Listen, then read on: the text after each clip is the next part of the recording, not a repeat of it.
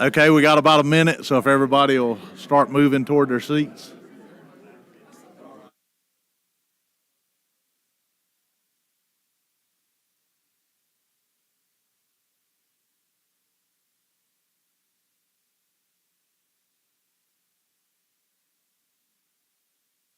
Testing, testing. Nope. It's not here.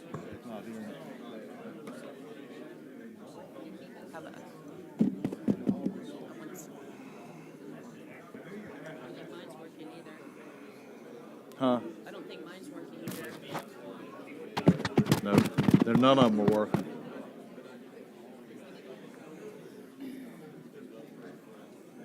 You want me to sit up here with you? Are you good? I'm good. Okay. Oh, no, I'm good. Miss Shan's front and center. Look at her. Yeah, she is. She's there. She's there with David, trying to stir trouble for me. Gosh. Is she the spoon? Testing, testing. Can anybody hear me in the audience?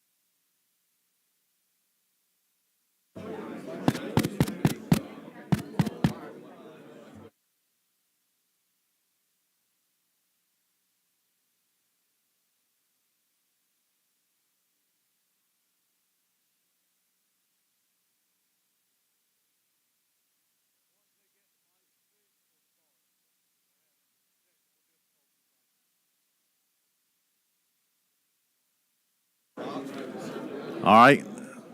Nope.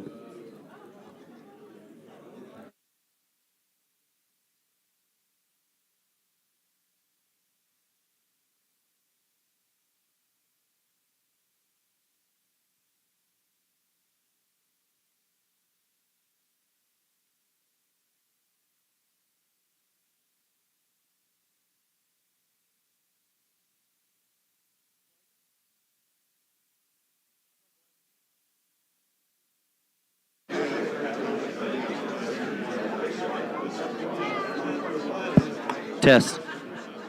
Test, test.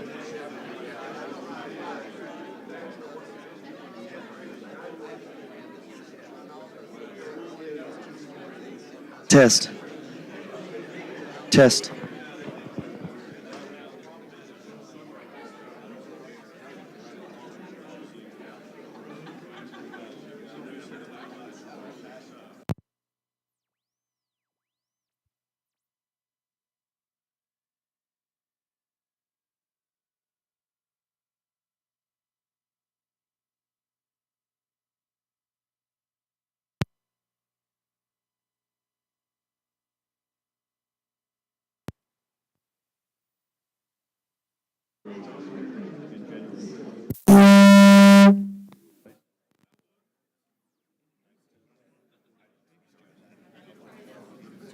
All right, how about, yeah, there you go.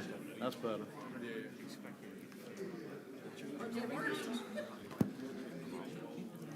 All right, now that we figured out what cat broke, we can get started. Good morning, everybody. I'm Sammy Corbett, Chairman of the North Carolina Marine Fisheries Commission. I'd like to welcome everybody to our second public comment session this morning.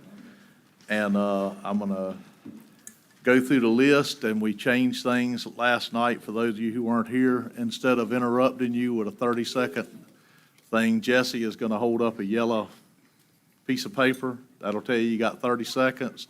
And when it turns red, I'm going to ask you to go ahead and sit back down. And so with that, we will go to the first name here. And that'll be Hugh Barwick.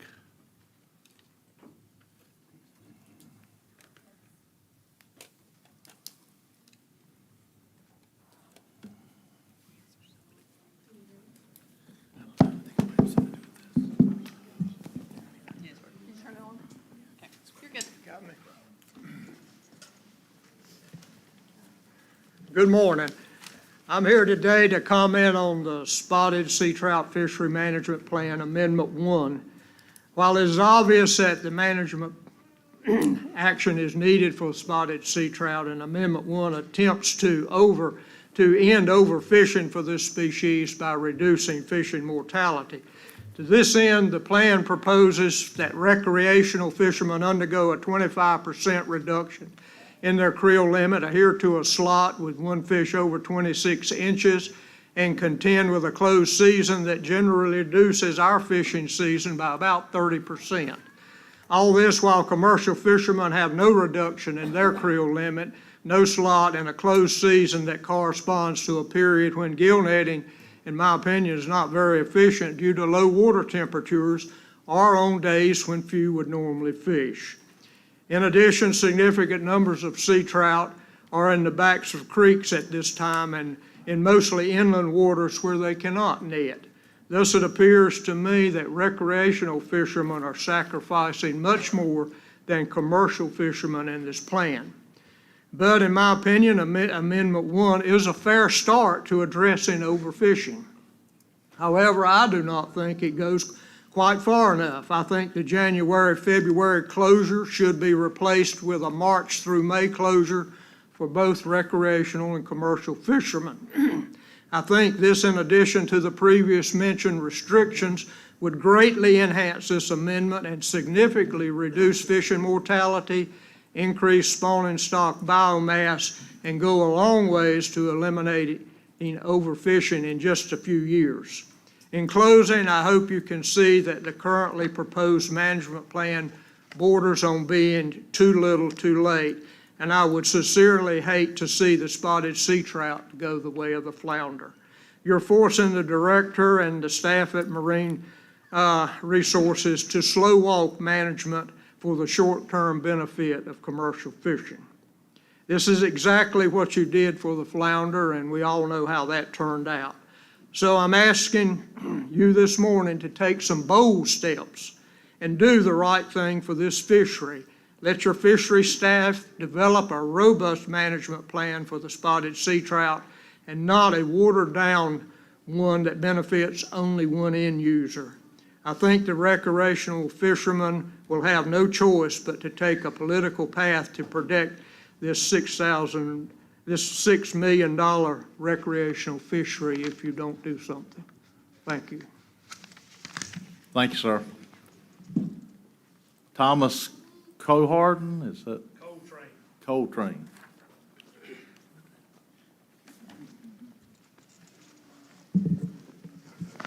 Good morning. My name is Thomas Coltrane. I come to ask the North Carolina Marine Fisheries Commissioners to do the correct thing just one time in protecting the last fish from being destroyed in North Carolina. My grandson will never get the pleasure of fishing with his children for any fish in North Carolina unless you stand up and finally do the correct thing. It is not rocket science what has to be done. Just ask all the other states have the creel limits on flounder, striped bass, and other fish that they have managed to save by doing the correct thing. Closing the season in January and February will only protect the trout from recreational harvest. Everyone knows there are inland waters where netters are not supposed to be. If you close the season in January and February, the North Carolina wildlife may open inland waters these months and go against you just like they did on the flounder. Until you put a quota of pounds on commercial fishing for trout, there will be no reduction on their part. Just more effort on them to catch 75 trout every day that they are allowed to net them. Please tell me how a slot limit for recreational fishermen that I support and letting the big females get turned loose by us to get caught in gill nets, how is that going to help to reproduce the stock? Why not close the season for everyone, April, May, and June? Let them leave the inland waters, go out and spawn, even if a guide from the Outer Banks objects. That is what is basically done when a cold stun is declared and trout are given a chance to reproduce. Look outside the box and the data does not count any pounds that are taken and not sold by commercials. Almost no dead discards and gill nets, gigging, shrimp trawling. and other methods that take any trout from the stock. It is not about me, you, a trout tournament, a guide, or a netter. It is about doing what is right to protect the spotted sea trout. Making mistakes is human, but making the same mistakes over and over gets us where we are today. When it comes to saving the fisheries resource in North Carolina, if House Bill 353 had passed in 2011, we may be in this room, but not talking about trying to save the trout. That bill would have made red drum, striped bass, and spotted sea trout game fish. I think this is where this is all going to end up, with someone else in protecting, doing your job and protecting the people of North Carolina from a public resource. A quote from a past meeting from a commissioner: "Folks, we are not doing our job." End of quote. Save this fish for others and for the future. Thank you. Thank you, sir. Thomas Newman.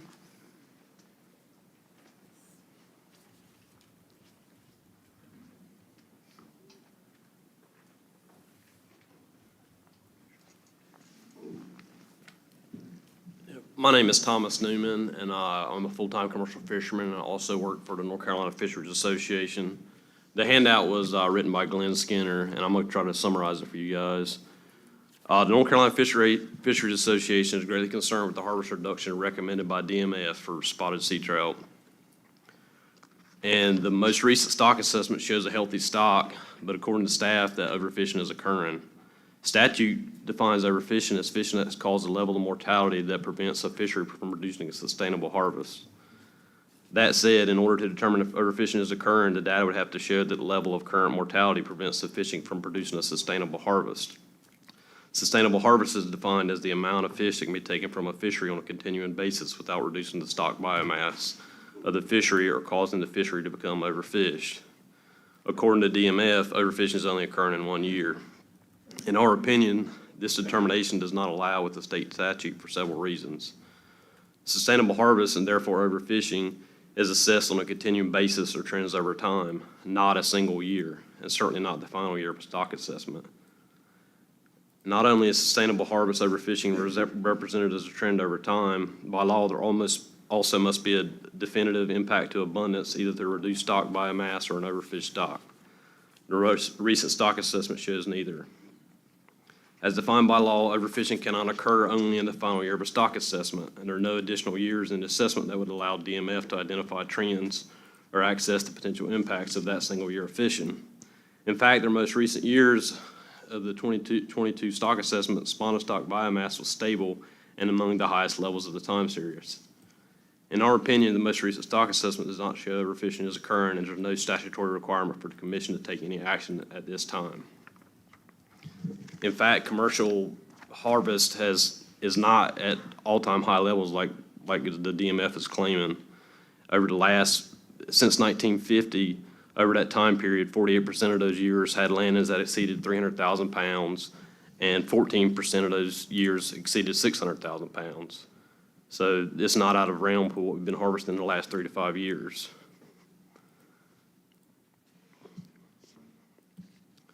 And like I say, and with all that data in this paper and all, like I said, the North Carolina Fisheries Association cannot support the division's recommendations for harvest reductions or recommend any changes to the current management strategies from the stock assessment. Thank you.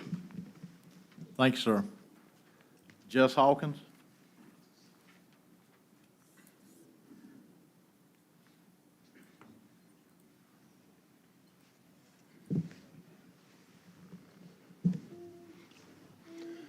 Good morning. I want to welcome you, Sammy, as the chairman, so congratulations. I usually prepare comments, but I said I'll just speak from the heart today, and I'll probably exceed the 3 minutes. For those of you that don't know me, I worked with the Division of Marine Fisheries, and I was Fishery Management Section Chief for 2 years, and I was the liaison to the director in the Marine Fisheries Commission for 15. And so I would help coordinate almost 100 meetings a year trying to get public input from our citizens of our state about fisheries issues, especially something like you've got in front of you today, which is a major policy decision on how to manage or best conserve spotted sea trout. What I hope you'll recognize, I was also involved in the Fisheries Reform Act. In the Marine Fisheries Commission, we reduced the size from 17 to 9. And the whole debate on whether even to have a commission, some of these fellows behind us said we should go to the General Assembly. We felt the leaders and the governor and the General Assembly at the time felt that you folks represent the people. We have scientific experts at the division who I worked with for 30 years and intimately involved in a lot of policy issues, working for 9 directors and 4 governors. And so what I'd ask you to do is just you consider the people, and you might get comments through email or whatever. And so I encourage you to try to use your power to try to get more input from people. And with that said, I've speckled trout fished. I'm a recreational fisherman. That's the main fish that I like to catch. And I've fished for them for over 50 years. And so that makes me pretty old, right? And I've never seen the speckled trout resource I grew up in Bath. This is as good qualitatively as I've seen since I've grown up. And overfishing might be occurring, or the division says it is occurring, and as the previous speaker noted, it's occurring in 1 year. And what I can tell you from institutional knowledge, the source of that mortality is probably recreational fishing, because a lot of my friends, a lot of people I know, they love to fish for spotted sea trout because they can be fairly successful. And so what I'd ask you to do is please do not initiate a 40% reduction based on the data that you have in hand to deny access to our citizens, whether it's the recreational fishermen or commercial fishermen. The commercial fishermen usually don't target this fish. They'll utilize it for when times they can't catch other fish. I'm also a seafood consumer. So if I don't catch my own fish, I would go buy my fish, and that depends on the commercial fisherman. And so the last thing I'd tell you is stock assessments are only as good as the data they have in them. Okay, And so the Jeff, stock assessments. Jesse's called time. Yeah, the stock assessments on these 3 are, look at the data on those, is what I'd ask you. Thank you.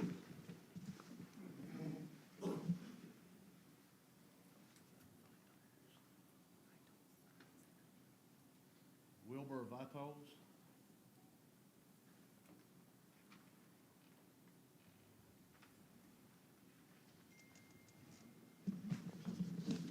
Good morning.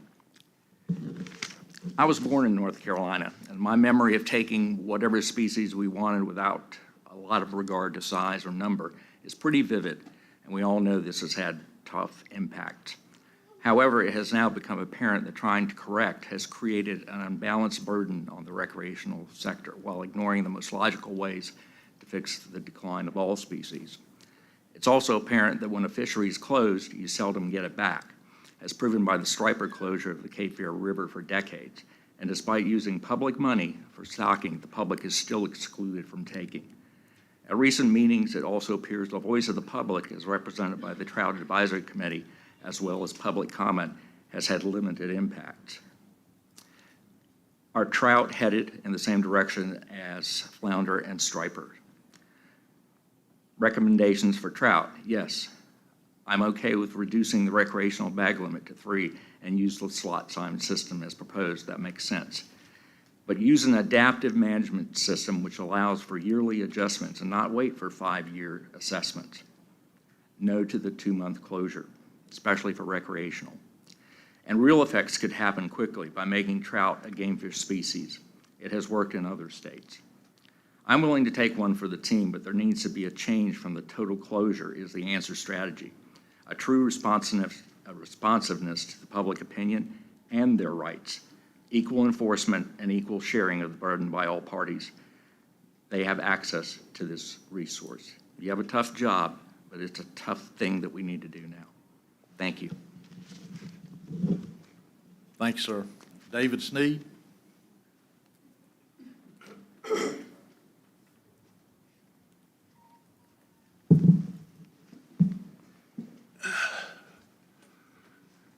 Good morning, all. Mr. Chairman, David Sneed to provide comments for the Coastal Conservation Association, North Carolina.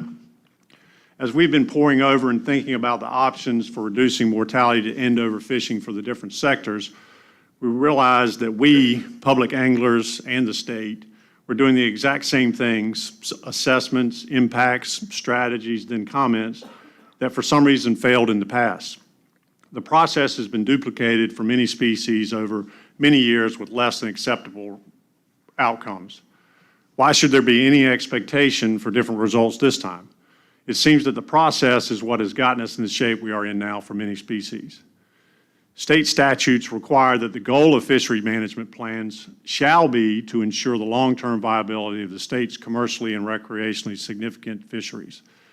The state's process instead attempts to establish strategies for managing a species while trying to make any new upcoming catch restrictions digestible for each user group. As has been pointed out by others, there's a significant amount of uncertainty surrounding the data that is used in many assessments. Given that, it seems reasonable to adopt more conservative measures to provide a buffer for the uncertainty and lack of confidence. Right now, we're just following a well-worn path trying to figure out how many fish each sector should have access to fish on.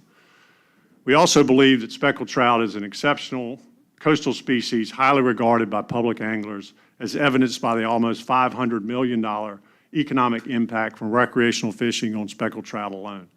It's the same species, along with drum, that supports the majority of fishing trips throughout North Carolina's sounds, bays, and rivers today.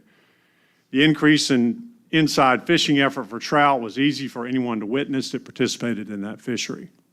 Speckled trout also represents one of the last popular species that anglers can harvest. This species has been and is extremely important, especially now given the status of our other inside fisheries. Speckled trout is truly a special inshore coastal species. The population, from what one can tell from recent catch rates, is as good as we've ever seen it, likely due primarily to the lack of cold stuns in the 2020 through 2023 drought and resultant high salinities in the rivers. Another factor that cannot be ignored is the impact of the ferry line gillnet closures. There should be science out there in the form of CSMA creel surveys that indicate fishing has been better, much, much better in the closed upstream areas. So what are the keys for fisheries managers to meet their statutory duty of long-term viability for speckled trout? And my time is up, so I'm going to turn it over to Bert Owens to finish our comments. Thank you. Bert Owens. Good morning, Bert Owens from Beaufort, recreational fisherman and CCA member. To continue the thoughts, first, all sources of stock mortality must be accounted for as fully as is reasonably possible in management decisions. Those mortality estimates necessarily require good data on effort in all harvest sectors. All sources of stock mortality must be accounted for to the extent they are known. DMF has a duty to quantify them. Commercial non-reporting remains an issue, and the new law is both full of loopholes and not even in effect yet. DMF has had decades to quantify commercial bycatch mortality, has failed to do so to our knowledge for any managed species, much less just speckled trout. CCANC absolutely supports DMF to quantify public angler speckled trout bycatch mortality rather than relying on MRIP data with its known flaws to develop its own estimates of wreck mortality. We are open to working with DMF to fix the current self-reporting law set to come into effect next year. Second, that older, more fecund females are critical to long-term stock viability. CCA supports an appropriate slot limit, as in the red drum plan, to ensure juvenile fish survive to spawning age and to protect the large breeders for both sectors. Third, where there's data uncertainty, management should be more conservative, precautionary, to account for these data gaps. And lastly, that fisheries management be nimble and responsive to current stock conditions and not based on data that DMF knows is stale and or otherwise suspect. Legally, things changed for DMF and the MFC in 2019 when the voters expressed and approved the right to hunt and fish amendment to our Constitution, which, as we note in the lawsuit, codifies the public trust doctrine's right to fish. How has that right to fish figured in this amendment? How will you ensure that public anglers will have harvest access to speckled trout, and not just the ability to try to catch specks under the proposed plan? How does the FMP ensure that the speckled trout stock will be protected from long-term harm under the plan, given the low management benchmarks and managing to a reference point below an already suspect target? We also think we need to ask, why are speckled trout so abundant while other Pamlico Sound-dependent cyanids, spot, croaker, gray trout, are in terrible shape? We have no proof of this theory, but it seems logical it has to do with their life histories. Speckled trout are bred and grow up and live over the grassy bays and flats of our sounds and rivers. As adults, they mostly stay there. The primary difference then being speckled trout are not subject to, has he raised a sign yet? Okay, I'm sorry, speckled trout are not subject to bycatch and shrimp trawls. So there you go. Thank you. Thank you, sir. Stuart Creighton?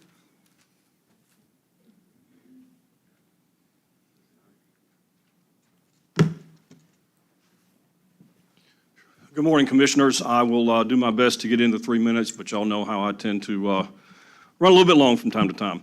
I do want to preclude any comments I make by stating that trout should be granted game fish status. Endorsement of such by this Commission, Director Rawls, and Secretary Beiser would certainly encourage the legislature to act promptly.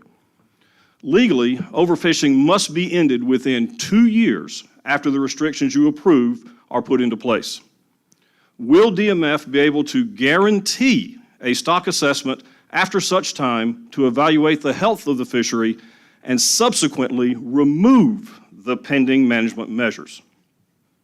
It is unconscionable that DMF and MFC have so mismanaged our fisheries that we are to the point where we face the real possibility of winter fishing in the rivers as only catch and release.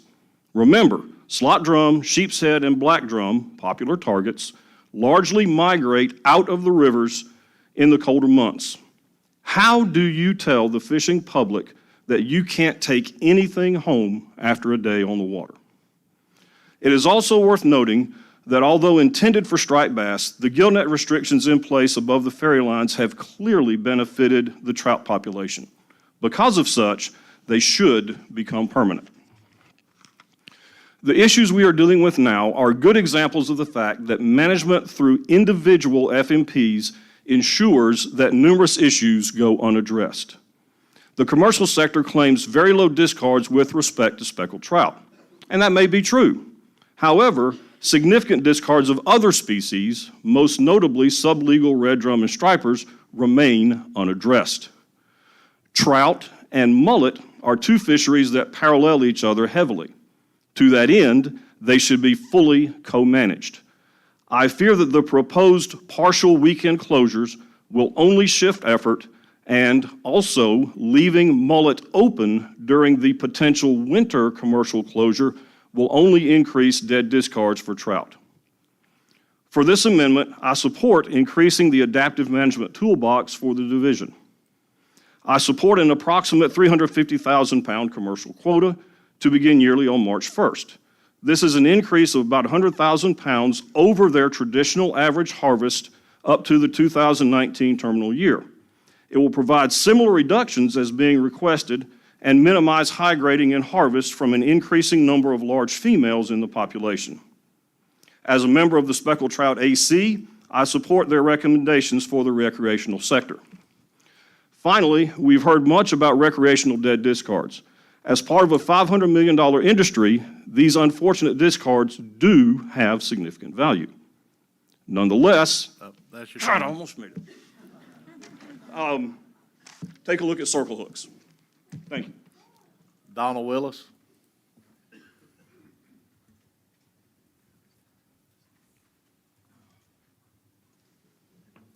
I'm Donald Willis.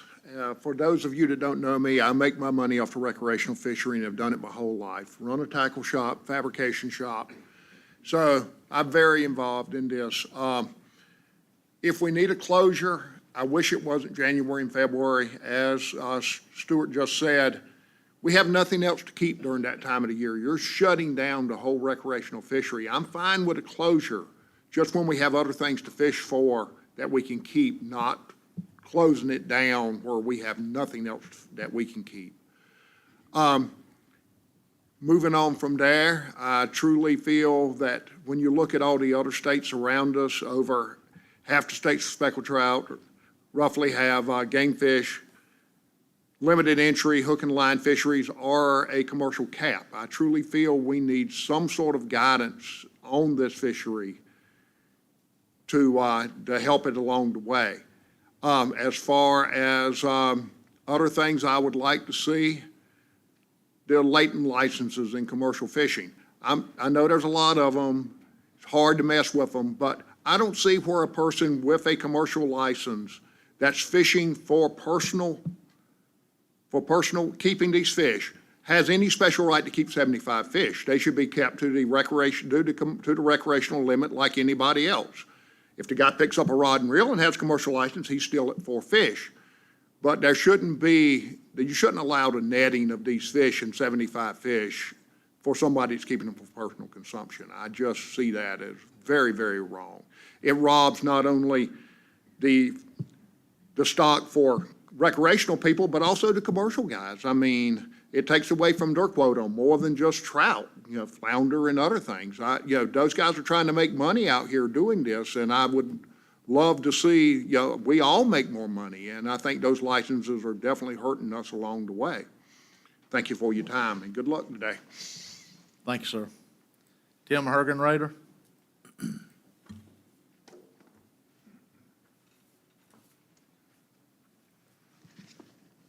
Good morning.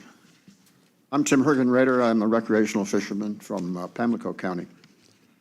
The spotted sea trout stock status report classifies them as not overfished, but overfishing occurring. The data on which the SSR is based is 4 years old and does not take into account greatly increased commercial landings as well as increased recreational catches. Threshold biomass is considered too low for continued stock viability. Stock assessments don't account for spec landings by fishermen with commercial licenses who do not sell their catch. Plainly put, you don't know how many fishermen are fishing.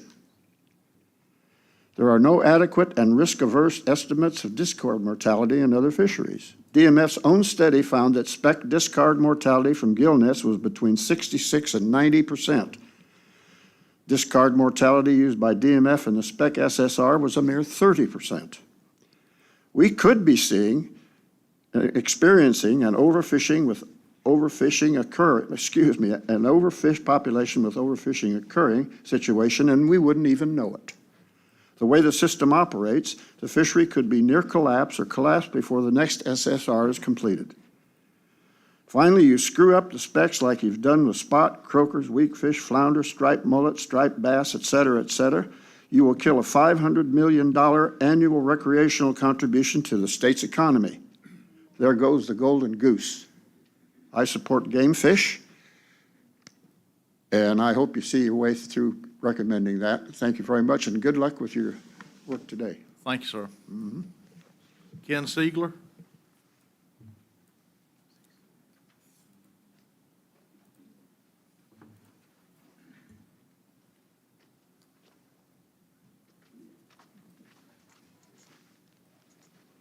Thank you, Mr. Chairman. I'd like to discuss several things that are concerned with the current FMP. One on your agenda and item is to allow 2 commercial limits of speckled trout when there are 2 licenses on 1 boat. This is accomplished in recreational fishery. Everybody has a limit. The situation presents itself. I can take my boat and my buddy, and we can get on 1 boat, and we can go catch 75 trout. We can come back and get in his boat and go out and catch 75 trout. Division needs to sharpen his pencil if you think that's an increase in harvest. That's 1 and 1 equals 2. It doesn't equal 3. The next situation is with the discard mortality.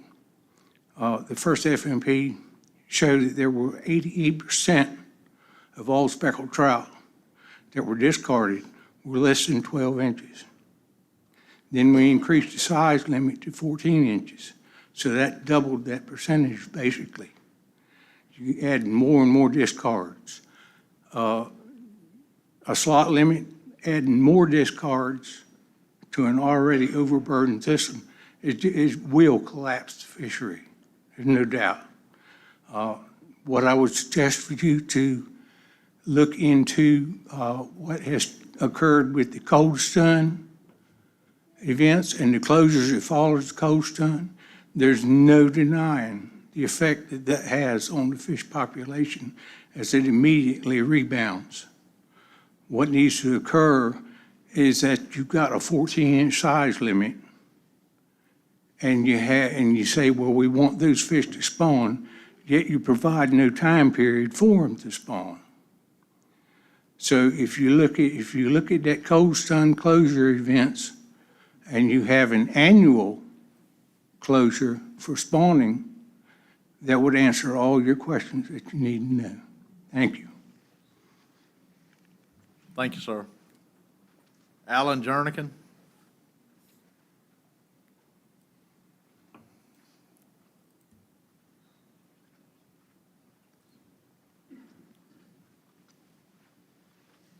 Good morning.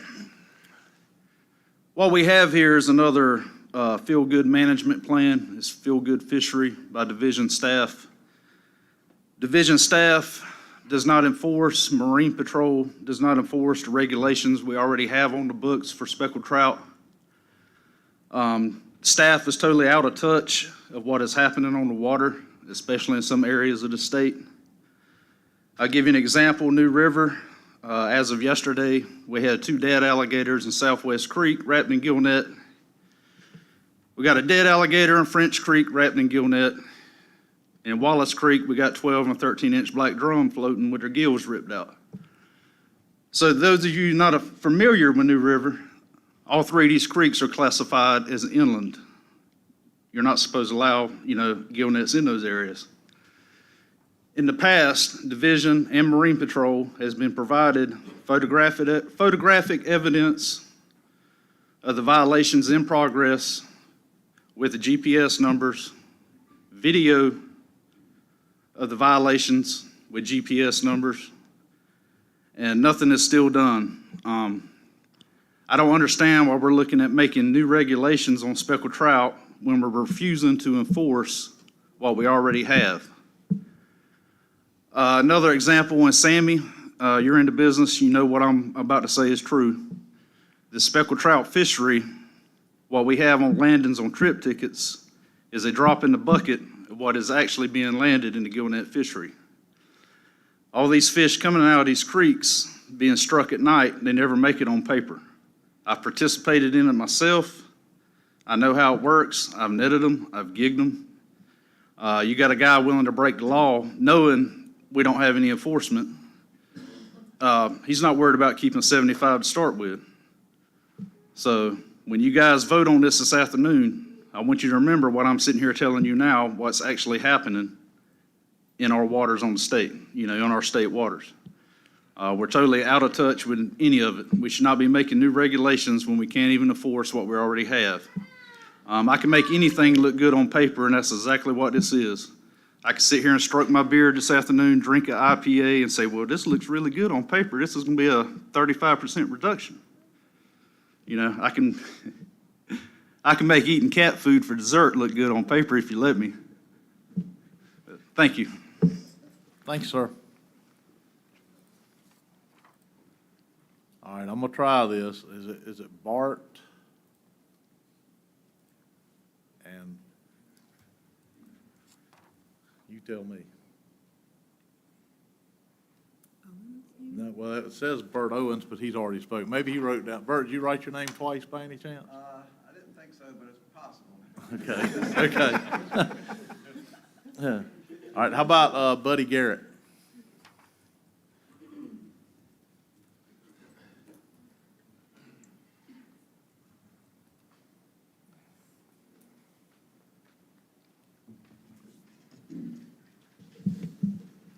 Good morning. My name is Buddy Garrett. I'm a member of the CCA, and I know you guys have a really hard decision to make here.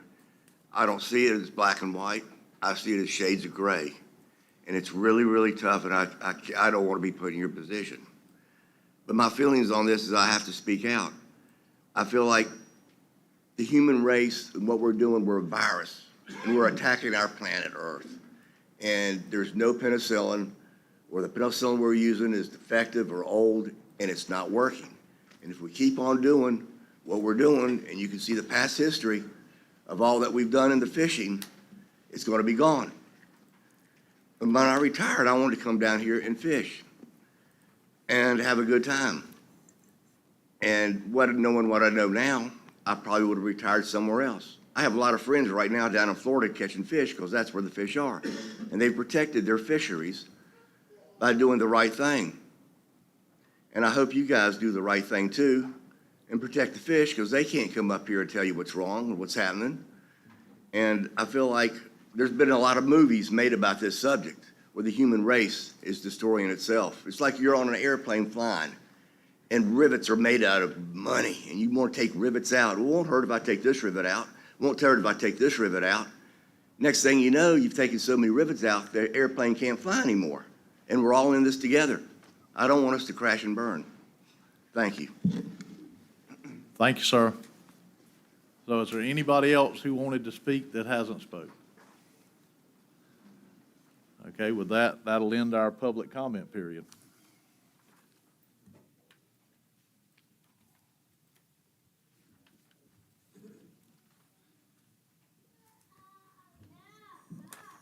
Okay, before I call the meeting to order, I think Kat has a couple of presentations that she wants to make, and I think Jesse is going to read a statement. Okay? Thank you, Sammy. So we just wanted to take a minute to present a couple of awards that the division felt was appropriate to present. Rob Bizzle, can you come to the front, please? So it's my honor to celebrate someone this morning who has dedicated an extraordinary number of years of service to the Marine Fisheries Commission of North Carolina, both as a commissioner and as a chairman. He was first appointed well over a decade ago in April of 2008, and during his 12 years of service on the commission, he's remained a steadfast advocate for the health and sustainability of our coastal waters. His dedication has helped shape policies that balance the needs of not just our environment, but also our coastal communities and the fisheries of today and the future. His tenure has been marked by thoughtful decision-making and a deep respect for the delicate balance between conservation and opportunity. Today, Rob, I want to express my gratitude for your tireless efforts and your enduring passion for preserving the legacy of North Carolina's marine ecosystems for generations to come. On behalf of all of us here, it's my privilege, and I actually wrote this for Kat, so it's Kat's privilege, to present this award as a token of our appreciation and your outstanding contribution to our state's natural heritage. So everyone, please join me in giving a heartfelt round of applause for Rob Bizzle.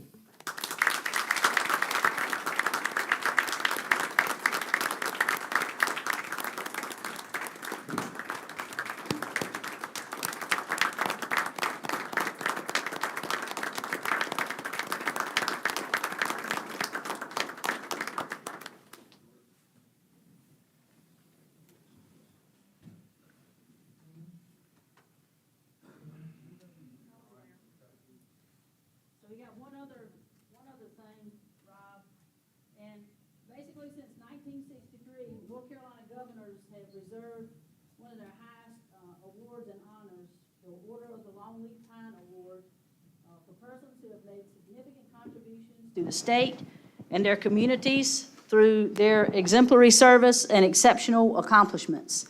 So today, we recognize that service and those accomplishments of you, Rob, and Jesse covered all the other things, and we really appreciate your service to the state, to this commission, and this division, absolutely, in our department.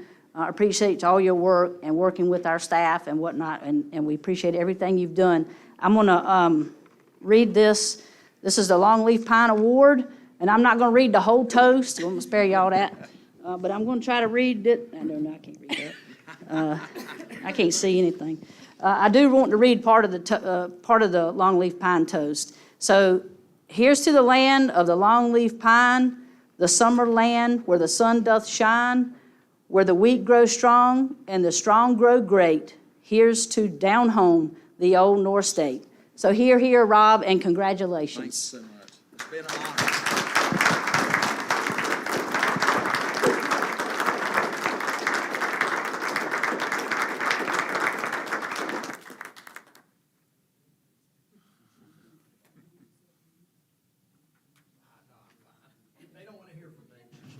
I'll just have to say, this has been an honor to serve in this capacity, and I appreciate the support of the staff and my fellow commissioners, and it's been wonderful. It's been wonderful. Thank y'all very much. Thank you, John. Thank you,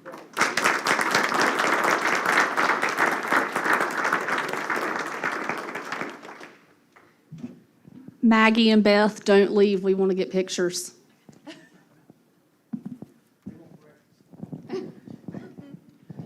So we'd like to also give some certificate and awards out to some officers that went above and beyond. The North Carolina Marine Patrol Swiftwater Rescue Team was deployed to Deep Gap, North Carolina, in Watauga County on September 26, 2024. The team prepared their gear and themselves mentally for the pending storm.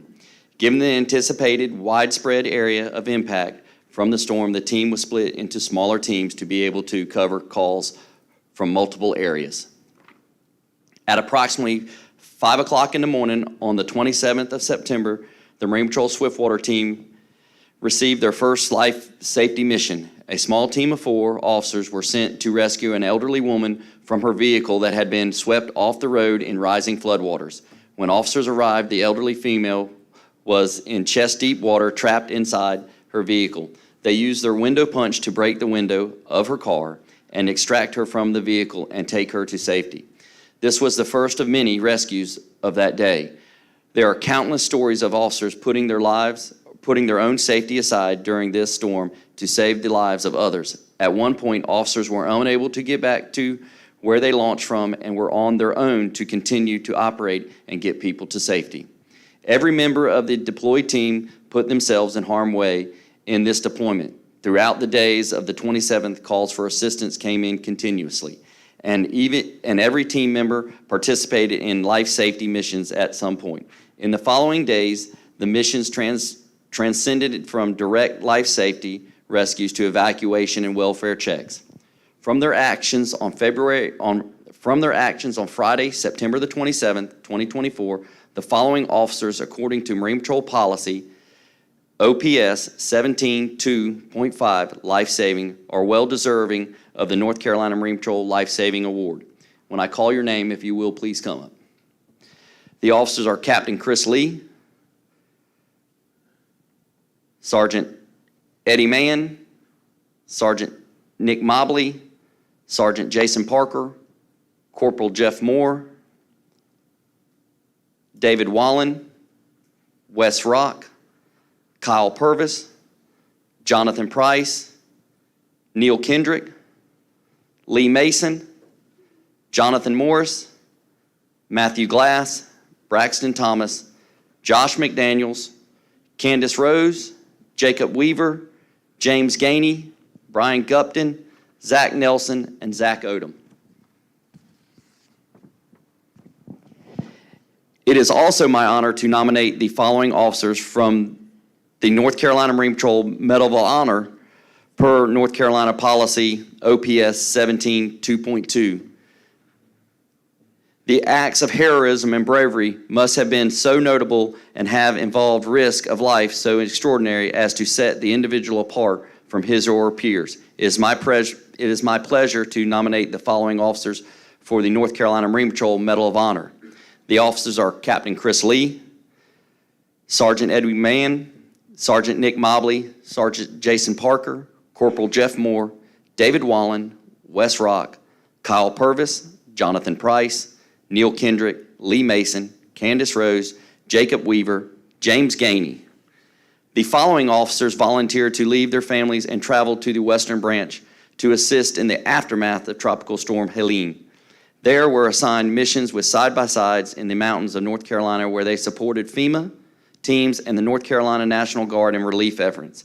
This was a voluntary mission, and these officers quickly stepped up to help during the critical time. The officers involved are Brian Gupton, Zach Nelson, Zach Odom, and Jason Parker. It is worth noting that Zach Odom and Zach Nelson were deployed twice, while Zach Odom volunteered for a third time. I would like to congratulate you all for a job well done. If you will, come up, and we have certificates and awards for y'all. Thank you.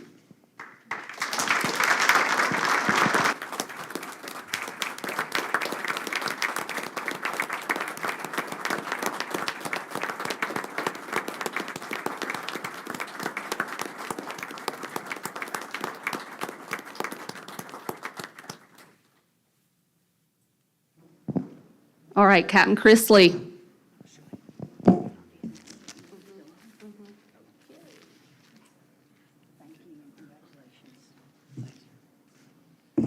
Jason Parker.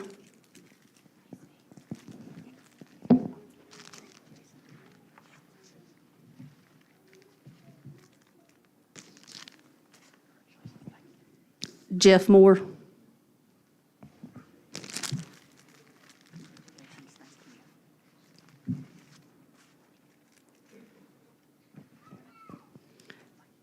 David Wallen.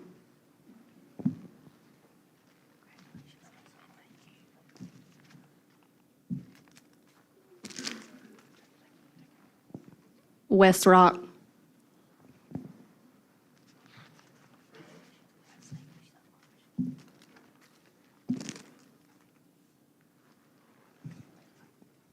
Kyle Purvis.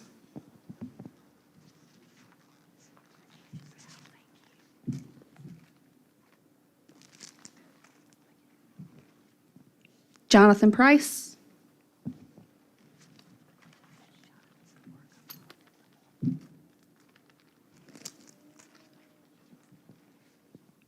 Neil Kendrick.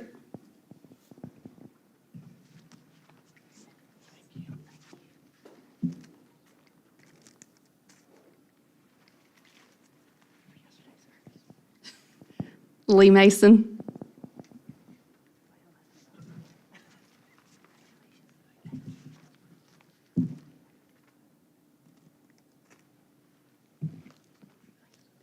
Jonathan Morris.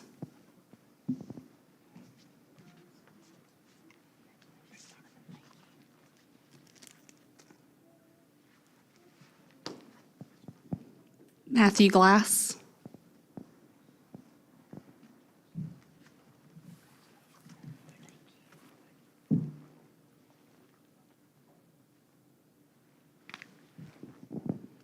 Braxton Thompson.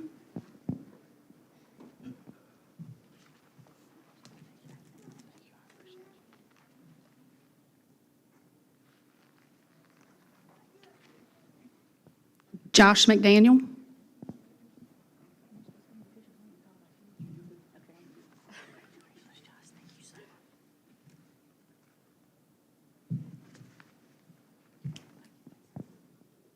Jacob Weaver.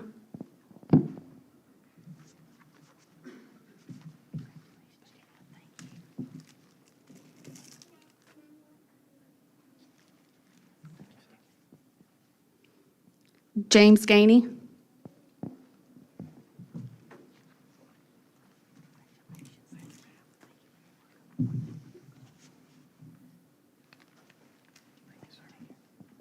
Brian Gupton.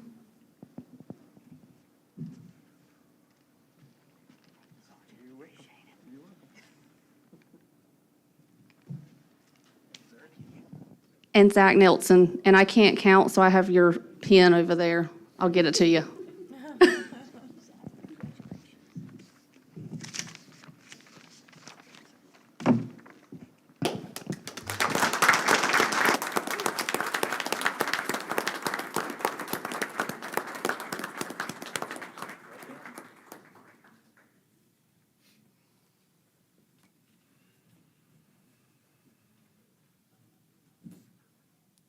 Thank you, Director Rawls. And now, I think Hope, we got to swear in a new commissioner.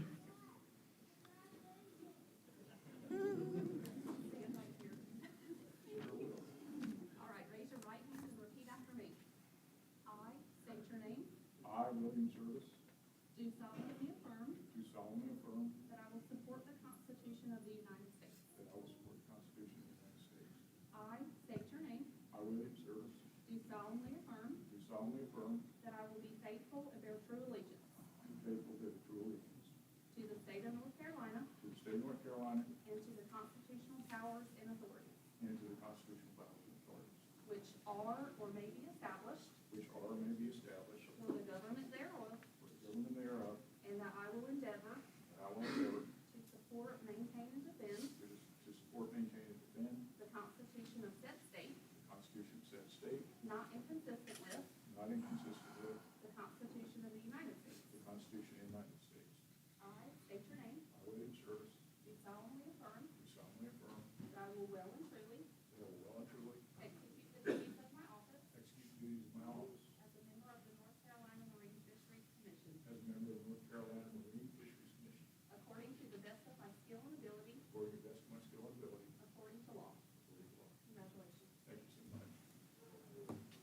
Thank you, Hope.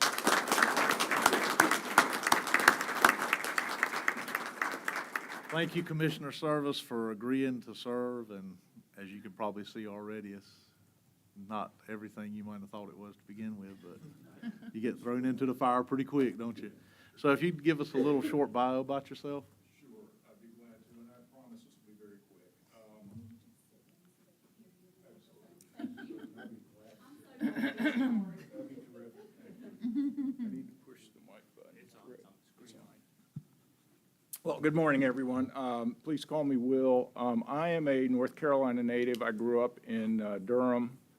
I live in Raleigh, but I've spent a good part of my life on the coast. My grandparents lived in Morehead City. I learned to fish. I first fished, and I learned to fish from my grandfather on Bogue Sound. I've been, like most of us that achieve the age I have, I've had a lot of titles in my life, job titles, family titles, hobby titles.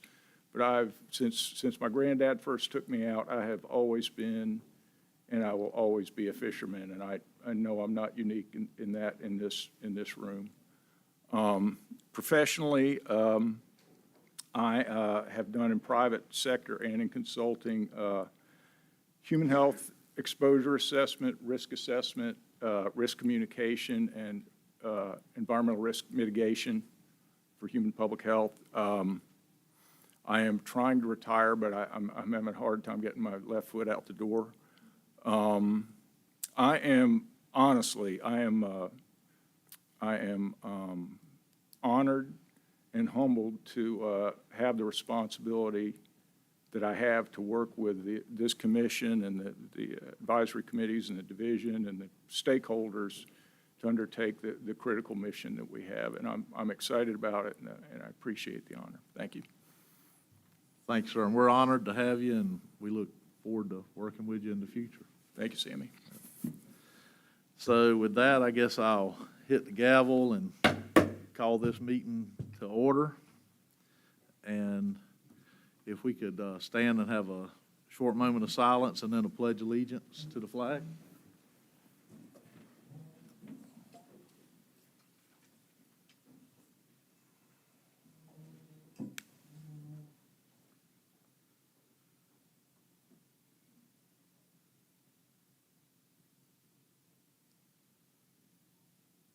All right, and the pledge allegiance. To America. To the republic for which it stands, one nation, under God, indivisible, with liberty and justice for all.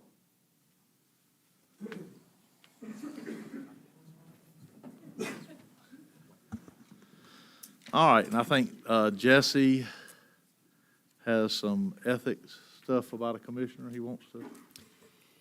Yes, sir. I'll just read into the record the State Ethics Commission's Office Evaluation of Commissioner Service. So the State Ethics Commission's office has reviewed Commissioner Service's Statement of Economic Interest for actual and potential conflicts of interest pursuant to Chapter 138A of the North Carolina General Statutes and did not find an actual conflict of interest but found the potential for a conflict of interest.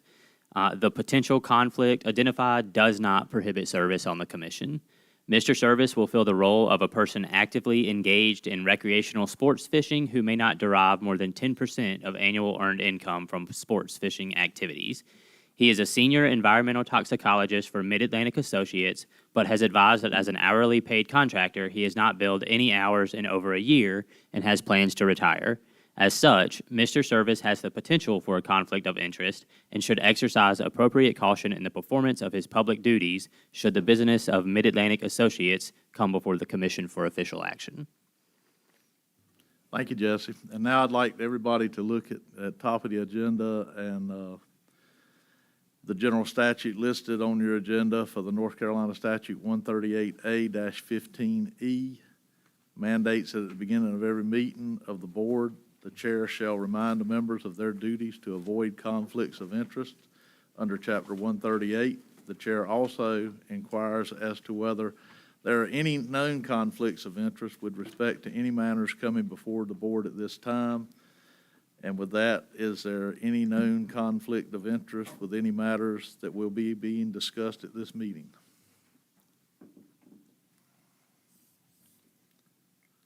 So if that's no, we'll move on.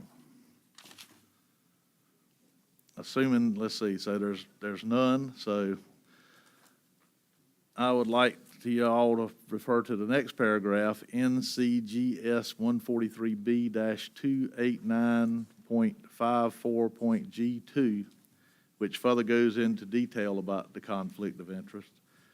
And now that's out of the way, Jesse, you can do a roll call and we can get this started.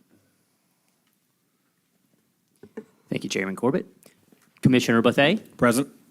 Commissioner Blanton? Here. Commissioner Claus? Here. Commissioner Gardner? Here. Commissioner Hobgood? Here. Commissioner Rader? Here. Commissioner Roller? Here. Commissioner Service? Here. And Chairman Corbett. Here.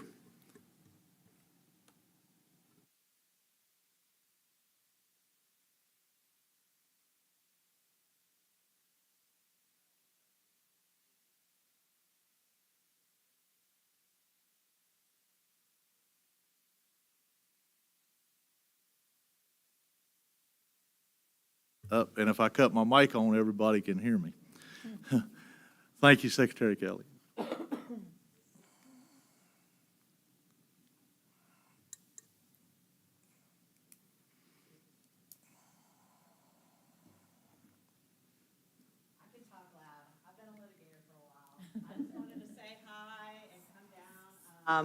Been trying to go to all of our environmental commissions, and marine fisheries is one near and dear to my heart.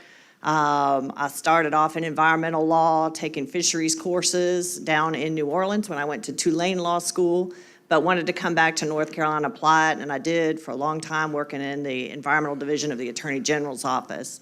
And miss coming down to the coast. I've served in a couple positions in the department, and when Secretary Beisler stepped away, I had a chance to step in. So it's been only 2 months. I think I celebrated that last Friday in this position as secretary, but the department is certainly home to me, and I'm glad to be back home. So thank you for having me here today. Chairman Corbett, welcome to your new role. We're both starting off together, so I look forward to working with that. And former Chairman Bizzell, I know, was recognized and really appreciate his service. I also want to thank all of the Marine Patrol who came out during the storm. I know we just recognized them. It kind of just gives me shivers to know all the public service that you do, but then to go above and beyond and do life-saving work, that's incredible. And I know that impacts all your families too, especially when you're deployed so far away from home on the other side of the state. So thank you for all that, and it just goes to show what public service means to people and that it's widespread. Thank you, commissioners, for all your service here. As we've heard from the public comments, this is not easy work. It is difficult to balance these interests and protect a stock. So really, thank you for digging in deep and doing all you do. If there is anything the department can do, or the Secretary's office can do, or I can do personally, please reach out to me and let me know. And that goes for all the public members that are here today too. You are part of North Carolina, and I appreciate all the comments you have made today, and it is clear to me how important the coast and the fish are to you, as well as your livelihoods. So thank you. Thank you for being here today and participating in our process. That's it. Thank you very much, Secretary Kelley. All right, so I guess we go to the approval of the agenda.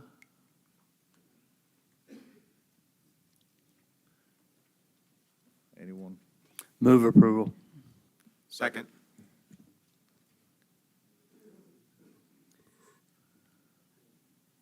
Commissioner Bethea? Aye. Commissioner Blanton? Commissioner Claus? Commissioner Gardner? Aye. Commissioner Hopgood? Commissioner Rader? Aye. Commissioner Roller? Aye. Commissioner Service? Aye. And Chairman Corbett. Yes. All right, and I guess in there we've got letters and online comments. We have to go over do we need to go over the ethics training and statement of economic impact, or is everybody up to date? Everybody's up to date on that, Chairman Corbett. Okay, very good. Mr. Chair. Oh, that's right, we did need to approve the minutes. All right, how about approval of the minutes? Motion to approve. Second. Commissioner Bethea? Aye. Commissioner Blanton? Commissioner Claus? Commissioner Gardner? Aye. Commissioner Hopgood? Commissioner Rader? Aye. Commissioner Roller? Aye. Commissioner Service? Aye. Chairman Corbett. Yes.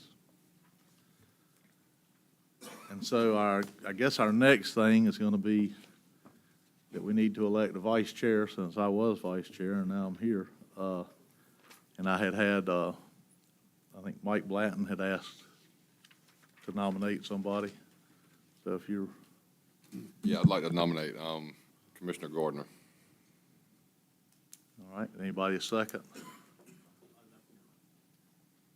Second. Seconded by Doug. And I guess we'll do the vote. Commissioner Bethea? Aye. Commissioner Blanton? Aye. Commissioner Claus? Commissioner Gardner? Abstain? Commissioner Hopgood? Commissioner Rader? Aye. Commissioner Roller? Aye. Commissioner Service? Aye. Chairman Corbett. Yes. Okay. And so now we have the committee reports and MFC Nominating Committee, I think Chris Backsavage.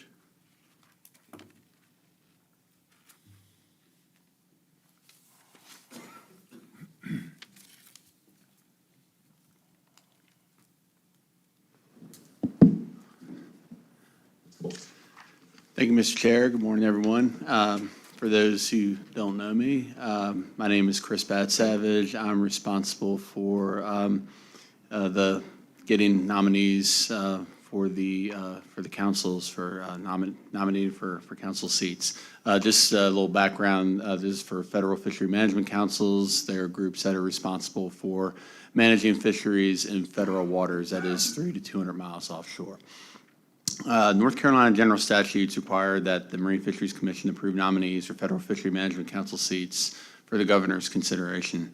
The governor must nominate no fewer than 3 individuals for a Federal Fishery Management Council seat. Then the U.S. Secretary of Commerce will appoint one of the nominees to the council seat. Tim Greiner is the current obligatory member from North Carolina on the South Atlantic Fishery Management Council, and he's completed his 3rd consecutive term, so he is not eligible for reappointment. The MFC's nominating committee met last month and forwarded the following individuals to the commission for consideration for the South Atlantic Fishery Management Council's obligatory seat. And those nominees are Scott Buff, a commercial dealer and vessel owner from Brunswick County; Jack Cox, a commercial fisherman, dealer, and vessel owner from Carteret County; Alana Harrison, a seafood business manager from Dare County; Dewey Hemmelwright, a commercial fisherman from Dare County; and Thomas Newman, a commercial fisherman from northeastern North Carolina. Biographical summaries for each are included in your briefing material. So today, the commission needs to approve nominees for the North Carolina obligatory seat on South Atlantic Fishery and Management Council. And as always, we advise that the commission not select preferred candidates for these for the appointment, but rather leave that decision to the governor. And with that, Mr. Chair, I'll be happy to answer any questions. Any questions? If not, can I get a motion to move forward with these people? I motion to move forward with the candidates that were put forward. Second? I'll second that. Okay. Jesse? Commissioner Bethea? Aye. Commissioner Blanton? Aye. Commissioner Claus? Commissioner Gardner? Aye. Commissioner Hopgood? Commissioner Rader? Aye. Commissioner Roller? Abstain. Commissioner Service? Aye. Chairman Corbett? Yes. All right, and with that, y'all can quit listening to me stumble, and I can turn it over to Kathy now, and I can let her talk a while. It should be a joy for everyone. Thank you, Chairman Corbett. I appreciate it. And welcome, Commissioner Service. We look forward to working with you. It was a pleasure to meet you a couple of weeks ago, and you came to the office, and we look forward to working with you.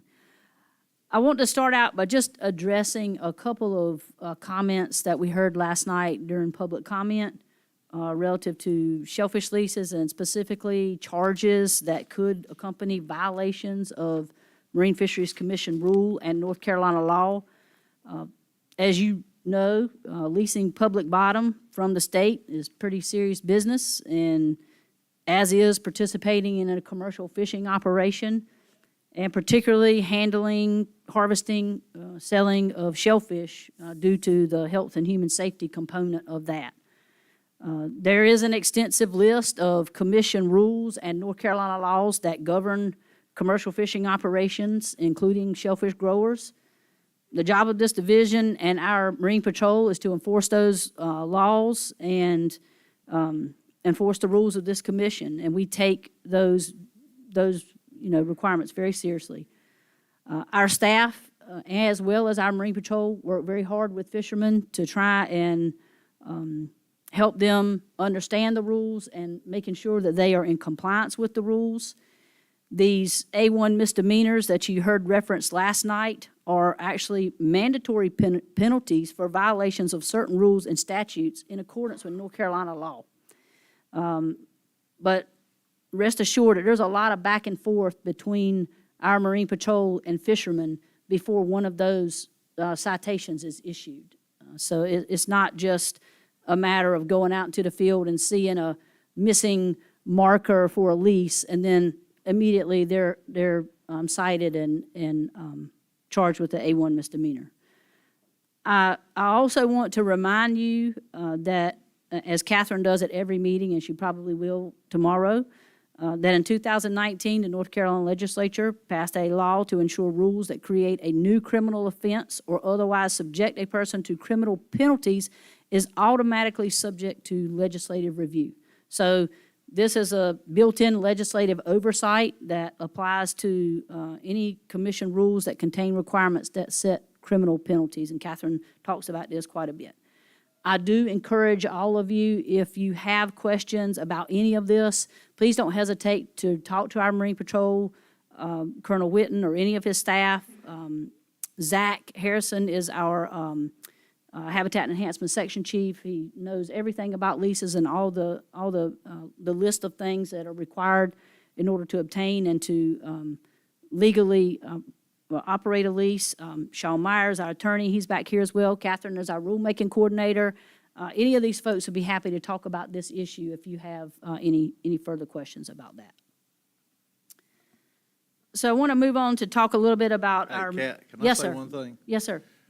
I've been dealing with Zach since he first came, and it's hard to think that somebody can't call Zach and find out exactly what they need to know to get their stuff right.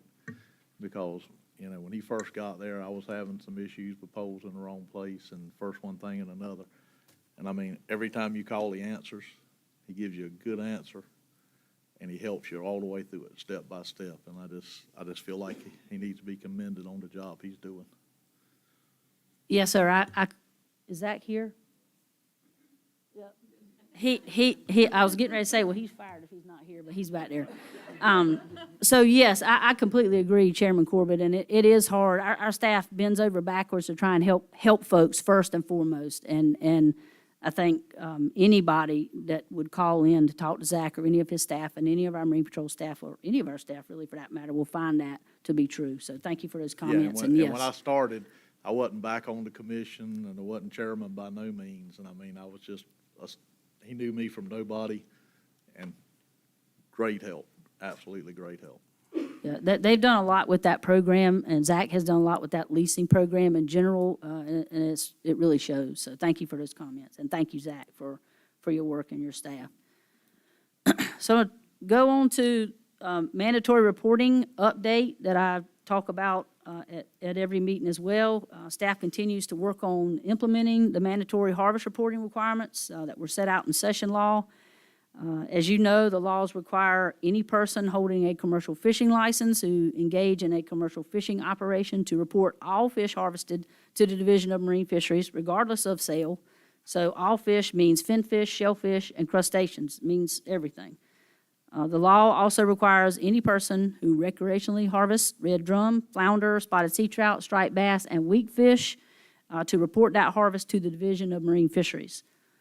I'm happy to report that we have a version of the tool for recreational anglers that they will use to report their harvest, and it's available for people to try out. So if you go to, and I'm going to tell you the link to go to, and you also have something on your table. Do they have something on their table? It says that in my comments. That it has a QR code, but it's DEQ, and for those of you listening online and out there, deq.nc.gov. /report-my-fish. And again, we've got some items that we're handing out that has the QR code. You can use that. That is just such phenomenal technology right there. I love me a QR code. And you can go straight to this trial version, and we encourage everybody to do that. And you can work around with it and report your catch, and feel free to test it out. Additionally, we have an iPad at the table in the back, and staff is going to be available there for anybody that would like to stop by and test it out back there. Any of the commissioners, any of the members of the public, feel free to stop by and talk to the staff about that, and they'll walk you through that. It is very simple and user-friendly. As you know, the reporting requirements don't actually begin until December of 2025, but we want to get this out there as early as we can so people can start to use it. So to that end, we will be releasing this form publicly now so that anglers can familiarize themselves with the tool and voluntarily submit their reports. We already have held a handful of meetings with the for-hire sector to talk to them about how they will use this tool, how their clients will use this tool, discuss their challenges and whatnot. We got some very insightful feedback, and we really do appreciate those folks for doing that as well. I do want to just make it clear again, and we talk about this, I think, just about every time, but I'm going to keep talking about it. The division kind of looks at this mandatory harvest reporting as a two-phased approach, and this current reporting tool is what we like to call the initial phase. It's simple and easy to use, but it only accomplishes the bare minimum of what the legislation requires. And it was a timing thing, and that's what we had time to put together. In the second phase, or the long-term phase, if we term it sometimes, we're really hoping to be able to provide anglers with something that is still simple and easy to use, because we do think that is the key, but that also provides some additional features that might incentivize anglers to use it, because the success of this is going to depend on anglers actually using this. Unlike the initial phase, there are no time constraints on this piece, and so we can take as long as necessary for us to develop this so that we can have something useful. The anglers, it's easy to use, and it's also something that the managers can use as well. With that said, I want to just reiterate something that I say each time. I get a lot of flack for this a lot of times, but it is just the truth. It's not going to replace MRIP. That is not what the intent of this is, and it's not going to replace the other surveys that the division does to collect recreational data. And we do have a presentation from our coastal angling program folks later today that might help shed some light on that. But rather, we look at this as a new tool in the toolbox that we can potentially use to help us understand the recreational fisheries, what the harvest is like, and what the impacts are. And obviously, we're going to continue to keep you updated as we continue to develop this. To talk a little bit about our outreach and education is another, as you know, this is a huge priority for me as the director. Since your last meeting, we have over 40 staff have reached over 10,000 stakeholders at 20 events across the state. We go to festivals, career days, fishing clubs, tournaments, community events, and this also included our meeting with the for-hire industry. We had a meeting in Wilmington, Manteo, and Hatteras. And again, we thank those captains for coming out and sharing their thoughts with us, and we really do appreciate their time and input, and we do value the input of our stakeholders in our state and our citizens. Just a reminder that the public can stay informed by joining the nearly 6,000 people who are following us on social media. We were heartened by the support that our Marine Patrol Swiftwater team received for their work during Helene as we welcomed them home. We encourage you to continue to share our posts with your network opportunities to become involved in fisheries management. And also, we have our, you can share your catch pictures on our Tagging Tuesday or our Weigh-In Wednesday campaign, so don't hesitate for commissioners as well as anybody in the public to please participate in those programs as well. Keep sharing, posting, commenting. Some of y'all could use some work on your manners. Y'all weren't raised up with my granny, but that's neither here nor there. We're not going to go into all that. But we try to learn something from every post and every comment, and I think that is important. And we want to see people sharing and posting our comment, our information. So we're going to keep working on that. We will not be deterred. Update on the CCA lawsuit. So it's still ongoing. The parties have completed the discovery process. On Monday of this week, the state filed a motion for summary judgment. If granted, this motion would either eliminate the need for a trial or reduce the scope of issues to be argued. The judge will hear arguments on this motion in late January with a decision to follow. The judge has also ordered the parties to participate in mediation, and that will take place in early February. And I will update you on the progress of both of those items at your February meeting. And Sammy, I think you've got some comments on that too. Yeah, so I had in here for tomorrow a closed session to discuss this, but both the attorney for the division and the attorney for us has said there's no need for a closed session with what little I got to say. And so I've been invited to be in on the mediation as a commercial fisherman, I guess, but not as a representative of the commission, not chairman of the commission. So I won't be representing this group in any way, so there's nothing we have to vote on or discuss, but I just felt like before I showed up and ended up at that mediation, you guys need to know that I will be in it, but I will not be representing us in any way. It'll just be myself. So thank you, Kat. Yes, sir. Thank you. So a little update on the Southern Flounder Amendment 4. At your August meeting, this commission had a request for the DEQ secretary to approve modifying the annual FMP review schedule to amend the Southern Flounder Fishery Management Plan and for the review of that plan to begin in 2024. This commission also indicated that the intent is to allow for more recreational access while maintaining the rebuilding requirements of Amendment 3. Secretary Kelley has approved the Marine Fisheries Commission request, and Chairman Corbett received a letter from Secretary Kelley, I think last week or earlier this week. As the most straightforward approach to address this request, the division will work on a focused Amendment 4 that will shift the commercial rec 50-50 allocation up 1 year. So the 50-50 allocation will be effective for the 2025 season instead of 2026 season, as it was approved in Amendment 3. And this will be the most effective, straightforward approach to a short-term management that we could take to address this body's request for allowing more recreational access. This will be done in a condensed format, and we will need the full support of this commission and cooperation to get this across the finish line at your August meeting. and that's a drop-dead date for that action. So to that end, we will bring the draft plan to you at your February meeting. So at your next meeting, we will be here talking about draft Amendment 4. Okay, can I ask you one question about Yes, sir. that you probably don't want to hear? So our problem was that the recreational sector was catching over what they were supposed to catch because we have no way to actually keep up with what they're catching.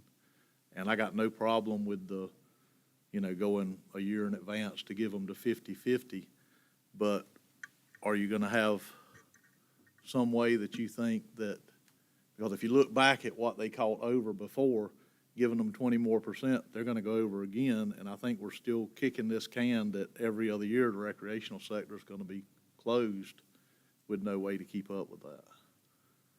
So this is definitely not going to solve that, particularly this amendment, focused Amendment 4 will definitely not solve that. And the likelihood is absolutely there that even that additional percentage that the recreational fishery is going to get, they likely will exceed that. But moving on to my next comment, so concurrently, while we are working on focused Amendment 4, we are also going to develop a broader Amendment 5 to address recreational access and adaptive management more comprehensively while we are continuing to maintain the Amendment 3 rebuilding requirements. So hopefully that Amendment 5, as we're working on that along the way, that will help a little bit more than just simply moving the recreational allocation to 50/50 a year. So there's absolutely going to be a lot of additional discussions about this topic and how we actually can achieve that. And just to remind this commission that a 72% reduction is a big reduction, and it doesn't allow a whole lot of room for additional opportunities. But I do feel like in Amendment 5, as we are developing that, there are some opportunities there to free up some additional flounder for recreational access. Yeah, Tom.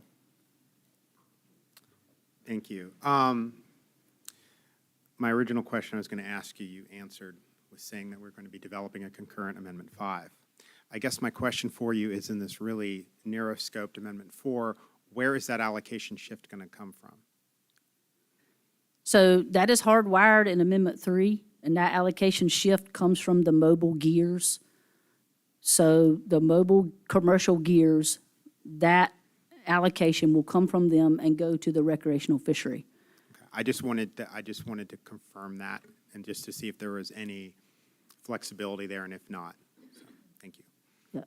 And that's going to be a discussion down the road too, because that's going to be problematic to manage those fisheries, those mobile gear fisheries, particularly the gillnet fishery on such a small quota. But this focused amendment will just move that allocation, and we will deal with the struggle of managing that at hopefully just one season, potentially two, while we're developing Amendment 5, and we'll look for those types of discussions in Amendment 5 as well. All right. Just a couple of updates on some items that the commission has asked us about working on. We have not started working on Atlantic Bonita. It's on our list of things to do. You're going to hear from staff later about a lot of our vacancies, and we're really going to need to hire some folks before we can jump on that one. Staff is working on compiling some information for Sheep's Head as well as Black Drum, and we will hopefully have some more detailed updates for you on those at your February meeting. But I did just want to mention those items that we are working on. So the next topic that I'm going to cover leads into some personnel updates in the director's shop that I want to touch on. When you hear from the section chiefs later, they're going to have some personnel updates as well. We're making some headway, but we're still struggling with hiring, and they're going to talk about that, I'm sure, in some of their updates. So in the director's shop, this is something that I've been looking at for a while since I became director. In order to centralize and focus our fishery management plan development from more of a division approach, we have created a fishery management plan and policy manager position. and added a second fishery management plan coordinator that will operate under that team will operate under the director's org unit. FMP development is a division priority. It always has been, and most of that workload has been on fisheries management section, specifically species leads in the past. And we're trying to transfer some of that responsibility to allow the species biologists more time to focus on science, biology, program management, all the other things that they have to do, and also provide a slight separation between science and management, which I think sometimes is a good idea in certain moderation. We hope that it's going to provide some efficiency and consistency with FMP development, with the two FMP coordinators being responsible for a lot of the activities that are associated with the development of a fishery management plan. And the species leads will be heavily involved and continue to serve as the subject matter experts for these species. So it will also, in my thought, that also facilitate more efficient straight line coordination with the director's shop and throughout all aspects of FMP development, which I also think is important, as well as the implementation. So to that end, Barbie Bird, who is sitting behind me, is our new FMP and policy manager. Barbie was previously the bio-supervisor of our Protected Resources Program in our Fisheries Management section, and we're glad to have her on board in that role. Dan Zapp is back there somewhere. Is he back there?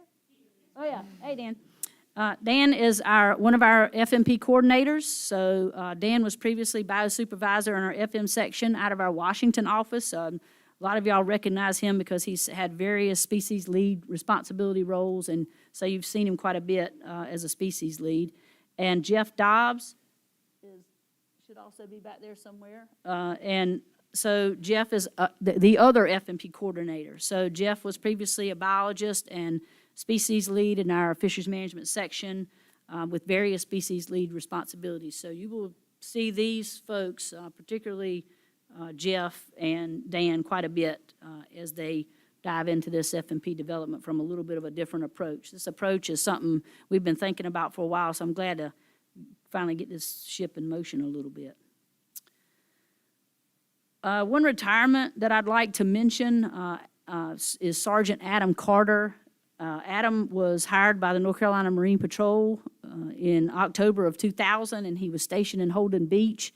In June of 2010, Adam was promoted to sergeant over Onslow, Pender, and a portion of Carteret and New Hanover counties, and he would spend the rest of his career there. He retired November the 1st of this year with 24 years of service to the Marine Patrol and 30 years of service to the state of North Carolina. He is highly respected by his staff and colleagues, and the Division of Marine Fisheries and the Marine Patrol and the citizens of North Carolina have been really lucky to have Adam for all of these years, and we want to thank him for his service. I hope he's not listening to this, but it certainly has been a privilege to work with him. He's been a joy to work with, and we appreciate his service to this state. So now we're going to move into the updates from division staff on council and commission and DMF section items. First, we're going to start with Chris Bat-Savage to update you on the Atlantic States Marine Fisheries Commission as well as the Mid-Atlantic Fishery Management Council activities.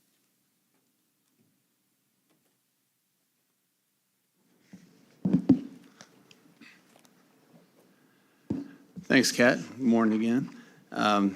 As Kat mentioned, my name is Chris Bat-Savage. I serve as the director's proxy on the Atlantic States Marine Fisheries Commission and the Mid-Atlantic Fishery Management Council.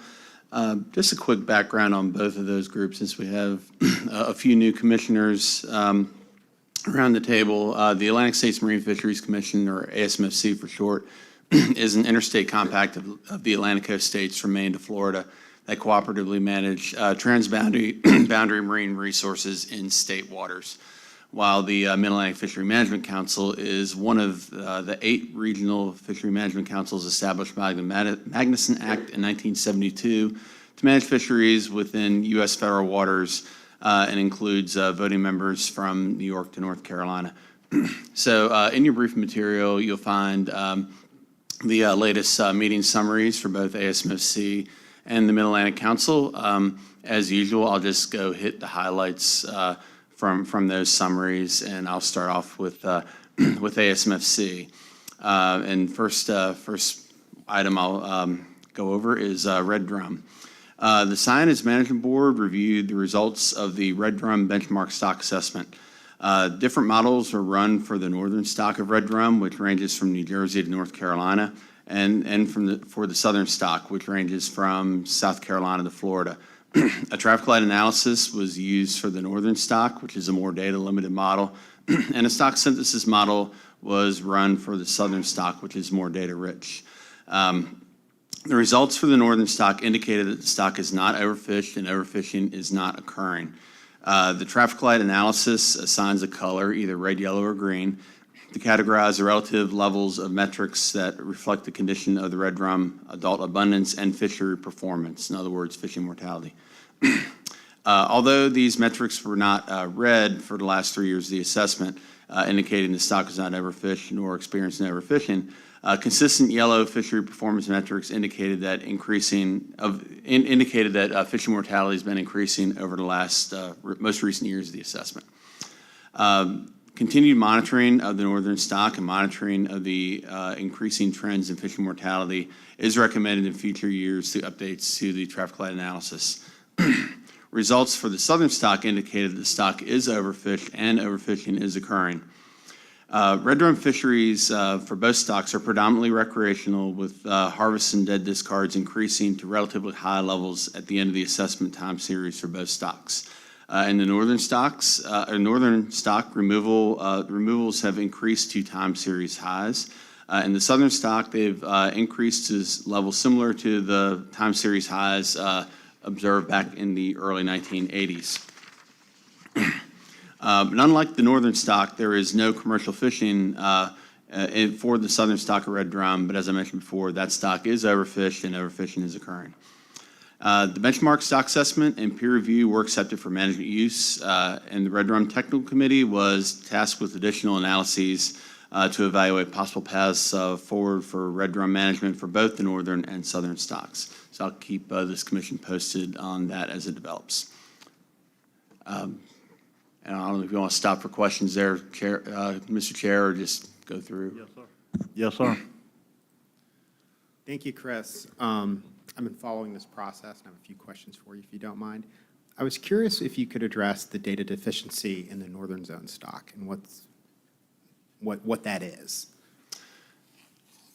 The biggest deficiency is you have the northern stock that ranges up to New Jersey, but really it's focused North Carolina and Virginia.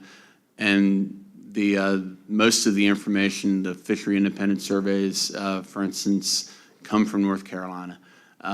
So there's some uncertainty as far as having fishery independent surveys that cover the entire range of that stock compared to the southern population, which has different fisheries independent surveys that range from South Carolina to Florida.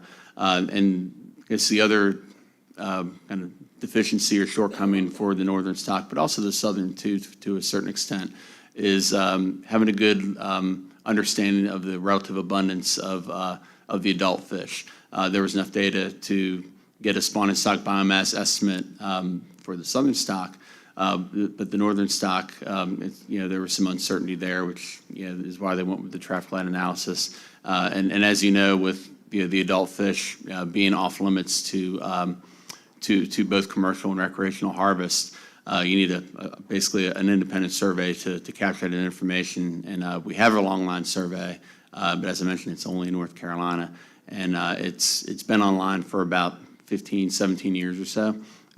So when you think about red drum living to be over 50 years, we just don't have that time series there. So that kind of sums up the majority of the kind of the limitations in data that the northern stock is experiencing.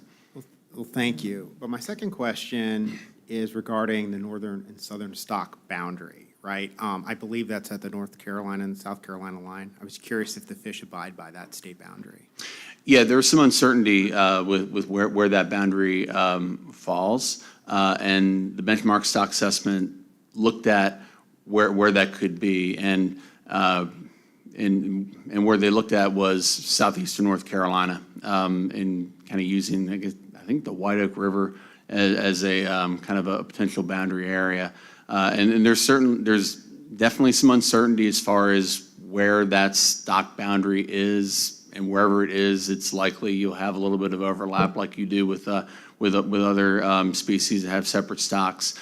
But there wasn't any conclusive evidence to show that the boundary should be different than the North Carolina-South Carolina border. But there's, like I said, there's some uncertainty as far as exactly where that is. And just like with other species such as cobia, it's sometimes easier to kind of use basically a geographic political boundary for management purposes, as opposed to where that might be. And the fish don't care where state lines are, and it gets a little harder to manage. But no, that was something that was explored during this assessment.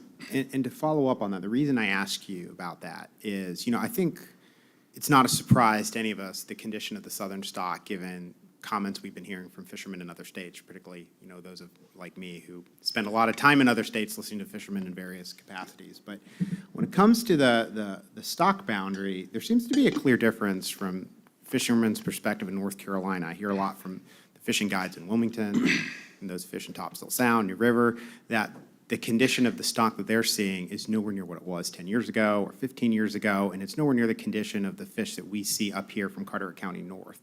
And that's why I was asking you about that. And I'm wondering, I guess, just talking about that anecdotal data from fishermen's experience, but how do we better determine what sort of research could be done to determine where that stock boundary is?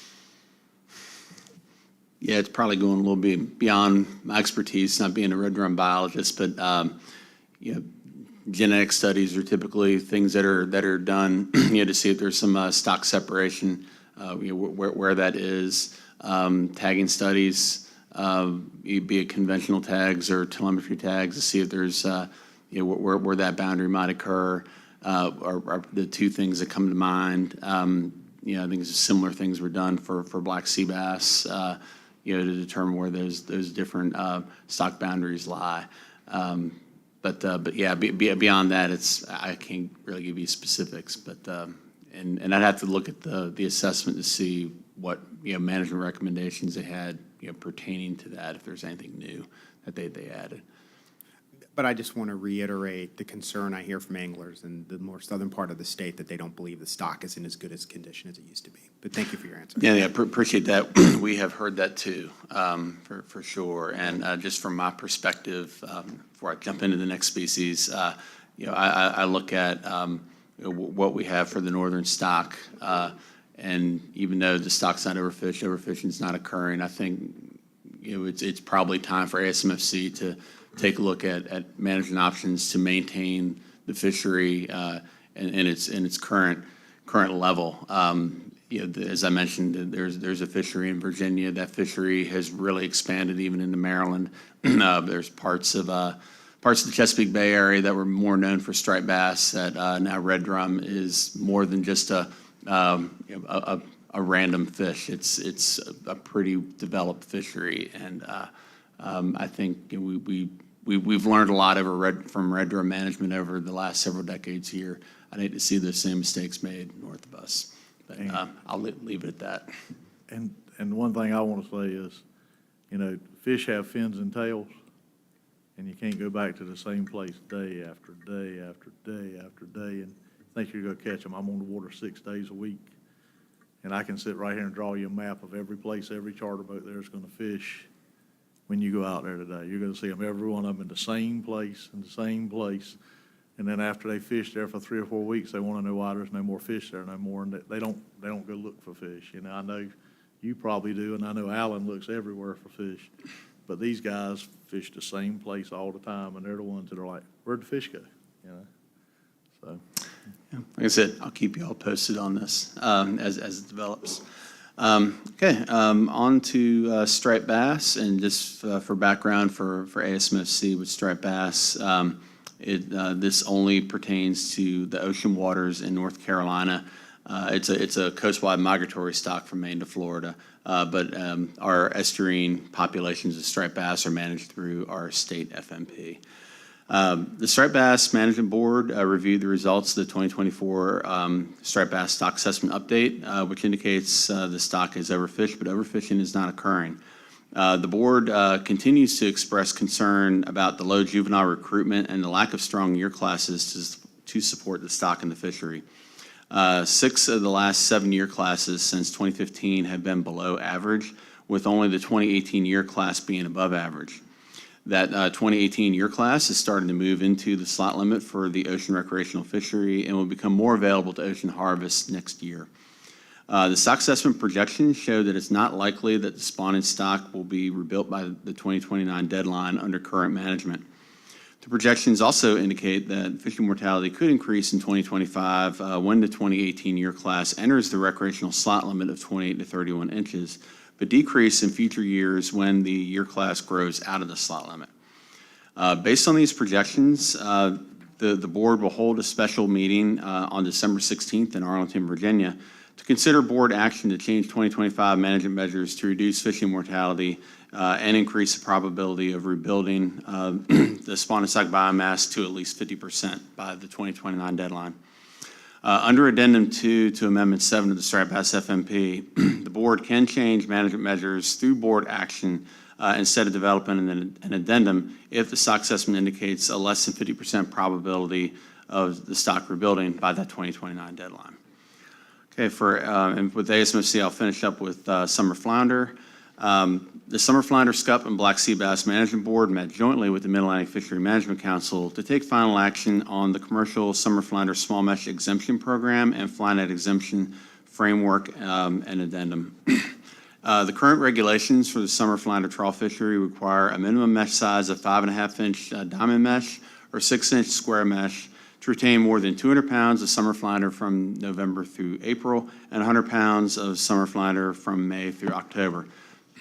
The small mesh exemption program and fly net exemption programs exemption allow vessels to retain some bycatch of summer flounder while operating small mesh fisheries targeting other species such as longfin squid and croaker. Besides the changes to the small mesh exemption program in southern New England and the Mid-Atlantic region, the addendum and framework change the definition of a fly net as it relates to the fly net exemption from the summer flounder commercial minimum mesh size requirements. The revised definition encompasses similar high-rise types of nets, which have very large mesh in the wings, with mesh size decreasing through the body of the net. And these nets are not designed to catch flatfish and generally catch small amounts of summer flounder. So that concludes the ASMFC update, Mr. Chair. I'll just pause to see if there's any questions before I roll into the Mid-Atlantic Council report. Anybody? Continue on. Okay. All right. And for the Mid-Atlantic Council report, there's 2 meeting summaries. I'm just going to cover the August one. That seemed to have the more interesting topics, at least for this commission. And I'll start that with black sea bass. The council met jointly with ASMFC's Summer Flounder, Scup, and Black Sea Bass Management Board to review the latest stock assessment update for black sea bass and set the 2025 management measures. When it comes to black sea bass management, ASMFC and the Mid-Atlantic Council manage that species north of Cape Hatteras, and South Atlantic Council manages black sea bass south of Cape Hatteras.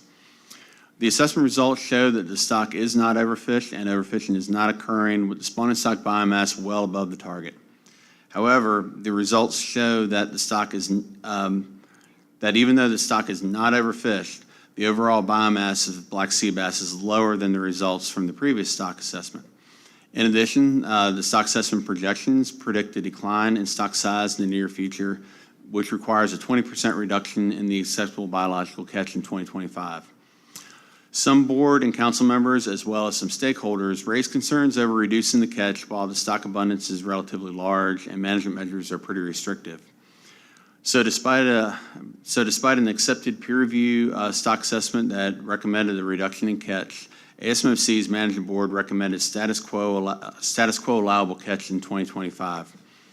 The council voted for a 20% reduction because recommending a catch level higher than that recommended by the council's Scientific and Statistical Committee would be in violation of federal law. However, this federal law does not apply to ASMFC.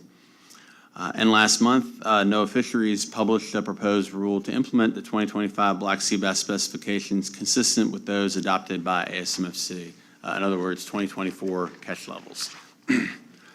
While NOAA Fisheries can set a catch that exceeds the Scientific and Statistical Committee's recommendation in some circumstances, I think it's an unnecessary risk to the resource and sets a troubling precedent for setting the catch level higher than what's supported by the best scientific information available. The management track assessment will be updated next year, and there's plans underway to thoroughly evaluate the projection methodology and make revisions as appropriate. And then the assessment update will be used to inform 2026 and 2027 catch and landings limits for black sea bass.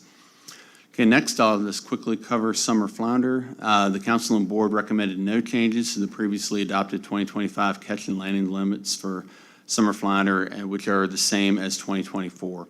So North Carolina's commercial flounder, or summer flounder quota will again be about 2.4 million pounds. And I'll end things with bluefish. The council met jointly with ASMFC's Bluefish Management Board to review the previously adopted 2025 measures for bluefish. Bluefish are in the third year of a 7-year rebuilding program. And after considering the available information on recent catches and fishery performance, the council and Bluefish Board agreed that no changes are needed to the previously implemented specifications, which include a commercial quota of 3.03 million pounds and a recreational harvest limit of 15.7 million pounds. And these are both increases from what we have in 2024. So for next year, North Carolina's commercial bluefish quota will be about 970,000 pounds.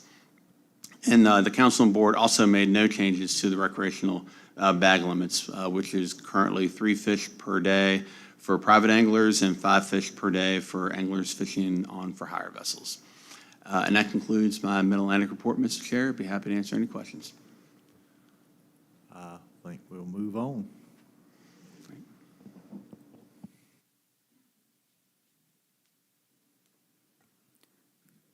Thank you, Chris. Next, I'd like to ask Trish Murphy to come up and give you the South Atlantic Fishery Management Council update. And for those of you who do not know, during its September meeting, Trish was elected chair of the South Atlantic Fishery Management Council, and she has been representing the division on the council since September of 2021. And we are very proud of her, and congratulations, Trish. And we look forward to you serving in that capacity, and thank you for doing that.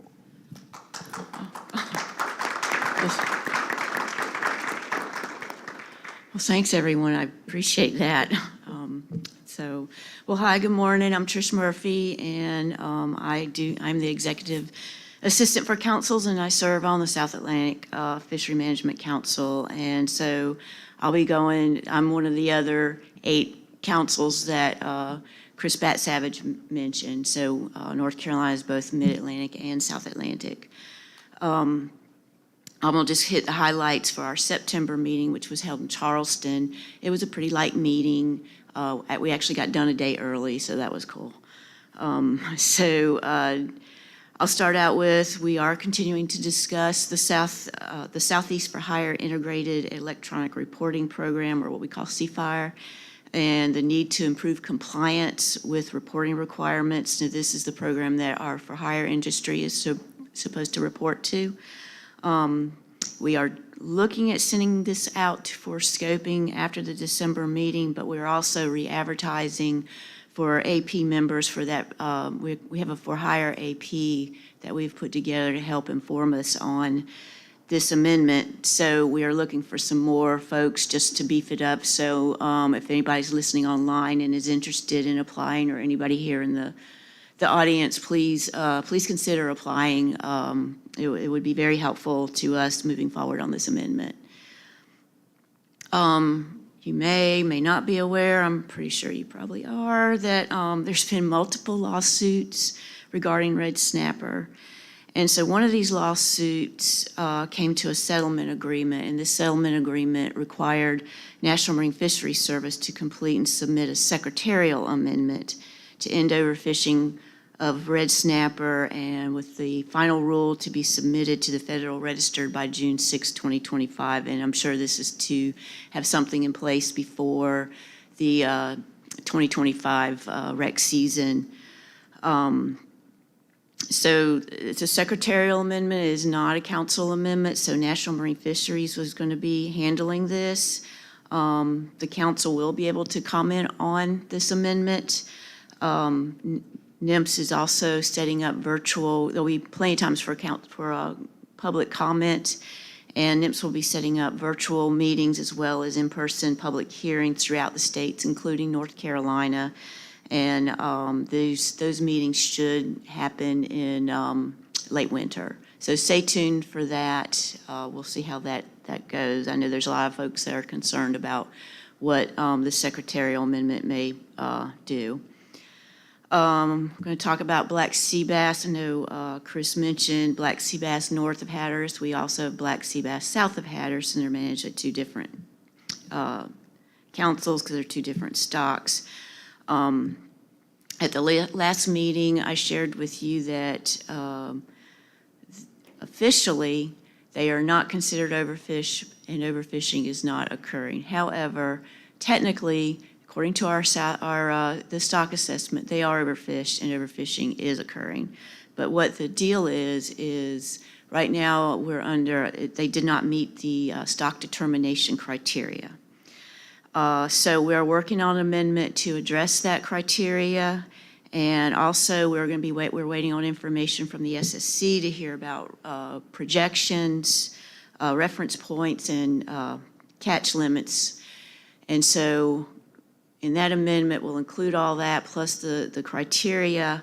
Once that amendment gets passed, we'll start a whole nother amendment to address a rebuilding plan and everything, because once the stock status criteria is met, then it will be officially overfished and overfishing. I know that's rather complicated, but it's, the bottom line is they are overfished and overfishing is occurring, and we're concerned with recruitment failure. So we are paying attention to it. It's just National Marine Fisheries' way of following their rules and policies.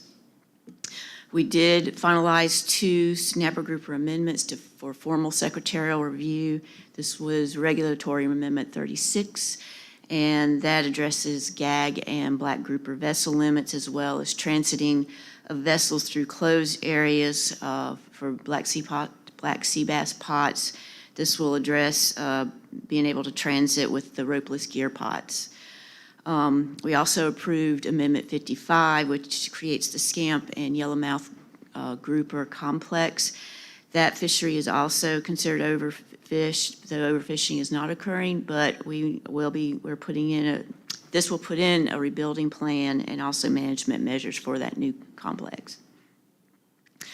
Another thing that we heard at the council meeting was NOAA Fisheries, as you may be aware of, is reevaluating how they do their recreational data collection, their MRIP program. And so they've been doing listening sessions around all the councils. So we had our listening session here this past September, and it gave the council members and the public an opportunity to comment on this revisioning. They used a series of questions to kind of guide the input that they needed. So I know today you guys, I think it's already been mentioned, you guys are going to hear about our MRIP program, and we're actually also working on having a revisioning, having NOAA do a revisioning here with you as a commission in the February meeting, and to give you opportunity, the public opportunity to also comment. So I think Jesse's in midst of working to get that going, so stay tuned on that. I think it will be very helpful for them to hear from North Carolina. Although it's not really it's not really an impact in North Carolina, but it's a kind of a big ticket item in the council, is the Coral Amendment 10. So I think I shared that with you several meetings ago, that we had submitted Coral Amendment 10, which was to provide a shrimp fishery access area within a coral habitat of particular concern. That was rejected by the Secretary of Commerce because it did not meet the objectives of the coral plan, as well as it did not address bycatch of the rock shrimp trawl fishery. So we are going to try to move forward again, but through a joint amendment with the shrimp FMP and the coral FMP to try to establish that shrimp fishery access area in that coral habitat of particular concern. So, yeah, Kat mentioned I got elected chair. I'll be serving a 2-year term along with Jessica McCauley, who is with Florida Fish and Wildlife Service, or Fish and Wildlife. She will be vice chair. So, kind of looking forward to doing that. It'll be cool. But our next meeting is December 2nd through 6th in Wrightsville Beach here in North Carolina. So I encourage everybody to come and listen to our council meetings or listen to us online. We'll be at the Holiday Inn Resort there in Wrightsville Beach. So thank you. Any questions?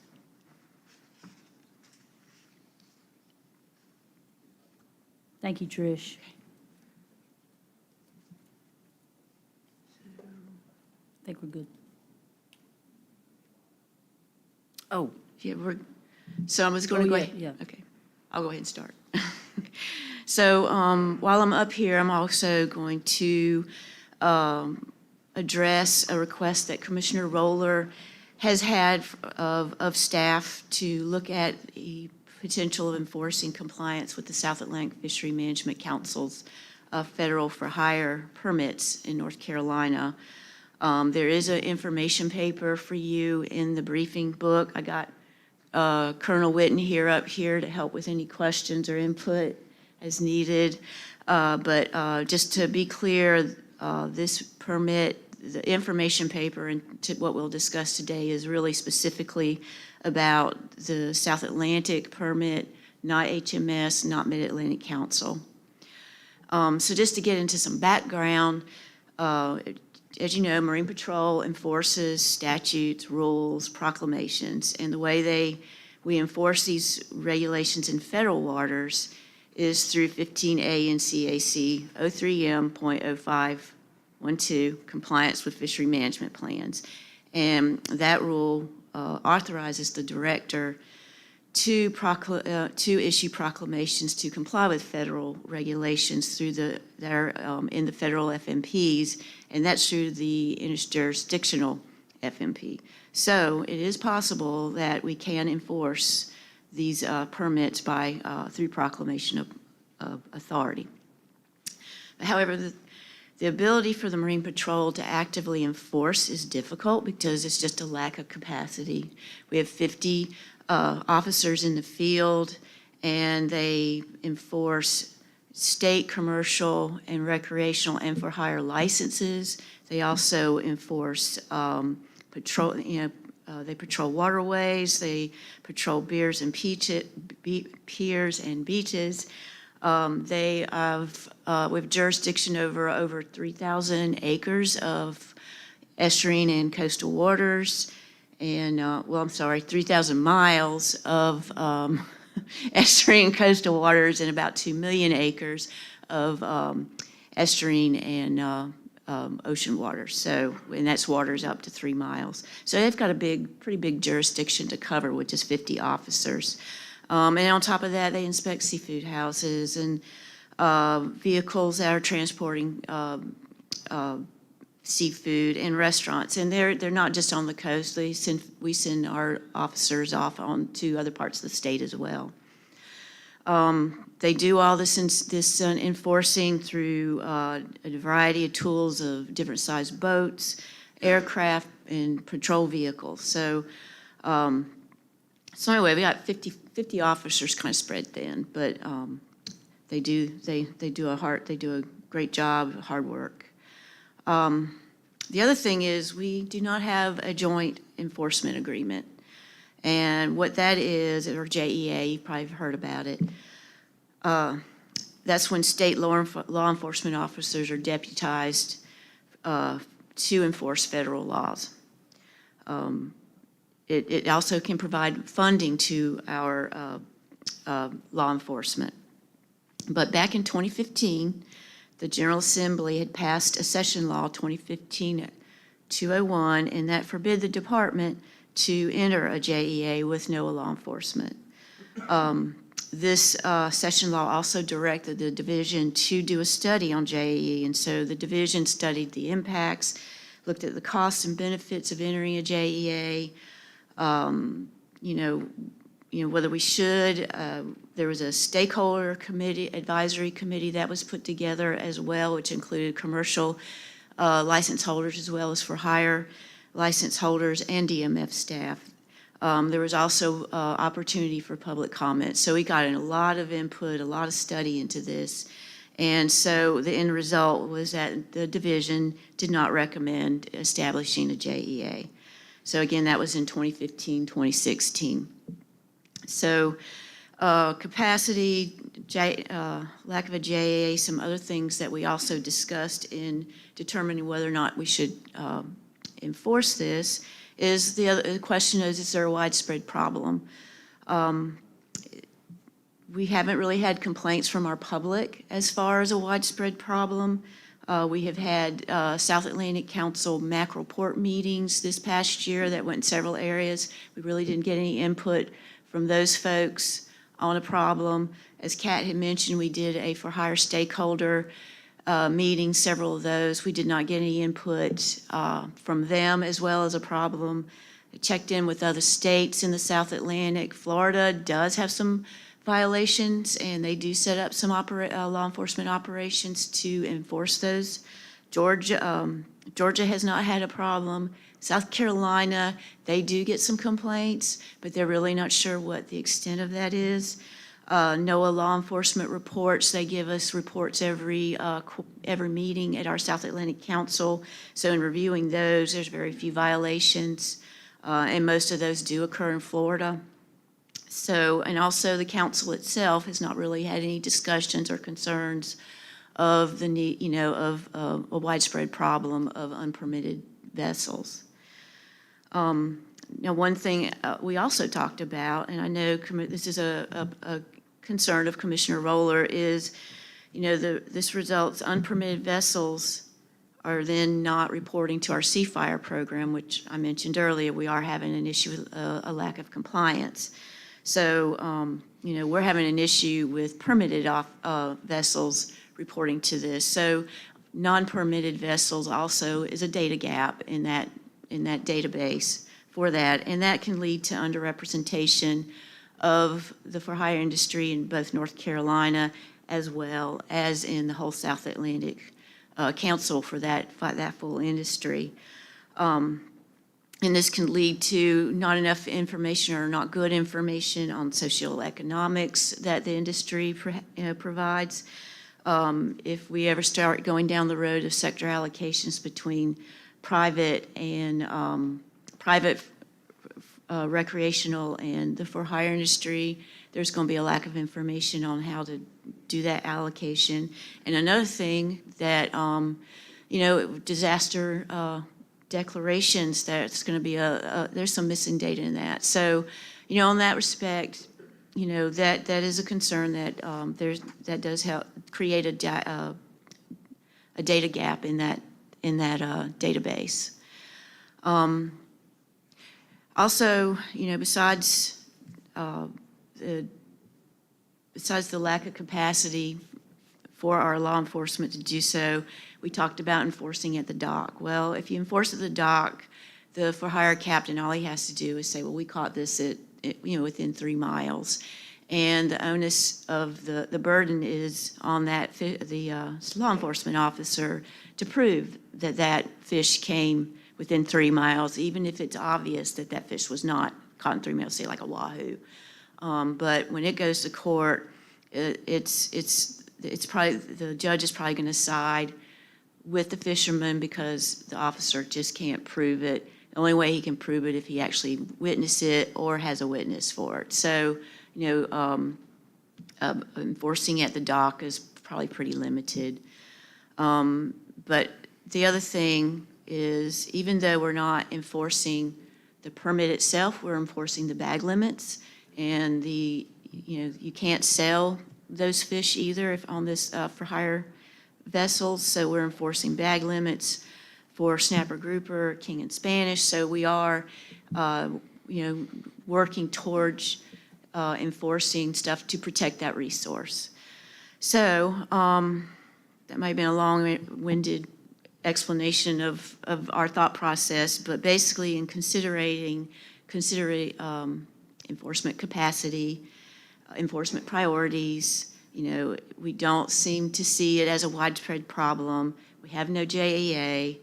It's just not practical at this time for our law enforcement officers to go out and try to enforce these permits out in federal waters outside of 3 miles. So some things that we thought we could do to help address Commissioner Roller's concern is we could reevaluate establishing JEA. I mean, that might be a long road, but that might be something to think about. We can elevate this topic to the South Atlantic Fisheries Council Law Enforcement AP just to find out more. Is it a widespread problem or not? We can increase our outreach to our fishers. If a fisherman sees noncompliance, there is a NOAA hotline that's open 24 hours, 7 days a week.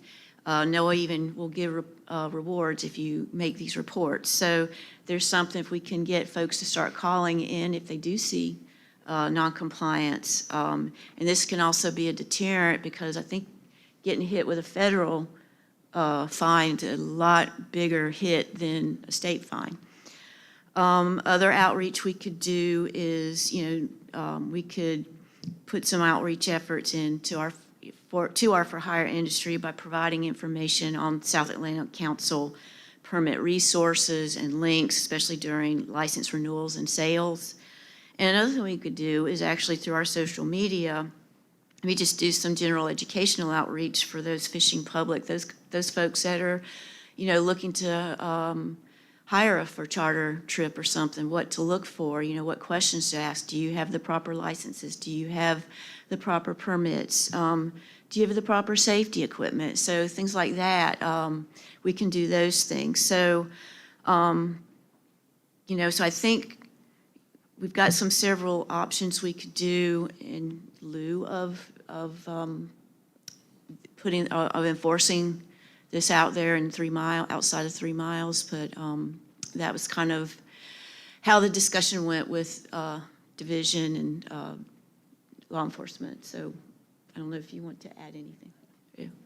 Go ahead, sir.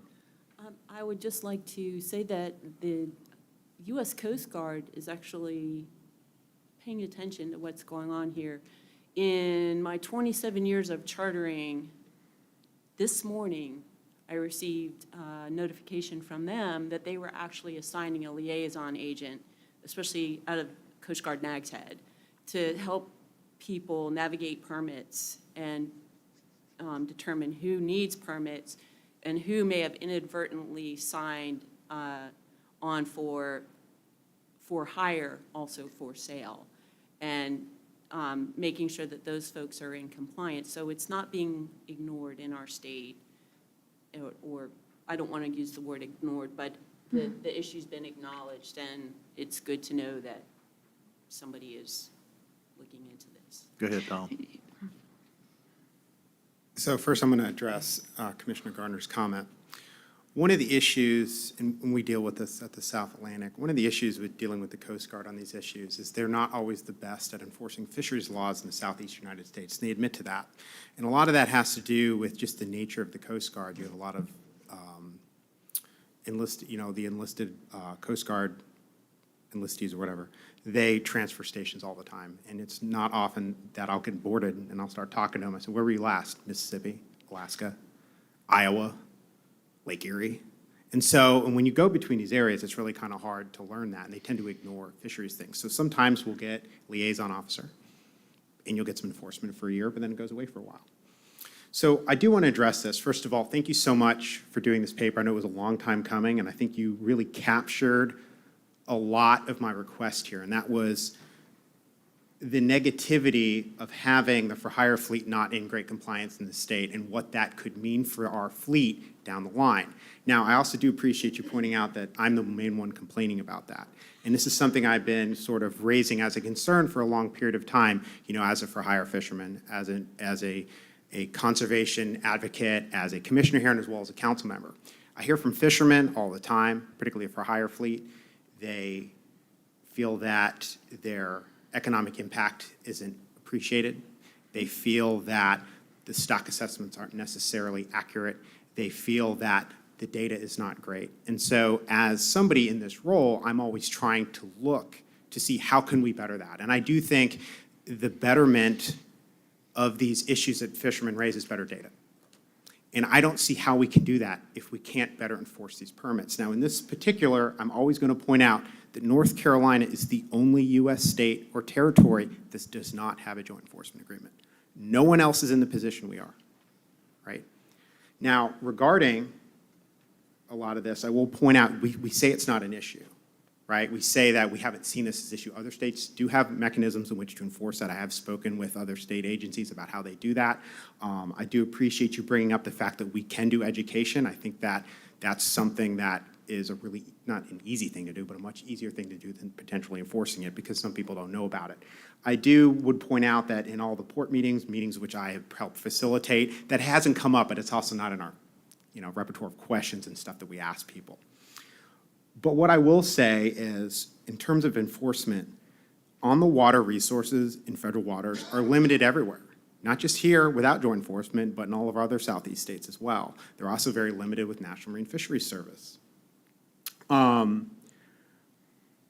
the database of permit holders is public information. I have it right here as an Excel spreadsheet.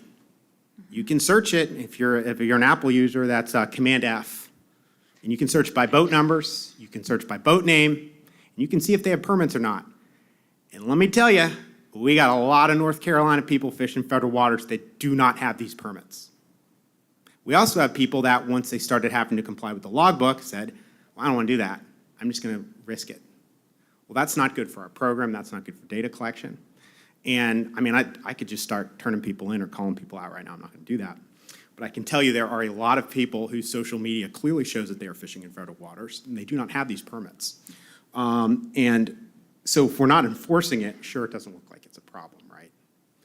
So I don't know what the way forward is, but what I would say is I think we do have to start with education, particularly because these data, the data that we get from Seafire and stuff is so important for a big aspect of our fleet.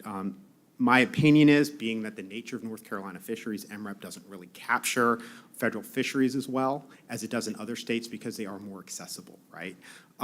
It's rougher here, we got less days on the water, et cetera, and so forth. So I would like to see us take some action to do this because it's not at the benefit of the economy of North Carolina to not better enforce these.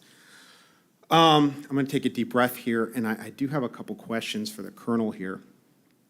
So if I'm a commercial fisherman and I want to catch king mackerel, how do I do that if I have a standard commercial fishing license?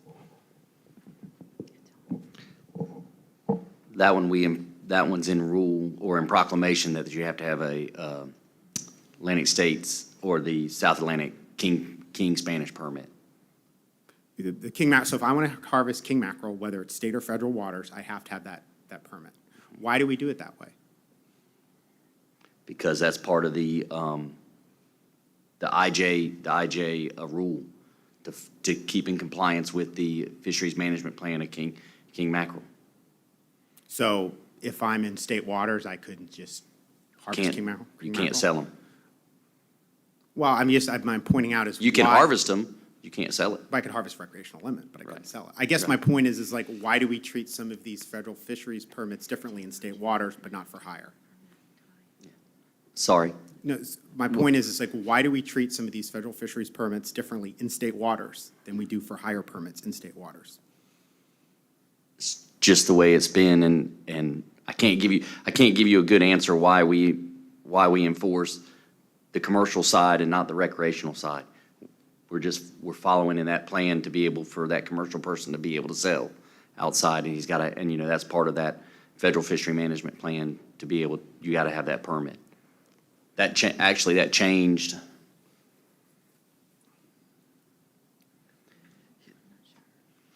$15, $20 years ago, where you used not to have it.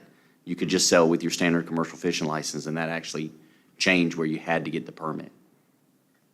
So basically, under the federal permit, that I'm breaking the law if I am fishing for or harvesting federal species in the EEZ, but I can say I harvest them in state waters. The burden of proof is on me to be able to prove that where you harvested it. But not with a king mackerel permit. It doesn't matter if I'm in possession of them commercially. If you're going to sell, yes, you have to have that permit. But and you also have to sell to a federal dealer. Understood. But I'm just pointing out that there is a disparity there between those federal permits and state waters and the for hire permit.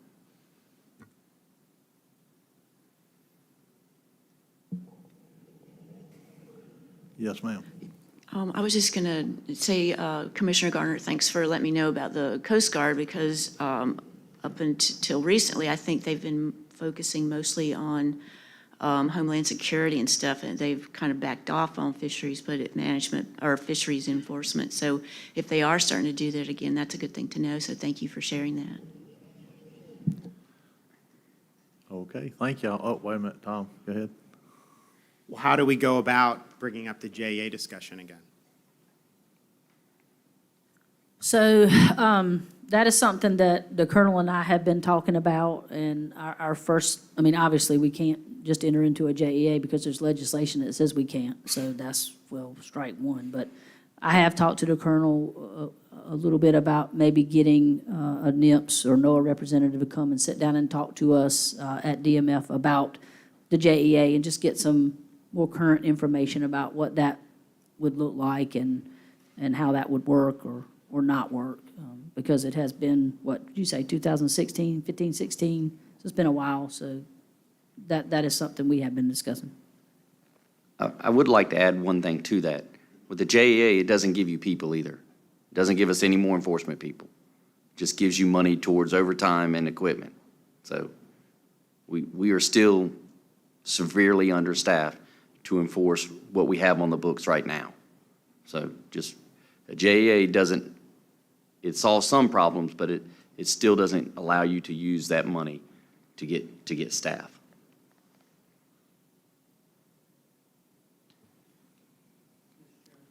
Yes, sir.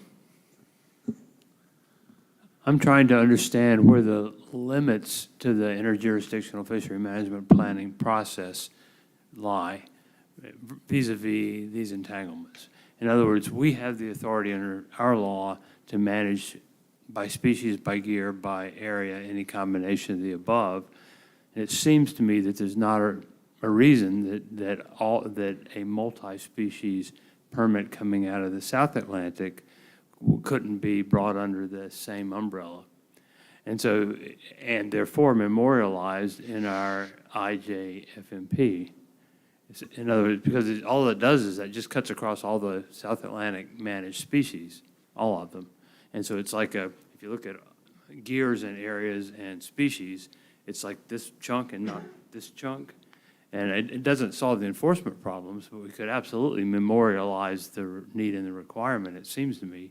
In other words, the interjurisdictional fishery management plan isn't limited to simply adding up the species by species FMPs. You could import any other regulatory requirements or cross-cutting regulatory requirements into our plan as well. I can't think of a reason, I'm not an attorney, but I can't think of a reason you couldn't. And so I mean, if there are, I guess the question is whether there are outliers like that could be formalized through the North Carolina's role in them through the interjurisdictional fishery management plan. Yeah, Tom. Yeah, I'm not an expert on the interjurisdictional plan, Let but me just ask it as a question, whether that couldn't be considered. So I don't think that we indicated in this paper, y'all correct me if I'm wrong, that we couldn't do it. We're just basically saying that it'd be a paper exercise. Go ahead, Tom. Well, that's okay, that's a place to start. I mean, in my view. I mean, if there's, anyway. I'm with Commissioner Rader there. There's got to be a place to start. And I always ask, what can we do at this table? Not what we can do hypothetically. And if we can get better compliance through some action here, that's what I'm interested in doing. I just failed to mention regarding enforcement of this. Those of us who have this permit and are doing this federal logbook, they are enforcing that. If I miss a day, I get called. If you miss a couple days over a couple months, you get called, and they will forward you to federal law enforcement, and they warn you about that. And it's something we discuss at the South Atlantic Council all the time. And they give you fair warning. I've definitely missed a couple days here or there, or forgot to put in a do not fishing report. But the staff down at Sierra has been very helpful with that. But this is something we talk about, that they are repeatedly referring the people complying with this permit to law enforcement, and they are issuing citations on that. And we've heard that in many of our law enforcement presentations at the South Atlantic. So I guess my conversation with a lot of fishermen is we feel a lot of us are complying with this, and a lot of people are just like, I don't really care, so I'm just not going to do it. And they're kind of falling outside the abilities of law enforcement to figure out who they are if they're actually fishing illegally. Yes, ma'am. Trish, I recall some of our internal discussions about potentially that the feds have the ability to focus enforcement in different places if they identify that there's an issue. Is this something that, did y'all talk about this? yeah, we did talk about that internally, and I actually failed to mention that when I was presenting this. If NOAA Fisheries sees an issue, they can move their law enforcement folks to wherever that issue is. I mean, they do it in Florida all the time, but if we need to, maybe we can do a request to see if they can move some of their law enforcement guys up here. Florida gets it. I would Go ahead, just sir. like to say that Oregon Inlet Fishing Center was subject to a NOAA inspection this summer, and they had staff down checking permits. I wasn't involved in that, but I wasn't inspected. I don't, but it happened, so they're aware, and at least up in our neck of the woods. All right, well, that's also good to know, so thank you. Yes, sir, Tom. And I hear about that here at like the waterfront. I mean, Oregon Inlet Fishing Center is unique. It's a big concentration of charter boats, right? We don't have that in a lot of other places in the state. We're pretty spread out, and that makes it harder to enforce. All right, I think we've about gone what we can on that one.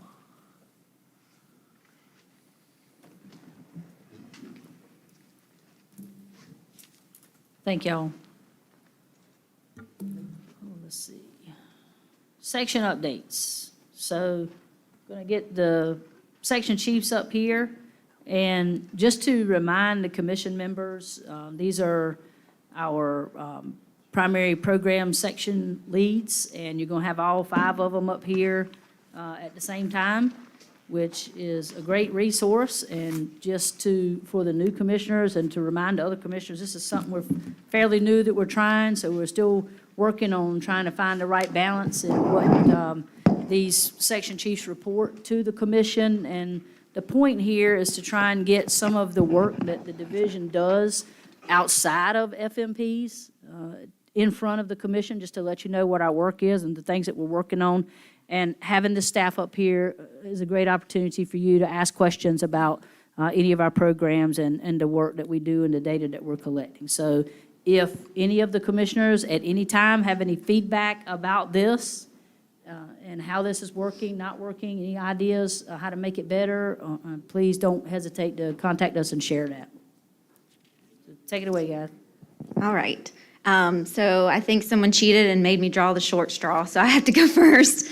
And I definitely don't blend in up here, all the blue and pink. So my name is Brandy Salmon. I'm the section chief for our license and statistics section. That is a major tongue twister, so we usually refer to our section as LNS. So LNS is made up of 4 main programs, and a lot of you guys have already heard this, but there are a few new faces here, so I'm just gonna kind of go over this again. So we have the license program. So our license program sells commercial licenses, coastal recreational fishing licenses, which we call CRUFLs, vessel registrations and permits.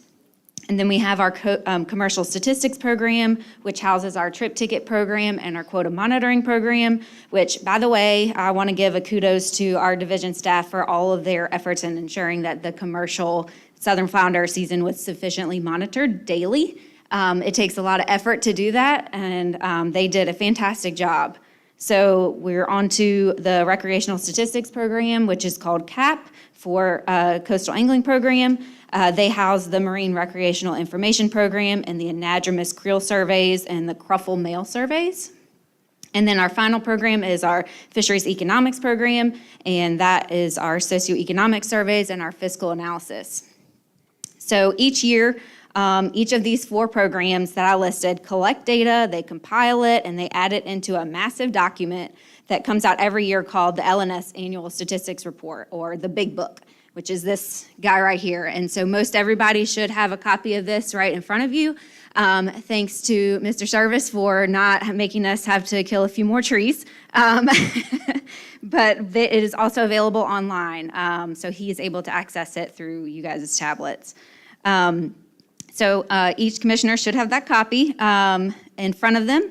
And if you open it up and you sift through that book, you're going to see that it's made up of 6 chapters. And so each chapter has a description of the project, how the data are collected and analyzed, the figures and tables with data collected over the years, and contact information for that project. So as you can see, the odds are pretty good that if you have any questions, that your answers are going to be found in this book. So it's a tremendous resource, and it houses large amounts of really cool and awesome data. So anyone can request a hard copy of the book from our staff, or you can visit our website. You can print your own version, or you can just look at it electronically. In a moment, you're going to hear from other section chiefs and how they'll use our LNS data and what's in the Big Book in their own sections.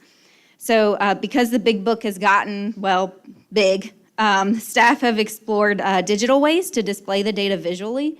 So we're making lots of progress on this, and we hope that next year's Big Book will be fully electronic with an interactive component for you to play around with and allow you to sort and filter the data however you choose. So I may have an update for you on that next year. So stay tuned. Finally, we spent a huge amount of time collecting data and analyzing this in various ways so it can be viewed and used for you all in the public. So please use this as a guide to help you investigate and learn more about the License and Statistics section, about our data, and about the fisheries in North Carolina. So enjoy. All right. Good morning, everybody. I'm Jason Rock. I'm the Fisheries Management Section Chief. And just building a little bit on what Brandy discussed with the Big Book, I'll talk a little about how the Fisheries Management Section uses the Big Book. The LNS and the other data that LNS collects. So the Big Book itself gives our biologists a quick and easy way to look at more detailed trends and landings data for many species and fisheries and help us understand how they have changed over time. These trends may include looking at commercial landings by things like county, gear, water body. And in the recreational fishery, it may include looking at trends in harvest or releases through time, as well as comparison among other states. And having these data summaries available in the Big Book allows our biologists to look at this information without having to submit numerous data requests throughout the year to Brandy's staff, saving her staff and my staff both valuable time. Then as we get into developing fishery management plans and other issue papers, the same data that goes into the Big Book is used to help characterize the fisheries. It's used as inputs into stock assessments and also to inform management recommendations. So, and then moving on from that, as you've heard at the last few meetings, the Fisheries Management Section is dealing with the loss of some key personnel. As was mentioned earlier, since the last meeting, Director Rawls was kind enough to take 3 more of my staff from me to add to my growing vacancy list. If you're ever in Morehead City and want to see the board in my office, it's depressing. But we are working diligently to fill these positions, and we'll hopefully have them filled soon and keep others from leaving. Would be great too.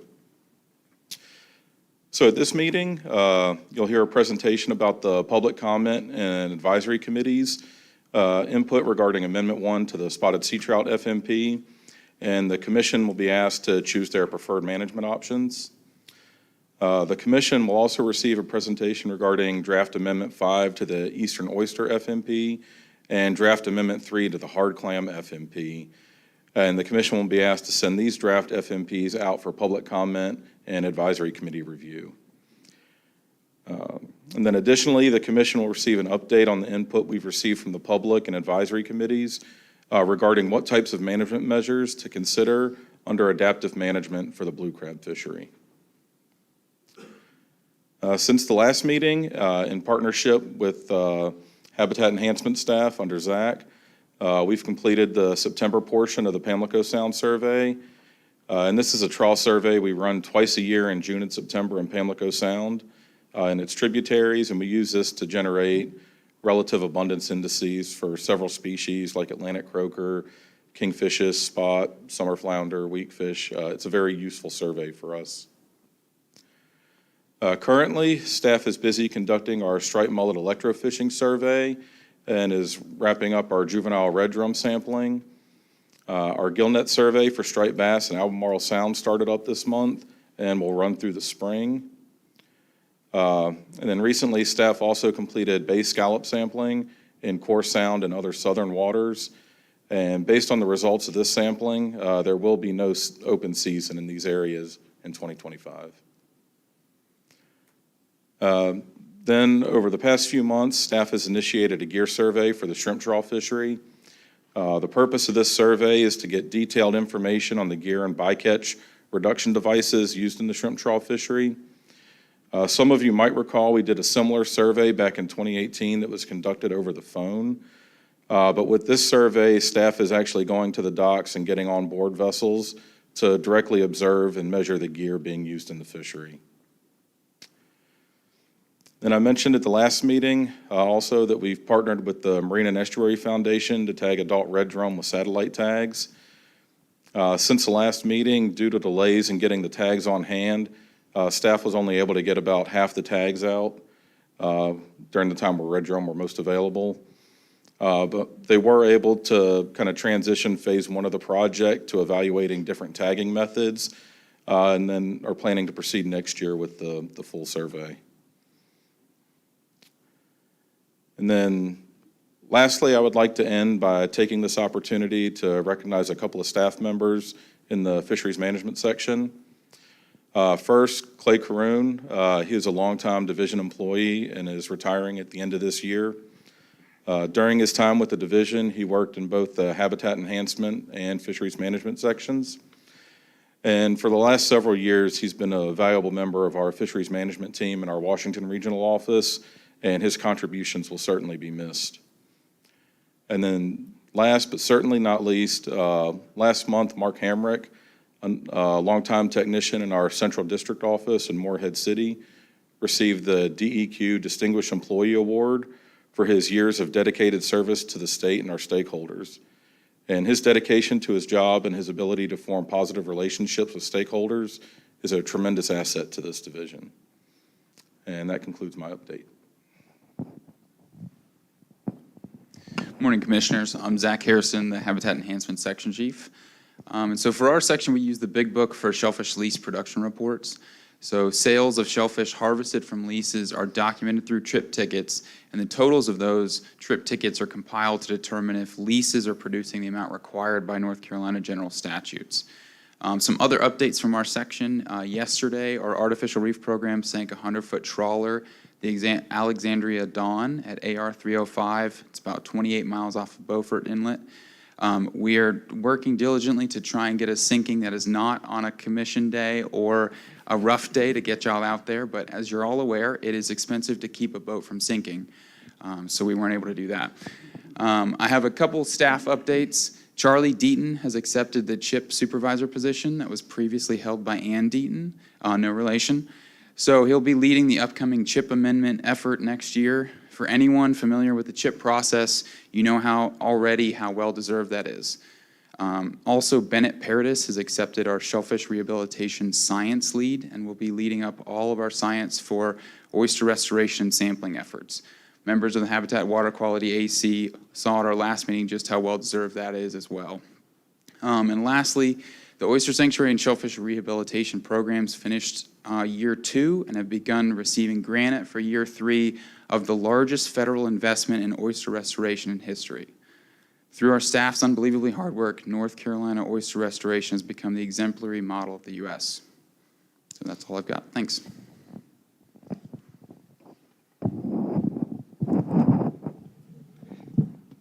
Excuse me, good morning. I'm Shannon Jenkins. I'm the section chief with Shellfish Sanitation, the Recreational Water Quality section. And Brandy mentioned the big book. We use the big book for landings for shellfish, as we're required to report those landings to the FDA as part of the National Shellfish Sanitation Program.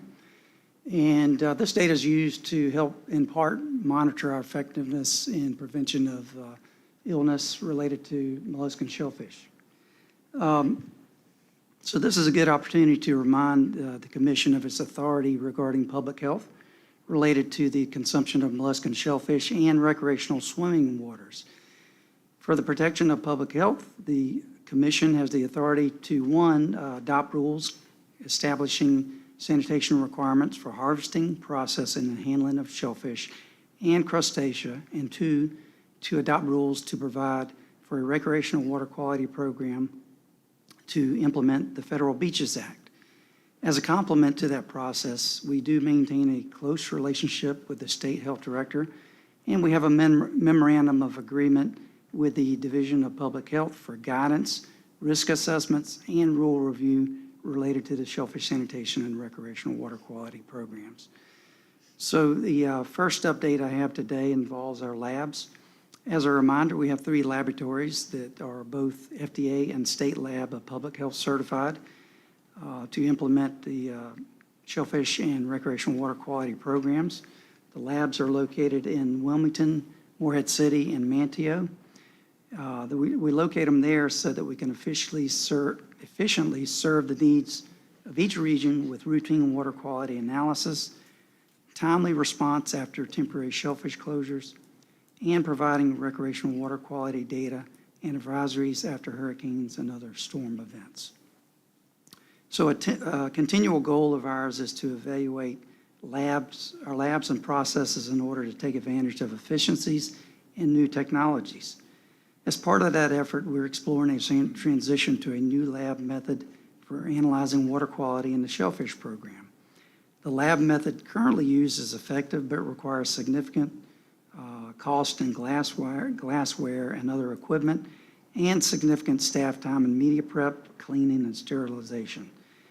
We're currently testing the new lab method, and anticipated benefits include less labor, decreased media prep, and cost for each sample. The transition will take some time to implement due to the required FDA lab method verification in comparison to our existing method.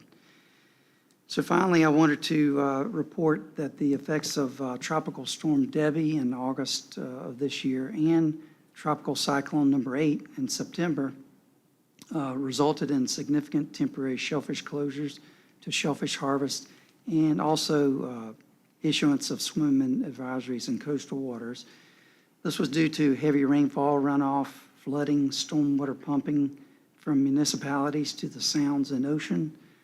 The shellfish closures were in effect for many southern areas during much of the period between August 7th through October 11th. And that's my update.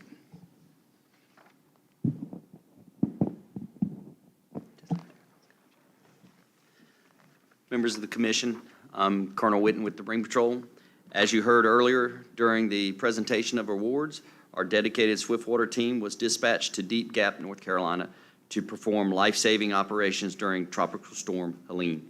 In the aftermath of the storm, officers were also deployed with side-by-sides and chainsaws to clear the way for crucial search and rescue missions in Yancey and Buncombe counties. Their efforts were instrumental in locating and assisting individuals in need. To further enhance the capabilities of the Marine Patrol, several officers took part in specialized courses offered by the National Association of State Boating Law Administration. Aiming to become certified instructors, these courses covered essential topics such as boating search and rescue, officer water survival, and tactical operations. Additionally, we conducted active shooter and active threat training exercise with the U.S. Coast Guard, North Carolina Ferry System, and various state and federal and local partners. This involved boating and clearing a moving ferry on the Neuse River. Marine Patrol officers also participated alongside the U.S. Coast Guard and NOAA officers of law enforcement in our annual Operation Sound Steward in Pamlico Sound. We had a successful operation training new officers and conducting boardings on large shrimp trawlers. Over the course of 2 days, we successfully identified and addressed 15 violations related to fisheries, regulations, and safety standards. In addition to these efforts, Captain Lee and myself had the opportunity to attend the Interstate Seafood Seminar in Cape May, New Jersey, and officers took part in numerous outreach events up and down the coast, connecting with the community and our stakeholders. Lastly, I want to briefly touch on how Marine Patrol fits into the conversation about the Big Book that each section chief has mentioned. Although we don't collect data like Brandy's section does or analyze it like Jason's sections, our enforcement efforts are essential for transforming that data into meaningful policies. This is how you, the Marine Fisheries Commission, utilizes data efficiently. And that concludes my update also. Any questions for any of us? Yeah, Tom. Thank you. My question is for Brandy, and it is not in anything that you brought up this morning. I have been in discussion with some new staff members regarding a notice of funding opportunity for the states of North Carolina, South Carolina, and Georgia to start developing a for-hire observer program for federal fisheries. This is a really important opportunity. Our federal fisheries here in North Carolina are really, really important to our economy. They're also really important to our for-hire fleet in particular. It's my personal opinion, given, and I've said this earlier today, the nature of our offshore fisheries here, they aren't adequately captured by MRIP. And that is no fault to MRIP. That's just the nature of the program and so on and so forth. But to develop the reason this is so important, if we were able to get some sort of, and this is, mostly regarding snapper grouper species, to preface, if we are able to develop some sort of observer program under this is going to go a long way to getting better recreational discards, which is the main problem that we have in managing these fisheries, which are causing them to close earlier and earlier every year.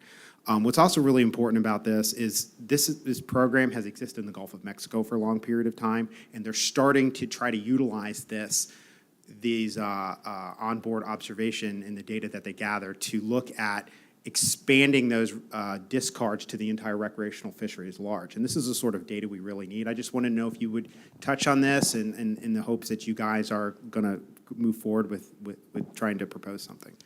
Yeah, so the mentality obviously right now is to get better recreational data, period, right? Like we're trying to get, and that's science, we're trying to get better data all the time. And so there's definitely been a lot of, scrutiny in the news and the media about MRIP and what it's currently doing. And that's the best thing that we have right now, but that doesn't mean that we aren't trying to pursue other opportunities.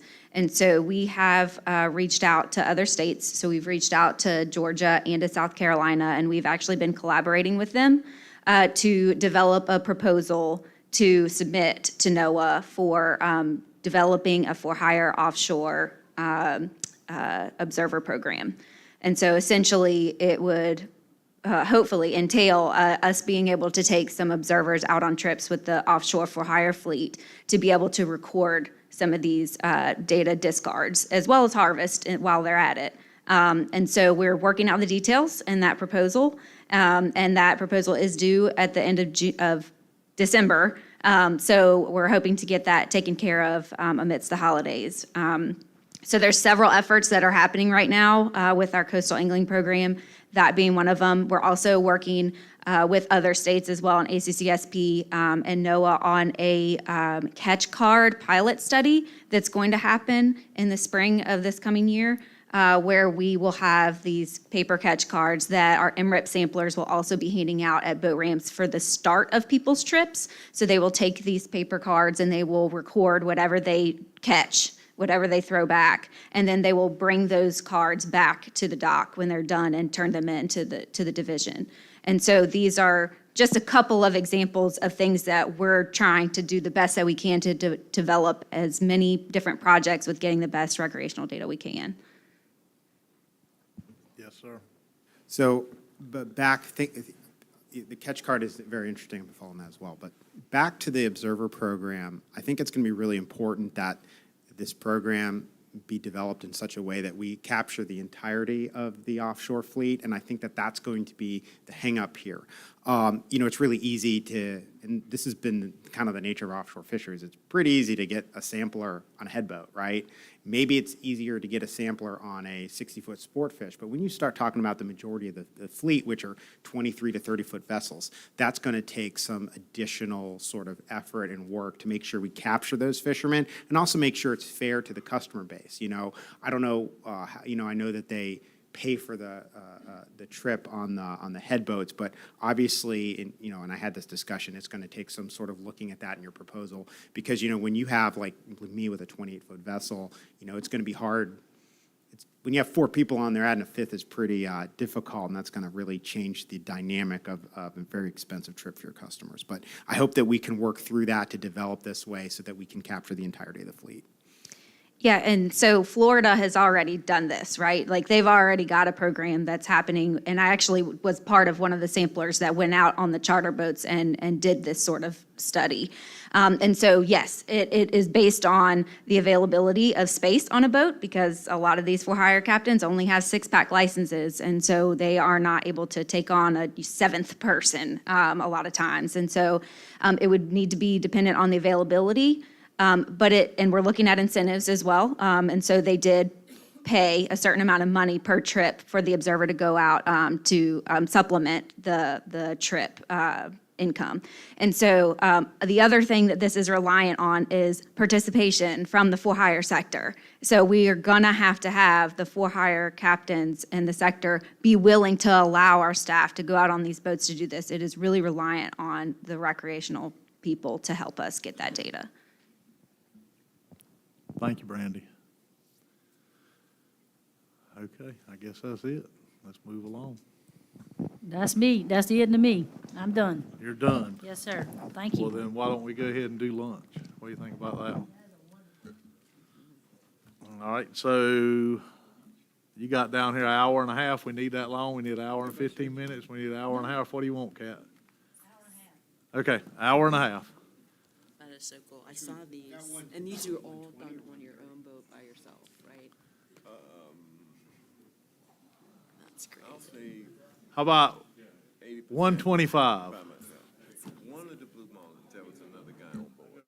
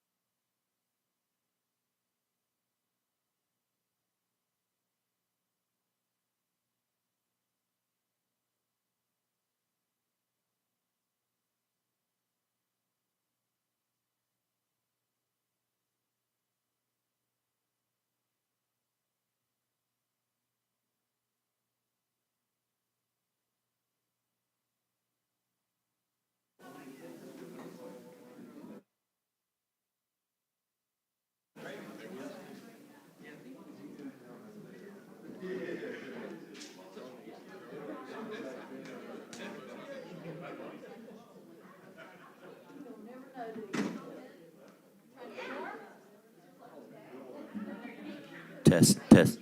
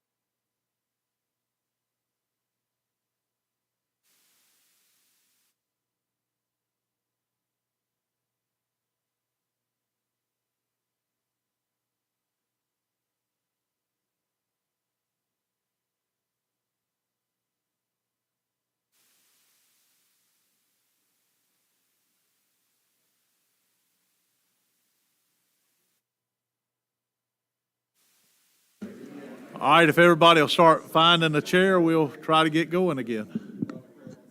Oh, you got it.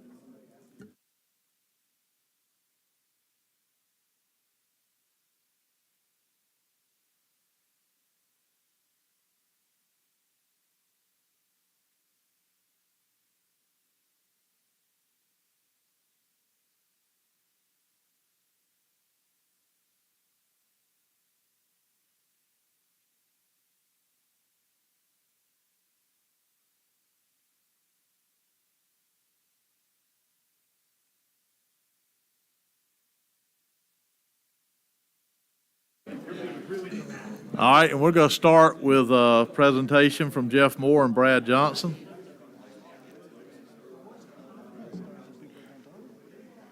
Get awkward here, get comfortable. Are we ready to? You start whenever you're ready. They'll stop and Oh, okay. listen. Oh. They'll start and listen whenever you start. Yeah, we're good to go?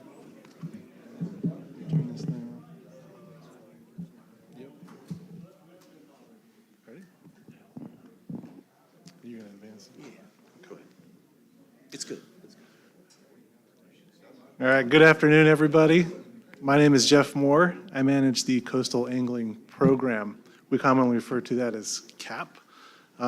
The overall mission of CAP is to describe and quantify recreational fishing in North Carolina's coastal waters.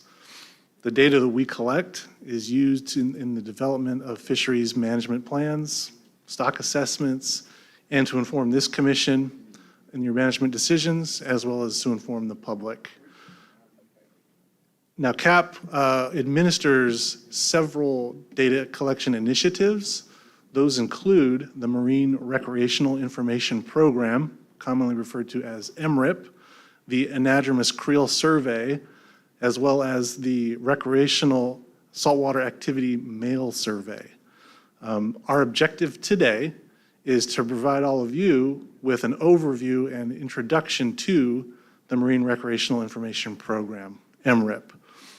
During the course of our presentation, we'd ask that if you do have any questions that come up, please take a note of the slide number and some brief notes. There's a good chance that your question will be answered in subsequent slides. However, if you still have additional questions, we'll be more than happy to go back and answer those questions at the conclusion of the presentation. With me today is Dr. Brad Johnson. He's our data analyst. He'll be leading us through the remainder of this presentation. Thank you for your time and thank you for your attention. Dr. Johnson. All righty, I hope everybody's excited to talk about MRIP as much as I am. All right, so the goal today is that we're going to look at this from basically a 10,000-foot view, and then we're going to swoop in and look at specific components to MRIP to show you how the estimates are arrived at. There's been a lot of mystery with this program, and it is complex, so there is a lot of different features, but we've kind of honed this, so it's really going to focus on those kind of need-to-know components.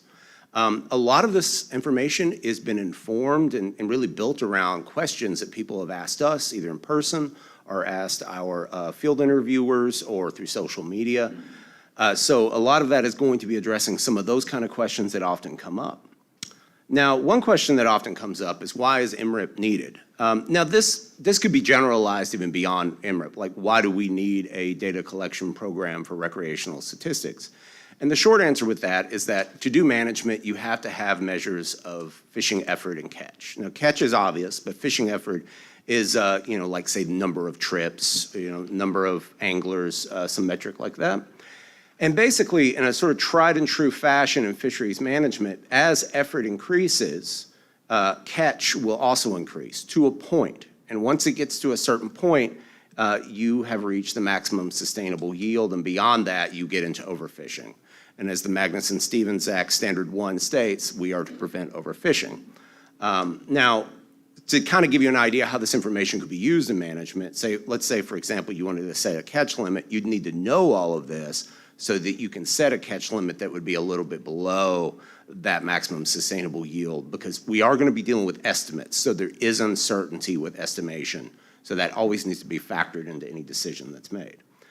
Now, in recreational fisheries, pretty much universally, there are some exceptions, but generally speaking, recreational fisheries data for catch and effort is accomplished through interviews. Those interviews might be done in person, they might be over the phone, they might be email, they might be by mail, but generally it's us talking to people either directly or indirectly. And the next question that people often ask is like, what is MRIP? For a lot of anglers and a lot of the general public, they associate it with, the person at the boat ramp who wants to talk to me about what I caught. And that is part of MRIP. That's the Access Point Intercept Survey, APIS. That is a dockside interview, basically any public access point, pier, something similar to that. There is also the Fishing Effort Survey, which is a mail survey. That focuses on fishing effort.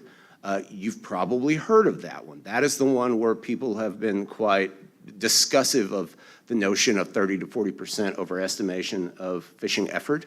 That comes particularly from that survey. I'm going to go into that in detail later on, and I'm going to show you how that relates to the estimation of total catch. And then we have the for-hire survey. That's a phone survey that focuses on the for-hire fleet. And finally, we have the large pelagic survey. That is basically all of these same surveys, but focused on large pelagics and highly migratory species. And the idea here is that these are all going to give us hopefully comparable estimates of catch and effort. And as I mentioned what catch and effort was in the previous slide, I want to focus on what I mean by comparable. And I feel like this is an understated asset for MRIP or any other similar program at this scale, is that you can collect data in Maine and you can compare that to data in Florida. Now, before Magnuson-Stevens, that was not possible. States were collecting data, but they were using different sampling regimes, different methodology, and it was a little sketchy whether or not you really should be comparing that data. But with the development of Magnuson-Stevens, what that is gave a formalized protocol was established where that data could be compared. That's a huge asset, especially since marine fisheries usually results in complex jurisdictions, right? So having data that's comparable across state lines is critically important. Now, we discussed pretty extensively about how to present this, how this works, and we kind of came to the conclusion that the best way to talk about it is ultimately from a perspective of a single interview that was conducted. And we're going to walk you through how that was planned out, how that was assigned, how that was accomplished, and then how that data contributes to the overall estimation for, say, a whole year of data in North Carolina. And basically, how this works is that we work on basically a 2-month interval. We call that a wave. And for every wave, we work with, us and other states, work with the ACCSP, which is the Atlantic Coastal Cooperative Statistics Program, to basically, they do a draw, and we have our site assignments, and we have our field interviewers go out and conduct these surveys, right? These site assignments are not haphazardly. They're decided upon in a very structured statistical framework, and that framework is largely in line with your typical survey statistics. That's one thing that I will reiterate several times in this talk. MRIP is surprisingly boring in its comparability to other survey statistics programs. So if you were to go look at a survey in health sciences, it's going to look a lot like MRIP. There's nothing about it that's really that unusual or strange. And so these sites are assigned. They can be assigned. You can get a draw that might do the same location more than once. But these site assignments are basically given to us. We go and then accomplish them. I want to put a few context here about how the numbers that we're talking about here. So we're going to focus on Wave 3. That was May-June of 2023, just the Atlantic coast. There were 689 unique sites that were visited. Some of those can be repeated, but so that means with the repeats, that's 2,117 site visits total, and almost 20,000 interviews were accomplished. That's just the APIS interviews. That's not the FES. That's not anything else. That's just those. That's a very busy time of year for MRIP, but it's not an unusually busy year, if that makes sense, right? So there's a lot of angling activity that's going on in that time frame, but that's not an unusually busy year. Now, if we look at this from the context of what North Carolina accomplishes during the same time period, We did, our contribution to that was 74 unique sites were visited, 268 site visits total, again, they can be repeat visits, and 3,196 interviews were performed. Now, with many of these, or any real public access site, just switching gears a little bit, an angler can do different types of fishing. We call that fishing mode. So somebody could go on a charter boat, they could go on a dock, they could go on a pier, they could go surf fishing, or if they have a private boat, they could go on their private boat as well. Now, for our example today, was a gentleman who was fishing out of Carteret County, just down the street from his private boat, and that site assignment was given to one of our FIs. They went to the boat ramp, and the fisherman was generous enough to spend his time and chat with our FI and do the interview. Now, that was just down the street at Emerald Isle Boat Ramp. This was Saturday, June 3rd, 2023, that morning. And this angler had a very simple catch, which the reason why we chose this example, it was close, to give you some relevance, but also he just caught a single spotted sea trout. So a super simple catch that we're just gonna be able to walk through the math a little bit, how we get an estimate.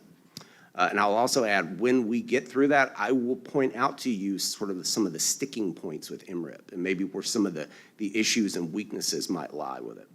Now, another thing that anglers often bring up is, they'll say, I go fishing all the time and no one's ever interviewed me. That's less of a reflection on our lack of effort and more on a reflection of the sheer number of fishermen that are out there. So if we kind of put this in context, there's about an estimated, let's say 16 million recreational fishing trips in North Carolina in 2023. CAP conducted 13,522 interviews. And so that basically, the math of that works to about 1 out of every 1,168 fishing trips actually get intercepted during that time frame. So it is entirely feasible for an angler to go fishing, and just by sheer number of people, we won't actually get to interview them. I will also add, if an angler has private access, they have a boat ramp or they have a dock, then they might get a FES in the mail, the Fishing Effort Survey, but they won't be talking to any of our FIs, obviously private property. So once this interview is completed, it's done on a tablet, and then that's uploaded to the ACCSP's database. And a few things happen. Again, this is happening at large scale, right? So this is going on, there are parallels to us in every state, and they're all doing this. It's getting uploaded. And there's a few steps that have to happen after the fact that we have to do. So two of those things, quality control. We look at the data to look for any potential errors. So if someone says they caught a mullet and it weighed 500 pounds, we're going to find that and fix that. That's not an actual example, but things like that get dealt with. But also we do data processing. And there's a lot of things that means, but one of the most critical things, again, focusing on solely on the things that you need to understand about how we get an estimate. The thing that we're going to focus on here is this idea of weighted fishing effort and how that's calculated. So we're going to now we're going to come down from that 10,000-foot view, and we're going to get a little bit in the weeds to look at this. I've kept the equations to a minimum, and where they do exist, we've just made them with words, so to make it as maximally approachable for everyone. And so we're going to focus on that aspect, weighted fishing effort. Now, the best way I've determined to explain this to you is to split this concept up, because it's actually two parts. It's one number, but it's two parts. There's the weighted part of it, and then there's the fishing effort part of this. Now, to explain the weighting, I have to explain a statistical concept called bias. Bias is basically when you have a situation, let's imagine we have catch, and like this is higher catch, this is less catch, and we have the population value. That's the number, that's the true population value. That's what we're trying to estimate. And then we have the estimated value. And if you notice, they don't perfectly line up. That difference is bias. And we want that number to be as small as possible. We want that little shaded pink area to be absolutely as small as we can get it. Now, there's a lot of sources of bias, and I could give you a whole lecture on that one by itself. It's actually a very difficult topic to talk about. There's a lot of sources, but in survey statistics, there's one form of bias that's very well defined, and the math for it, if you will, is very well understood. About 60 years worth of math that people have kind of defined this. So it means that we can actually kind of describe it mathematically and hopefully correct for it. And this particular form of bias is sampling bias. And this is basically very commonly described in surveys. And like I said before, much of MRIP is off the shelf. So this is, you go into a completely other discipline and you look at what they do, and it's going to look a lot like this. So what I'm showing you here is nothing unique to MRIP itself. And what happens here, kind of given the MRIP context, is that this happens because there's something about the sample that we have, about those anglers and their catch, that is different from the population. And part of the reason why surveys are kind of prone to this is because they are not compulsory. You can't make someone give a survey, which I think that's great, because if it's not a good time, you can just decline the survey. But by virtue of the fact that you can't really truly get a random sample in the traditional sense, there's going to be an inherent bias that's built into this, and from that, and it's going to result in sampling bias. So what this is basically something that mathematically can be worked out, and we can correct for it, and that correction is called weighting. Now, again, this is totally off the shelf, but this is how the APIS surveys are weighted. Real quickly, I did not include the equations because they are a bit abstract. Stage 1 weights, that's where you adjust for differing probabilities that some sites are going to be selected over others. Stage 2 weights are the time duration, because obviously the FI can't be at the boat ramp all day, every day. And then stage 3 weights, that's going to adjust for the proportions of interviews that were actually completed versus people who were either refused or we couldn't get to them because we were currently doing an interview. The final weights are just the product of those three. We just multiply those together, and that gives us the final weight. The key here is that those weights are used to adjust for the inherent bias that is a part of doing surveys. Again, very well worked out mathematically and very much off the shelf. Now let's talk a little bit about the fishing effort component of doing this. And this is a really a very common question. I think it's a very reasonable question, and it really indicates, like, you know, it shows like people are really thinking about MRIP doesn't make sense, and that shows that they're really, like, they're asking the right questions. And that question is, how do you go from a few fish, these few interviews, to this big old number? Very reasonable question. And how that works is basically we have something that does, like, what in a general sense in statistics we call a statistical expansion. We go from our sample to this overall total, right?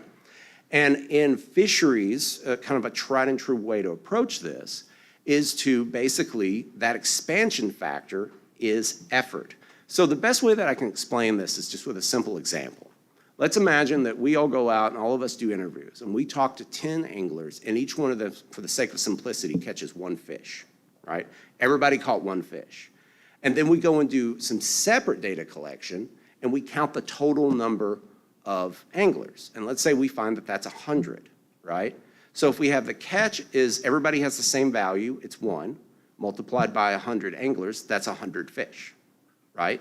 So that effort metric is scaling up that sample to be the total.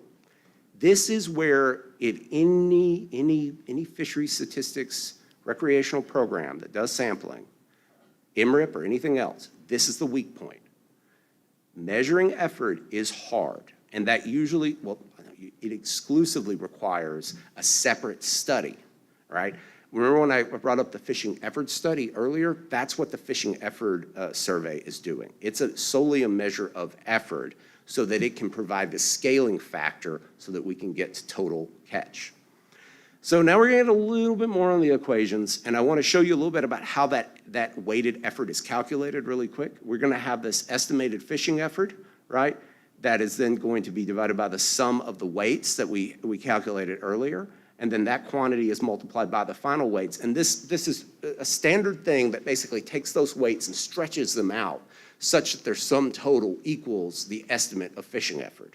So that when we multiply all this together and we sum it across all the interviews, it should equal that total effort and then project that catch into the total catch, right? Just like I had the example earlier with 100 anglers. But this is an interesting thing, as you all heard. This comes from the Fishing Effort Survey, and this is the part that people have been talking about so much in the fishing media, about the issues with the FES and possibly overestimating fishing effort by 30 to 40%. I want to show you how that will actually affect the total catch estimates in detail. So but to get to that point, I want to talk a little bit about that FES study, just the pilot study. They're doing a more in-depth study, and that is required so that we can actually, characterize this situation and correct for it. And so that pilot study was looking at the prospect of effort or for error bias in the estimation of fishing effort. As I mentioned earlier, if there's going to be a problem with this, fishing effort is the hard part. To be honest and to be charitable to NOAA, they were doing what they should be doing, all right? If they were trying to be lazy government workers, they were doing a terrible job at that because this was a lot of work and they were actually doing the work that they should be doing. Now, where I will be critical of them, they absolutely did a terrible job of explaining this to anyone and showing what this actually means in terms of total catch. So we have heard anglers say, oh, some numbers for the spotted sea trout. Oh, those are 30, 40% inflated. Not actually. And I don't fault anyone for drawing that conclusion because in the absence of information, they just drew the conclusion, right? So now let's talk a little bit about how this actually would affect catch. So in that study, they found the possible overestimation of fishing effort by 30 to 40%. This is going to be highly variable, and it's going to depend on time, space, and species, right? But that's kind of a worst-case scenario. Now, as I showed you earlier in that previous equation, this estimate of fishing effort, comes from the FES, right? And if we consider the simple equation we had earlier, how we get total catch, where we have catch multiplied by effort, that's this quantity here. Now, because... They can't see your mouse. Oh, they can't. Y'all cannot see the mouse? I thought y'all can see the mouse. Y'all see the mouse? Nope. No? Oh, really? Okay. Well, now we get to the point. Oh, do you have help? Really? I didn't ever even do that. Thank you. Sorry about that, everyone. I would have just kept going if you wouldn't have said anything. But anyway, so the fishing effort study, this comes from the FES. And again, this is the source of the bias, right? And so, but this is the quantity that is used to ultimately project that catch sample into total catch. Because of the math here, that does not mean there's a one-to-one relationship between bias in the fishing effort survey and bias in total catch. There could be some bias, but it's not going to be 30 or 40%. So, how do I stop that? So, really? I never bothered using that. So that does not mean catch is going to be overestimated by 30 or 40%. I did a few rough calculations and kind of did it in a way that was like the worst possible situation where everything is maxed out to 40% overestimation for effort. And I can tell you that those numbers would differ strongly about like whether or not we're talking about location, time, and species, like I said before, but it was much less than 30%. All right. So I think that's an important fact to understand about MRIP. And, because like, again, the total catch estimates would not be inflated that much. There is a potential for bias. NOAA was doing what they should be doing. And, we kind of need to like sort of understand that when we do look at these numbers. So let's talk a little bit about how we actually get estimates. So as I said before, we have our catch multiplied by effort, and that's going to scale up catch to be total catch. And in the context of MRIP, what that really means in terms of a survey and interviews is that you have catch for, like, say, an individual interview multiplied by its weighted effort score, whatever, and they will differ based on fishing mode and location and time. And then you add that across interviews. You summate that across all the interviews. So you take that product and add it up.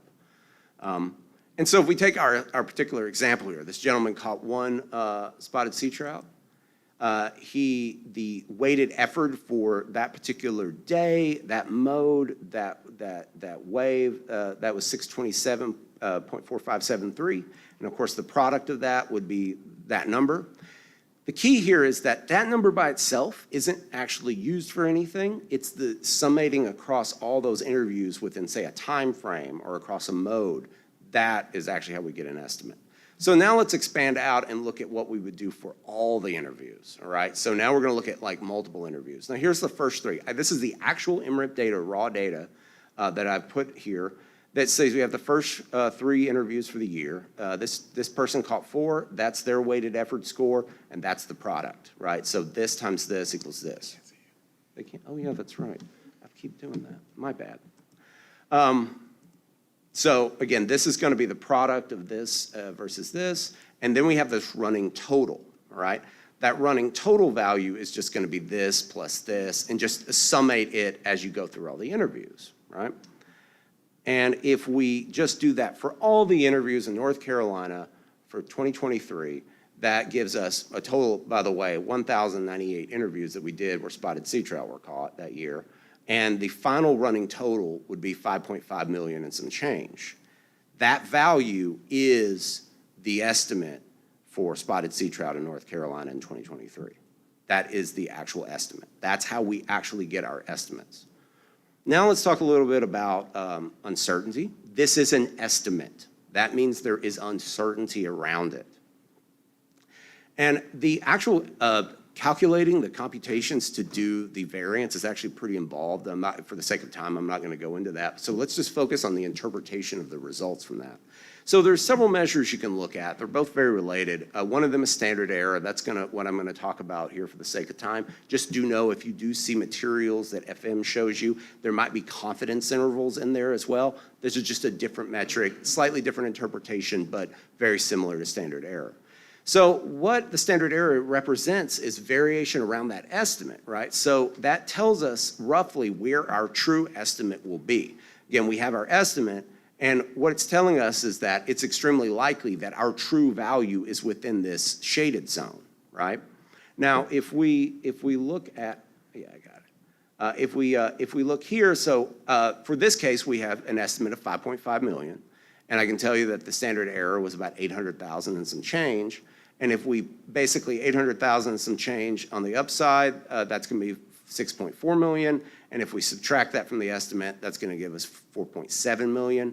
And these are just going to define the boundaries of our estimate. So we can feel confident that our estimate is in that zone. Now, you may ask yourself, like, well, what would we do with that? Well, one thing is it tells you how confident we can be in that estimate. And also understand, if we wanted to make that better, we want this to be as small as possible. And if we want to make it better, what we would do is do more interviews. The power with a survey design does not come for having more fish recorded. It comes from doing more surveys. Zeros are data. So if somebody doesn't catch anything, that's still data. So ultimately, more interviews is better. This standard error can be expressed as a percent standard error. Many of you that have been on the commission a while have seen these numbers before. That's just it sort of as a percent of the estimate.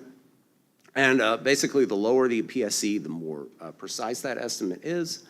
There are some recommendations, but before I want to get into that, since I've been hired, I've really advocated for kind of including something else in this interpretation, and that's the number of interviews.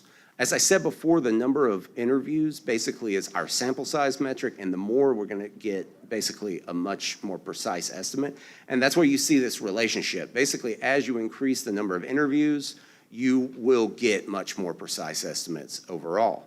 But those guidelines are basically 30% or less. That's a precise estimate. That's really good. If it's 50 to 30%, it's usable, marginally so, and greater than 50, not so great, maybe don't use that. I think NOAA's guidelines are basically do not use for management is specifically what they say.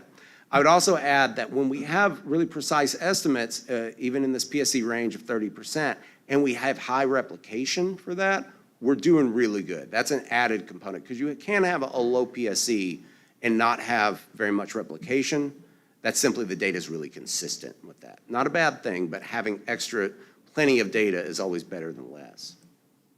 So just to kind of recap this as a total here, is that for spotted sea trout in North Carolina in 2023, total catch was 5.5 million, standard errors 800,000 and a bit, and that PSE was 14.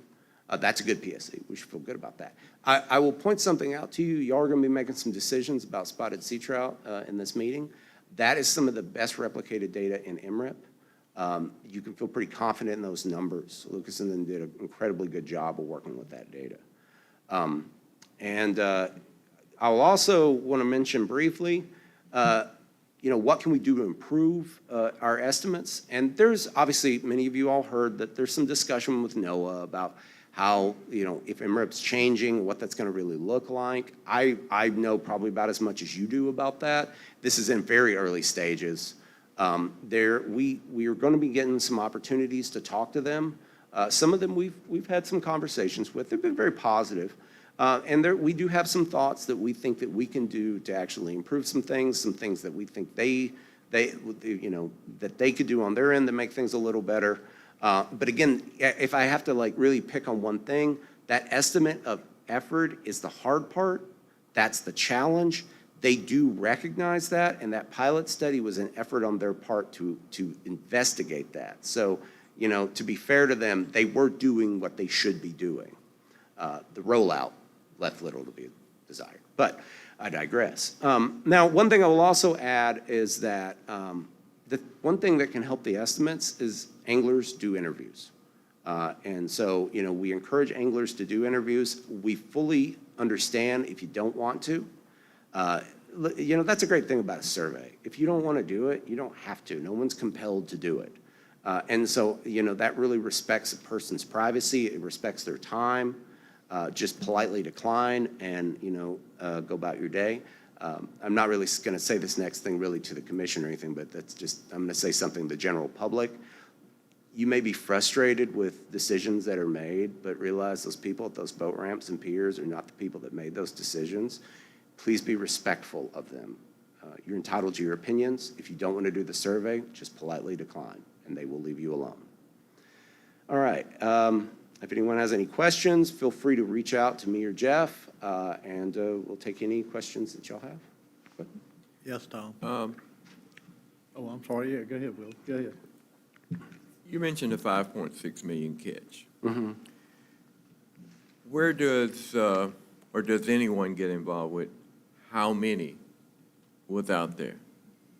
In other words, is the 5.6 million 10% of what's out there, or is it 3%? That would be under the purview of fisheries management and say a stock assessment. Have you heard of such a number? I don't know what that number is off the top of my head. Does anyone else know what that? I wouldn't know that off the top of my head. No. They can You're probably, kinda asking when like they do the standing presentation. they Yeah, can I help you with think that. that's like standing biostock kind of question. I don't know what that would be off the top of my head, but. Yeah, well, we're getting ready to have a presentation where they can tell Yeah, you yeah, exactly what that number is. Okay. Ask them that question. Thank you. Go ahead, Tom. Thank you, guys. That was really good. Thank you. It was really helpful. Just a comment here. One of the frustrations I have with MRIP is people's perception of MRIP, meaning I get it, it's an estimate. But what do you expect us to do for millions of anglers, right? We're going to have catch estimates. That's just the way it's going to be going forward. And I think particularly when we look at the pilot study, and I really appreciate how you explained that for two ways. But first of all, being that this program's always evolving to look at the problems with it, right? And they really did need, when they, NOAA, should have done a better job of explaining what the results of the FES overestimation will be. And obviously, it's overestimating. The catches will look different, right, once it comes out. But no, that does not mean it's going to be 40% lower, correct? Could you go back to your slide that shows the PSEs? The calculation or? Yeah, just your chart. Oh, yeah, that? Yeah. So I think when I look at this, it's fair to say if you're going to characterize these different PSEs, the ones that are pretty low, those are our inshore species, right? The stuff that are pretty well surveyed, that you have a lot of people going for. Was that a fair way to say that? Yeah, I think well, obviously that would depend on the data, but yes, I think I kind of get what you're getting at. There are things that MRIP is going to miss. There are certain things that are just not going to be well represented in the data. That's a difficult challenge to where it's kind of be great for all species at the same time. But is that kind of where you're going? What I'm getting at is when you have a species with a low PSE, it tends to be a species that's really well sampled, that's open year-round, that's harvested by a lot of different people.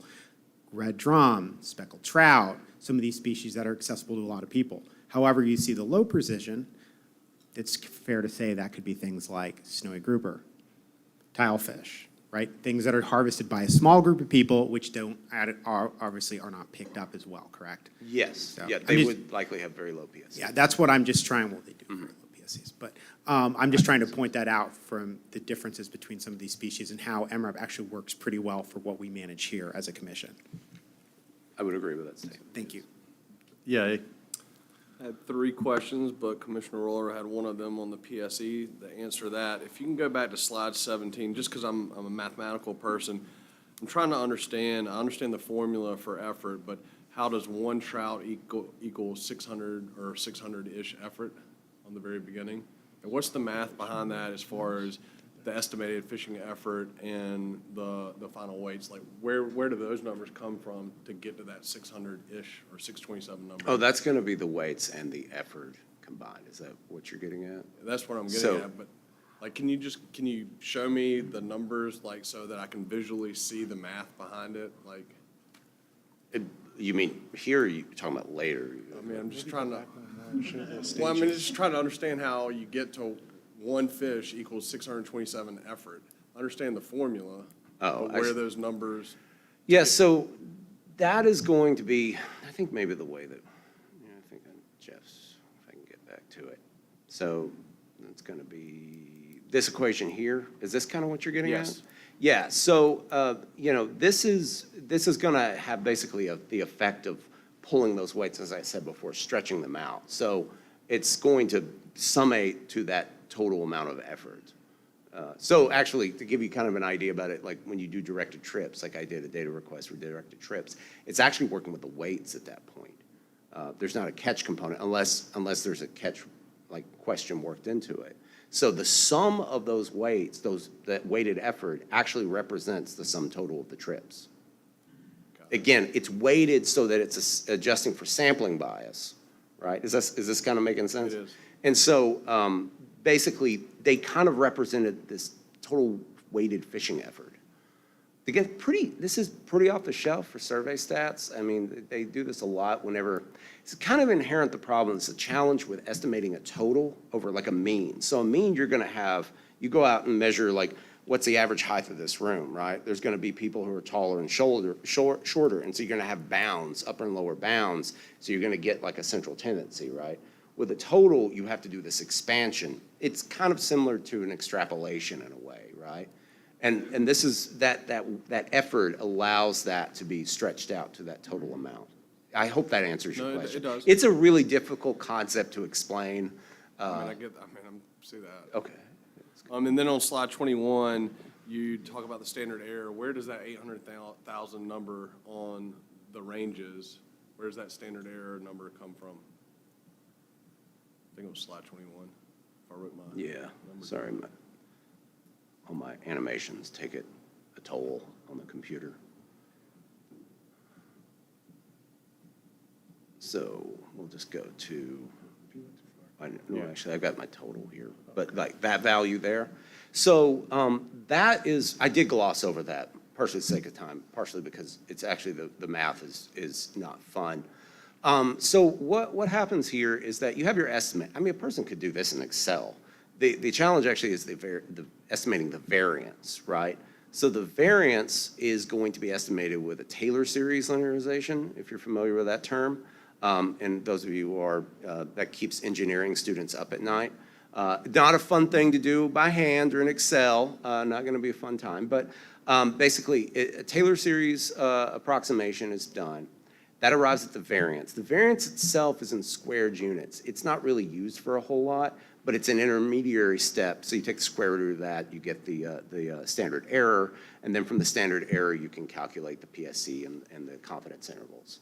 The confidence intervals, depends on how you approach those, but they're usually gonna be like the standard way to do it. The simple way to do it is take the standard error and basically multiply by 1.96 to approximate, and then subtract that from the other side to give you the upper and lower bounds. Confidence intervals will almost always be bigger than the standard error, but I would argue they also, particularly if it's 95% confidence intervals, but they also offer other attributes that make interpretation particularly useful.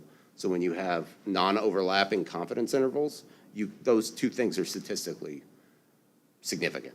Sorry, that was probably way more than you wanted to know. But, yeah. Yeah. Oh, cool. Yes, sir.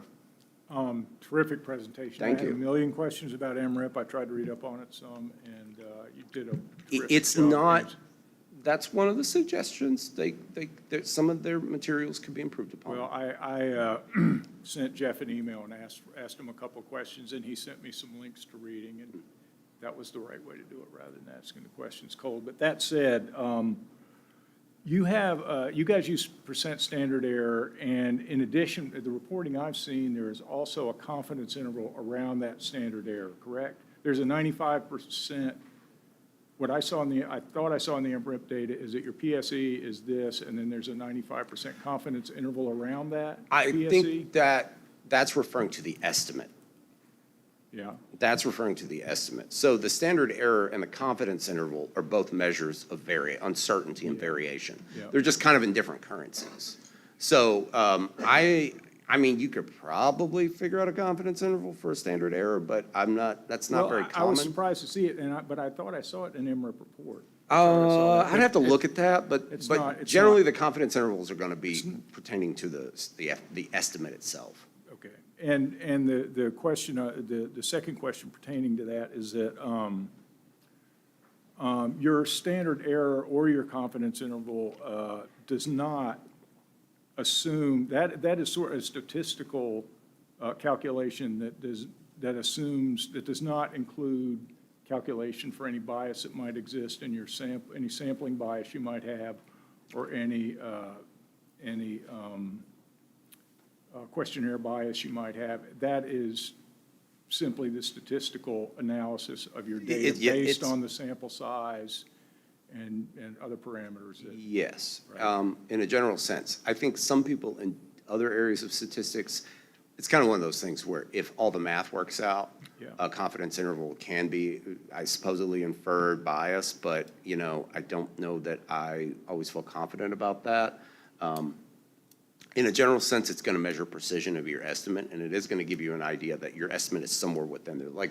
So 95% confidence intervals is often interpreted that there's a 95% chance that your actual true population value is within those bounds, right?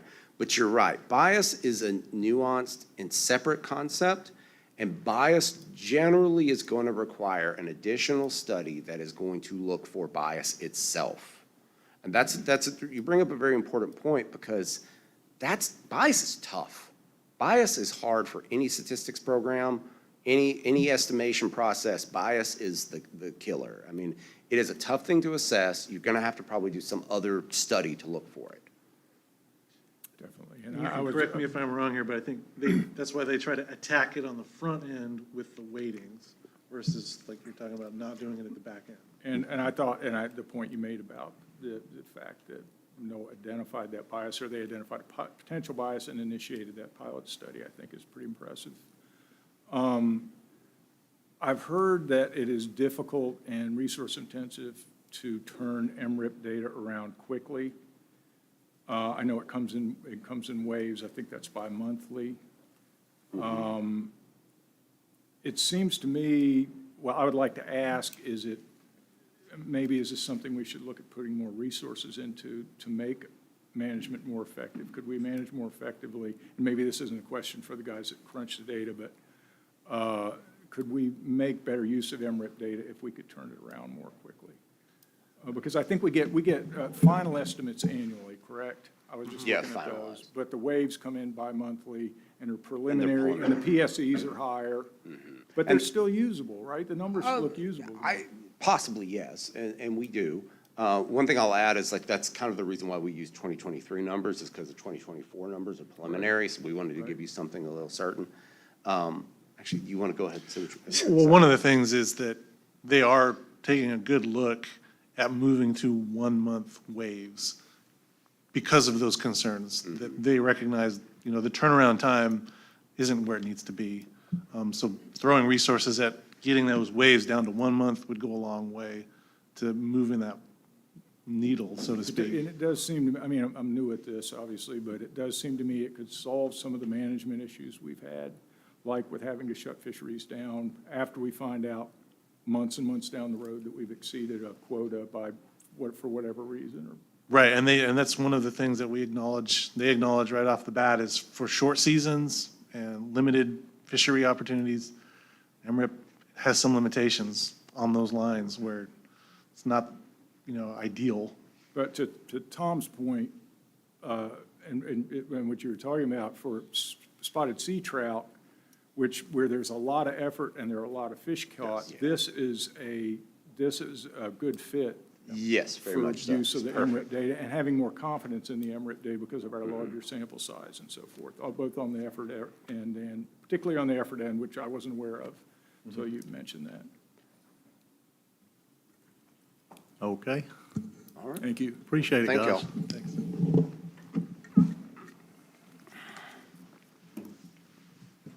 So now we'll move on to the spotted sea trout fisheries management plan.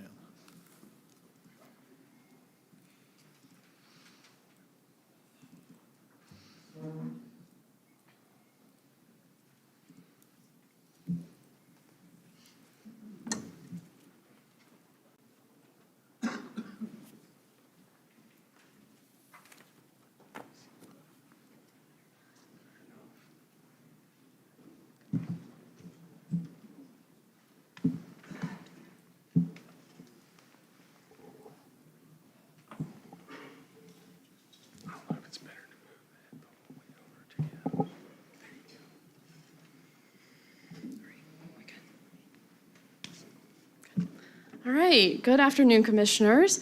My name is Melinda Lambert. I am a biologist out of the Manio Field Office. Up here with me is Lucas Pensinger, who is a biologist out of the Morehead City Central District Office, and together we are the Spotted Seatrout FMP co-leads. At the August 2024 business meeting, the MFC approved the draft of Amendment 1 to go out for public comment and advisory committee review.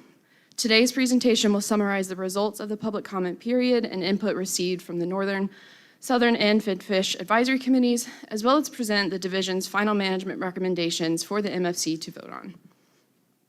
A quick outline of today's presentation. We will briefly go over the public comment received from the questionnaire, review input and recommended management voted on by the regional and standing advisory committees, review discard mortality, review the stock status and landings in recent years, present the division's final management recommendations, and then vote on the MFC preferred management options.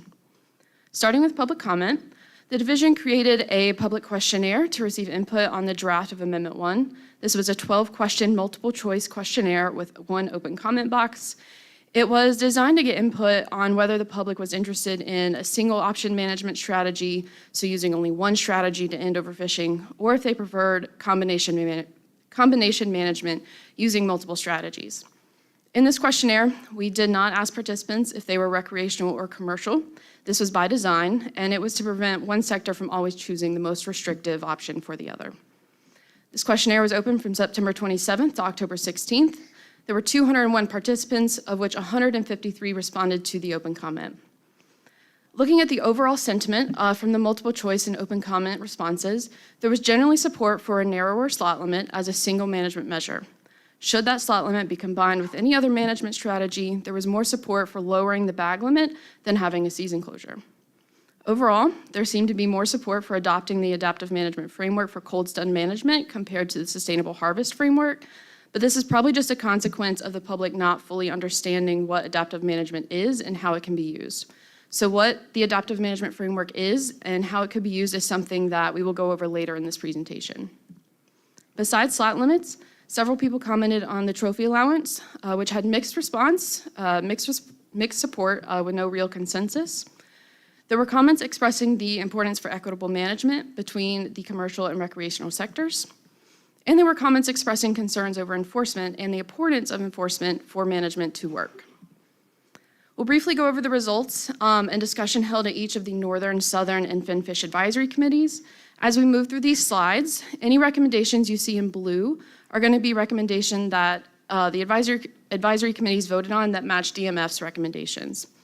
So the Northern Advisory Committee met on October 9th.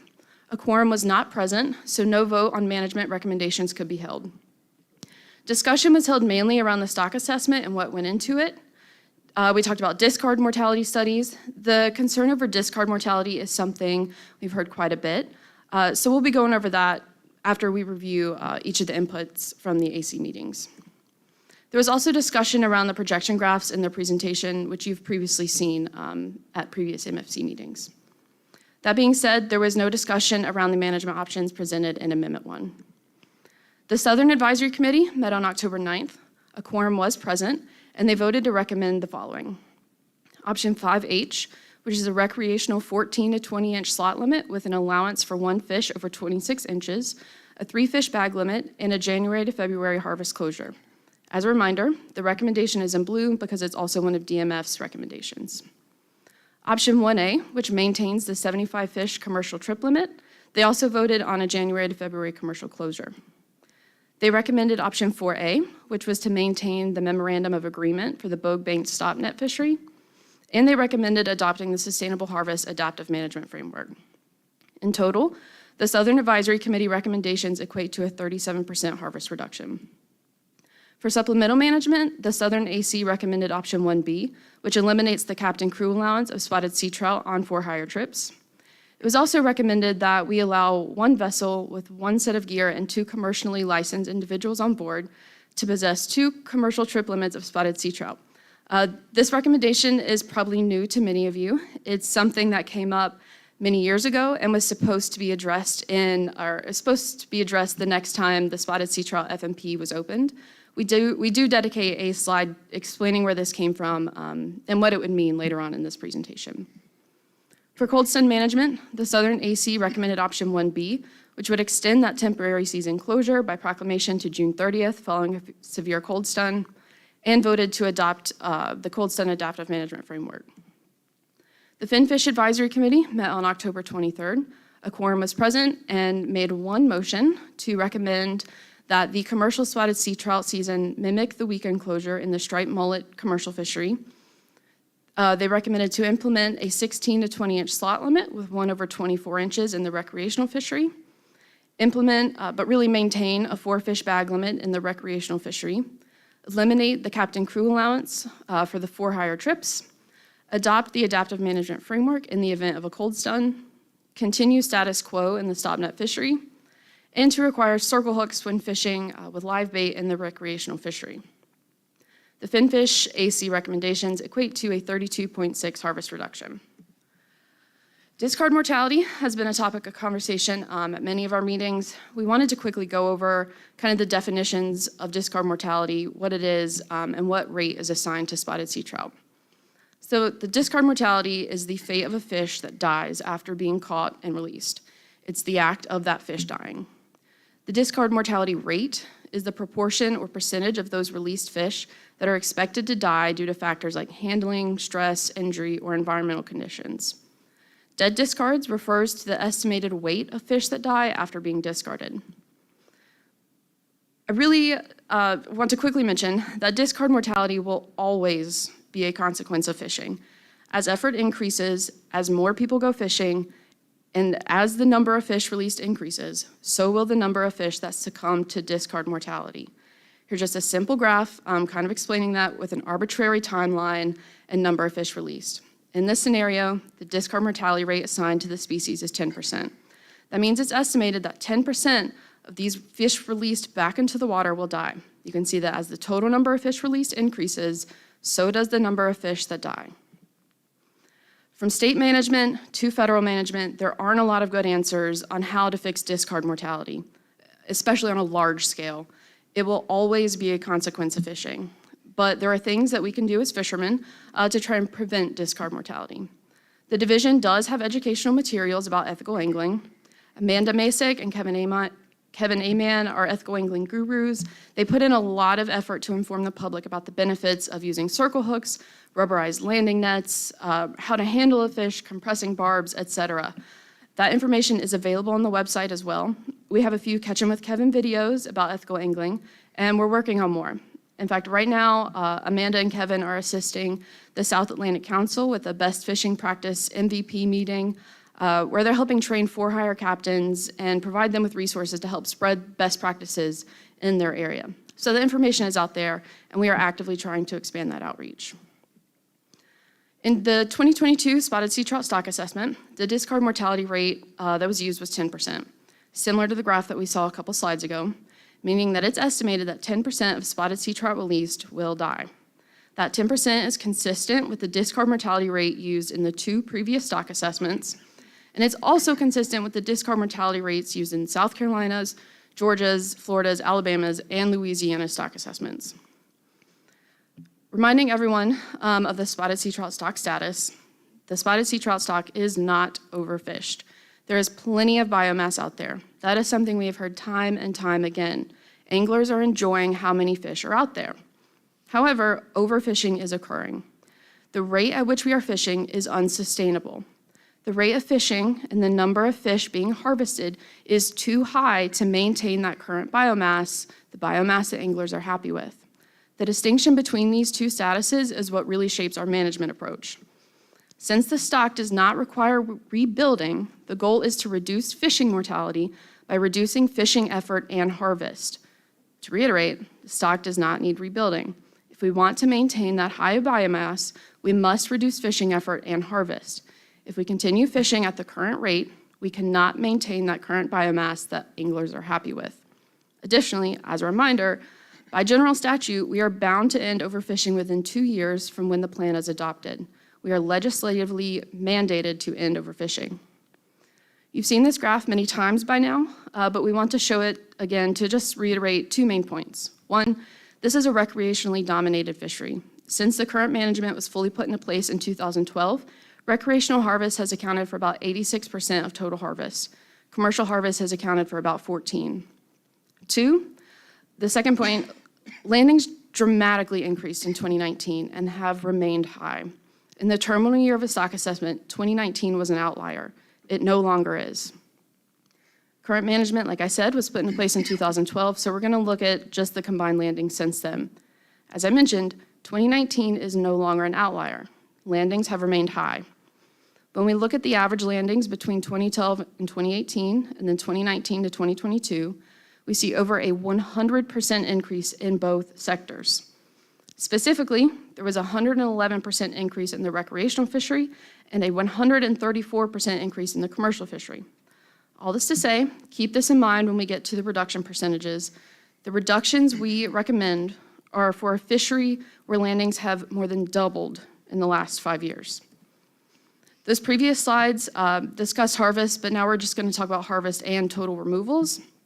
Biological years 2019, 2020, 2021, and 2022 represent the 4 highest years of harvest and total removals in the entire time series.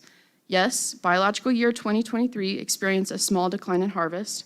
However, through August of this year, biological year 2024 is on track to reach the new time series high for both harvest and total removals.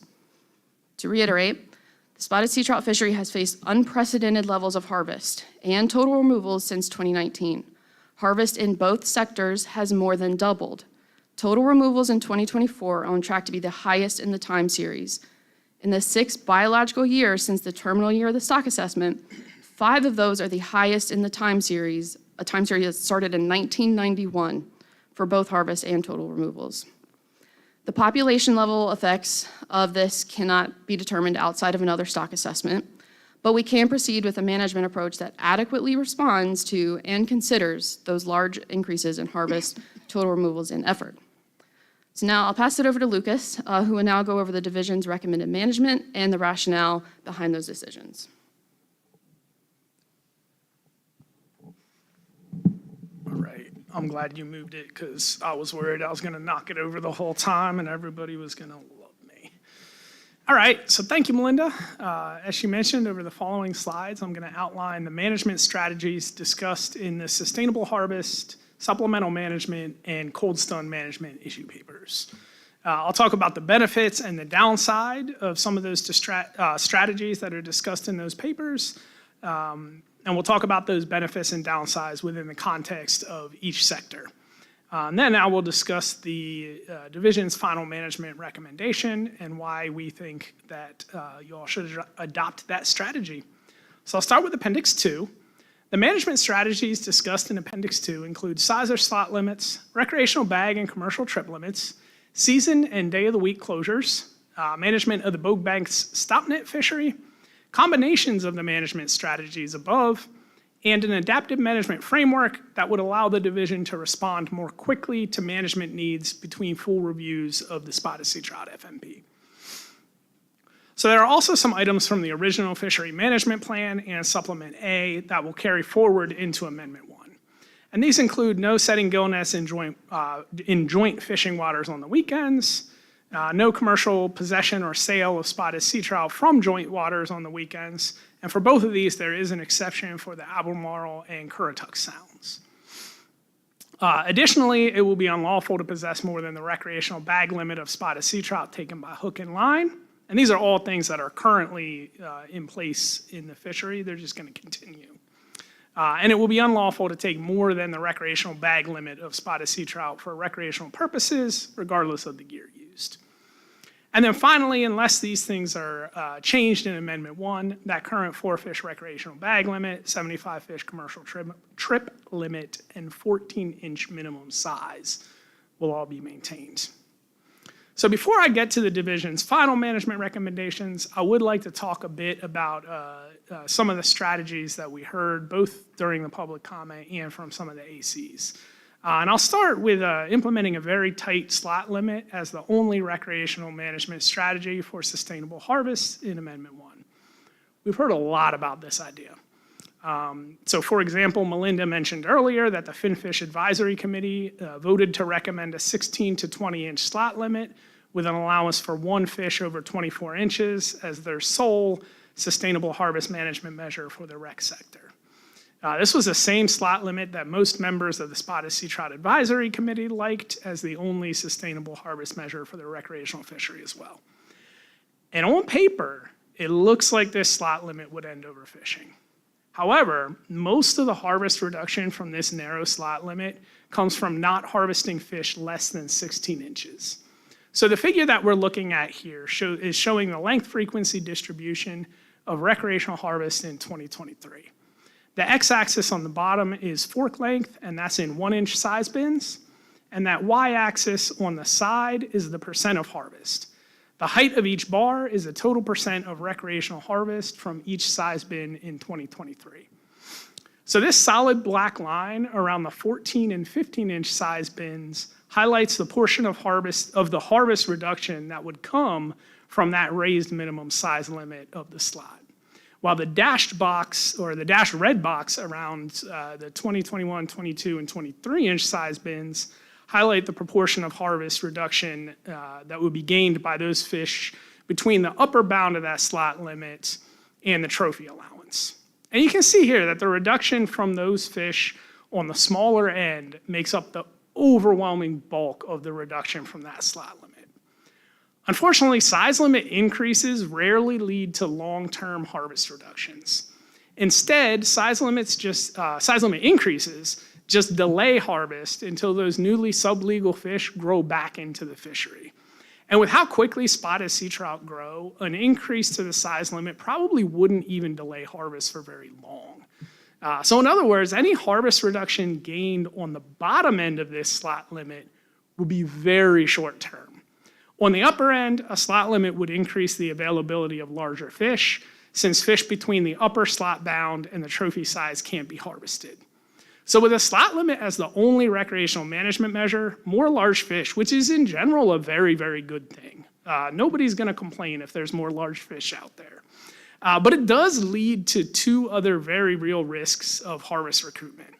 The first risk is if harvest of those larger fish simply shifts from the recreational sector to the commercial sector.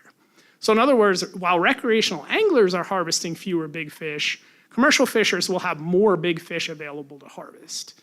And then that second risk is that as more big fish are available at the trophy size, recreational harvest in that trophy size class will increase. So to put it bluntly, it's highly unlikely that we would reach the on-paper harvest reduction from just a narrow slot limit by itself. Slot limits would, like I mentioned, protect those larger spawning capable fish. And that's not necessarily a harvest reduction, so it's not really a sustainable harvest thing. But protecting those large spawners is definitely not a bad idea and could definitely benefit the stock. However, a slot limit doesn't do anything to address the increase in effort, in specifically recreational effort that we've seen in recent years. And management that doesn't have at least a chance of reducing that effort is probably unlikely to meet the long-term goals.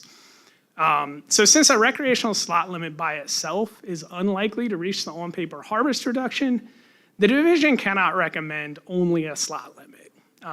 So that just, we wanted to take that time just to address, we've heard a lot, and we heard a lot in public comment today and last night, that we haven't listened to folks as they've called and asked for this type of a slot limit.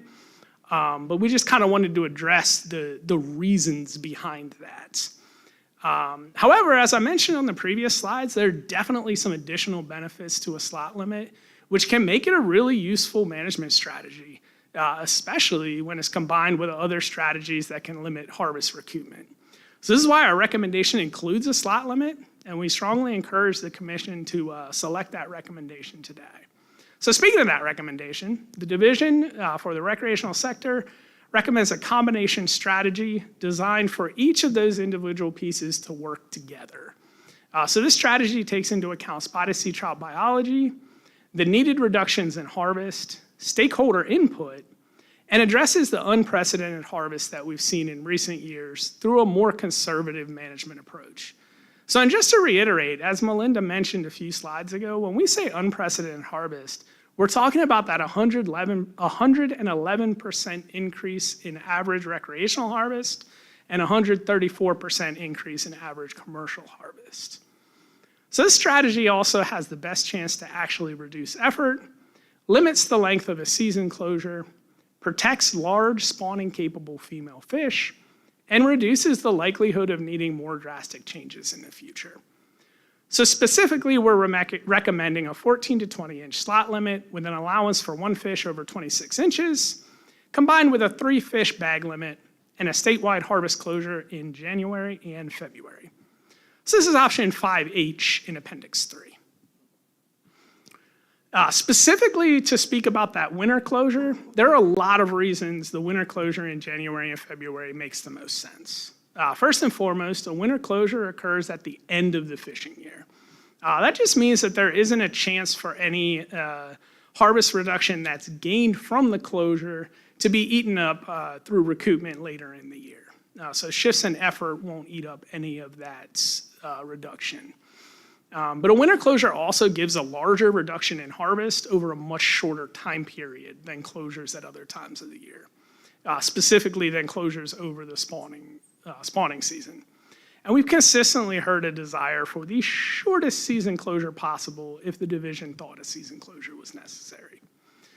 So a winter closure could also mean a lower discard mortality rate, and this is just because there's more oxygen in the water, and those water temperatures are a bit cooler.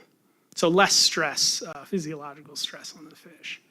And then finally, a winter closure protects spawning capable fish while they're aggregated in large numbers in the winter and vulnerable to harvest. So before I talk about the division's final commercial management recommendations, I'd like to do the similar thing and talk a little bit about that Finfish Advisory Committee's management recommendation that Melinda covered earlier. So just as a reminder, the main commercial piece of that recommendation was to mirror the weekend harvest closures in Amendment 2 to the Striped Mullet Fishery Management Plan, which are a Saturday and Sunday commercial harvest closure from January through September, and a Saturday to Monday commercial harvest closure from October through December. On paper, we're kind of in the same situation as that tight slot limit. Mirroring these weekend closures on paper would end overfishing in the commercial sector. Now, I do want to be clear that commercial weekend closures would, again, on paper, end overfishing in the commercial sector only. They definitely would not end overfishing across the entire spotted sea trout fishery. It's going to take a combination of recreational and commercial management to do that. So I will say those striped mullet, the striped mullet fishery and the spotted sea trout fishery have a lot of overlap in the main gears that are used and the seasonal timings of those fisheries. Each species is also the main incidental catch in the other fishery. So mirroring commercial management across the striped mullet and spotted Seatrout FMPs would absolutely simplify management across FMPs. And that is definitely something that we've heard a lot of folks have interest in. This management would also probably reduce user group conflict as well. And that's simply because there would be fewer weekend interactions between commercial gill netters and recreational anglers. However, the weekend closures alone are highly unlikely to reach the on-paper harvest reduction. So in the fall and early winter, striped mullet that are going to spawn leave the estuary and head to the ocean to spawn. If behavior changes and commercial fishers start fishing more during the week rather than on the weekends, there's a chance that at least some of those striped mullet have already exited the system over the weekend and will avoid harvest at least until they have a chance to spawn. Spotted sea trout, on the other hand, during that same time of year, are aggregating tighter and tighter in the creeks and bays of the upper estuary throughout the fall and early winter. If you have that same shift in fishing efforts to weekdays in the spotted sea trout fishery, spotted sea trout are still available for harvest because they don't leave the estuary. So in fact, those same weather patterns that will trigger striped mullet to leave the system and potentially escape harvest are likely to trigger spotted sea trout to start aggregating. So in other words, spotted sea trout are actually going to become more susceptible to harvest as fall and winter progress.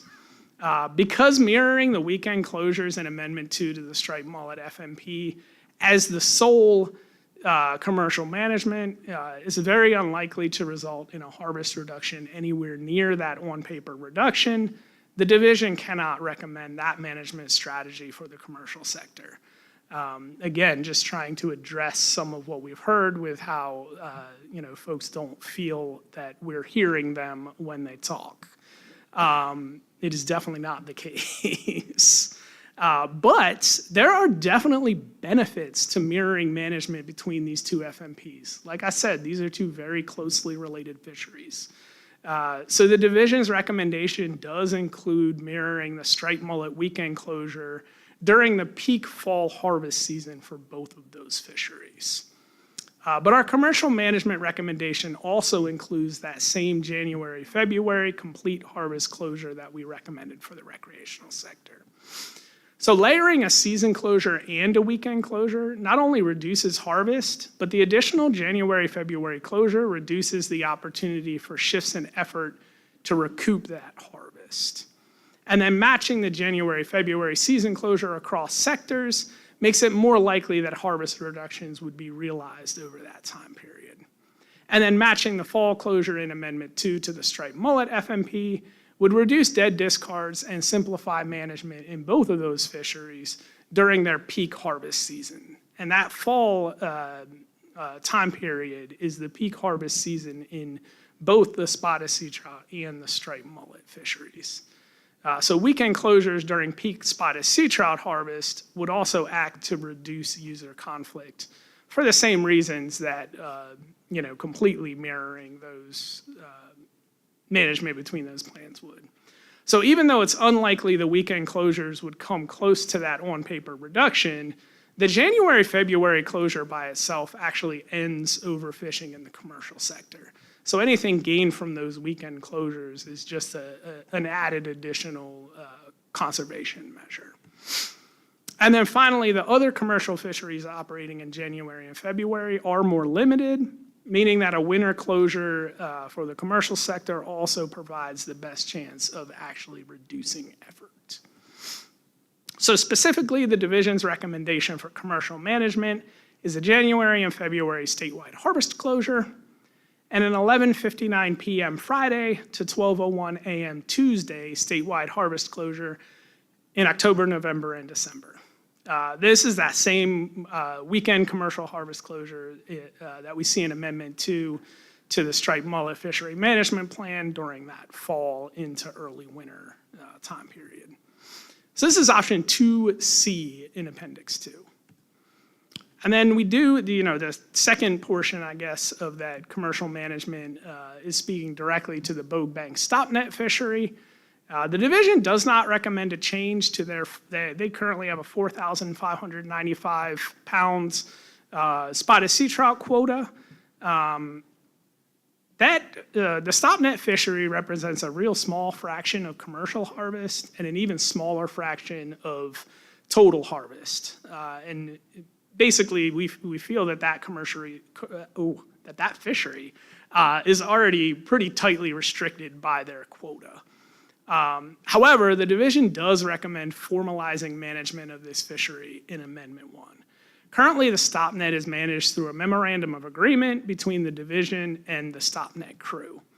Formalizing management in Amendment 1 simplifies management of this fishery, and it provides a much more transparent management structure because the terms that are now, the terms of this fishery that now just exist in that memorandum of agreement will actually be outlined in Amendment 1. So we're not actually changing any of those terms. We just want them more formally outlined. And then additionally, that current management structure through the memorandum of agreement for the stop net fishery, it's a little bit of an enforcement gray area. Formalizing management in Amendment 1 will make the management of that fishery enforceable. And this is option 4B in Appendix 2. So the final division recommendation for sustainable harvest is for the Commission to adopt the adaptive management framework outlined in Amendment 1. So another common refrain we hear, and we heard it this morning, and we heard it yesterday afternoon, and I think we heard it at every single one of the advisory committee meetings, is that the fishery management plan amendment process takes too long and it can't react to changing conditions within a fishery. Adaptive management allows the division to adjust management between full fishery management plan reviews if the management adopted in Amendment 1 isn't working. So adaptive management is a more flexible tool where the director can use proclamation authority to adjust management between full FMP reviews using science-driven metrics. So some examples of these metrics are things like our independent indices of abundance, the age structure or length frequencies, a lot of the things that we look at in our annual FMP updates. So if these science-driven metrics show that management isn't working, the director can adjust management by proclamation through that adaptive management framework outlined in Amendment 1. So that framework provides for the adjustment of seasons, trip and bag limits, vessel limits, size limits, and then gear restrictions in support of those. But it is important to note that these potential management adjustments still have to stay within the scope of Amendment 1. It's not like they can range way outside of the scope of the amendment. Adjusting management more quickly through adaptive management can allow the division to get ahead of those changes in the fishery and prevent the need for more drastic changes at that next full FMP review. So the adaptive management framework is option 7 in the Sustainable Harvest issue paper. Having the flexibility to react to changing conditions in the fishery and adjust management if the adopted management measures aren't achieving sustainable harvest goals is especially important if the ultimate preferred management that the Commission chooses today is a more risk-prone management option. That just makes it that much more important to have that flexibility. So I did want to provide a quick example, hopefully quick example of how adaptive management might work. I do want to emphasize that it's just an example of how it might work, and it's just for illustrative purposes. If we actually encountered this situation, I can't say that this would definitely be the end result, but I think it kind of outlines how we might at least think about the process. So over the next few slides, I'll walk you through a hypothetical scenario where multiple science-based metrics combined with continued high harvest could lead to a management change through adaptive management. Now, the scenario I'm about to show assumes that a slot limit with a trophy allowance is a part of the management adopted in Amendment 1 in some way, shape, or form. So if in our annual FMP update, we notice that we're seeing a lot fewer old fish in the population, and harvest has remained high since the adoption of Amendment 1, And maybe also we notice slightly lower abundance in our independent gillnet indices of abundance. Adaptive management could be used to remove the trophy allowance and protect those larger or further protect those larger and older fish. So in this example, the changing condition in the fishery is that seeing fewer of those older fish and that downtick in abundance. The adaptive management solution directly addresses that changing condition by removing a source of harvest pressure on those older fish. Hopefully it's a helpful example just to kind of illustrate how adaptive management could work. And I do just want to reiterate the importance of adopting that adaptive management framework, especially if the Commission chooses a more risk-prone management option today.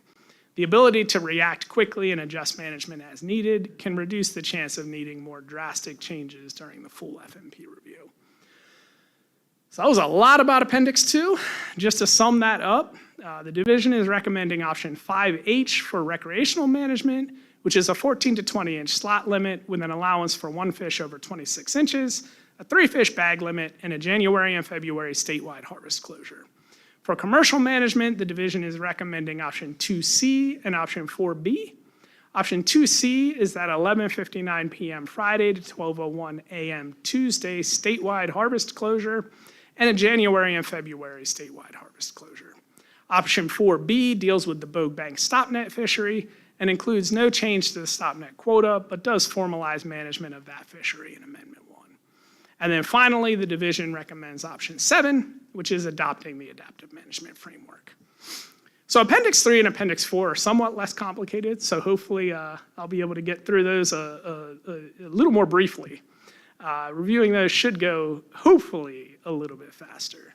Appendix 3 is the supplemental management issue paper, and this issue paper discusses those management options that are non-quantifiable.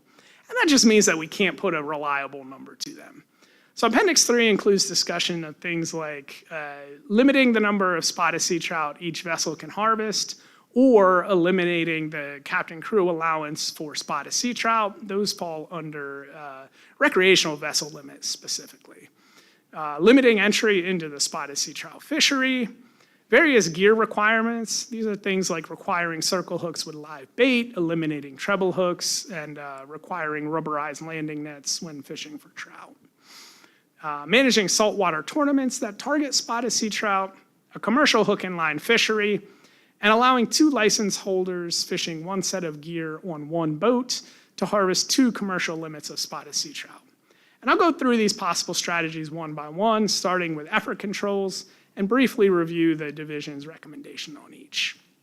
Effort controls are pretty easy because the spotted sea trout doesn't meet the threshold for limiting entry. Therefore, the division doesn't recommend trying to implement any sort of limited entry into the fishery.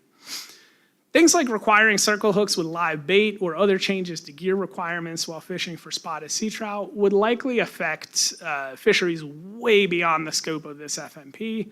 So because of these potentially wide-reaching effects, the division recommends continuing the current strategy of education and outreach that Melinda outlined earlier. Similarly, regulating tournaments would affect other species and tournaments targeting these species. So as such, the spotted sea trout FMP might not be the proper avenue for that type of management, but the division is currently putting together an outline of some of the issues surrounding saltwater tournaments. So increasing the commercial limit for spotted sea trout harvested by hook and line would likely increase harvest and potentially could increase harvest pretty drastically. Since the goal of Amendment 1 is to decrease harvest, the division does not recommend increasing the commercial hook and line limit for spotted sea trout, and we believe it should stay at that 4-fish recreational limit. So I do want to spend a little bit more time on that last bullet point because that item actually hasn't been addressed in previous drafts of Amendment 1.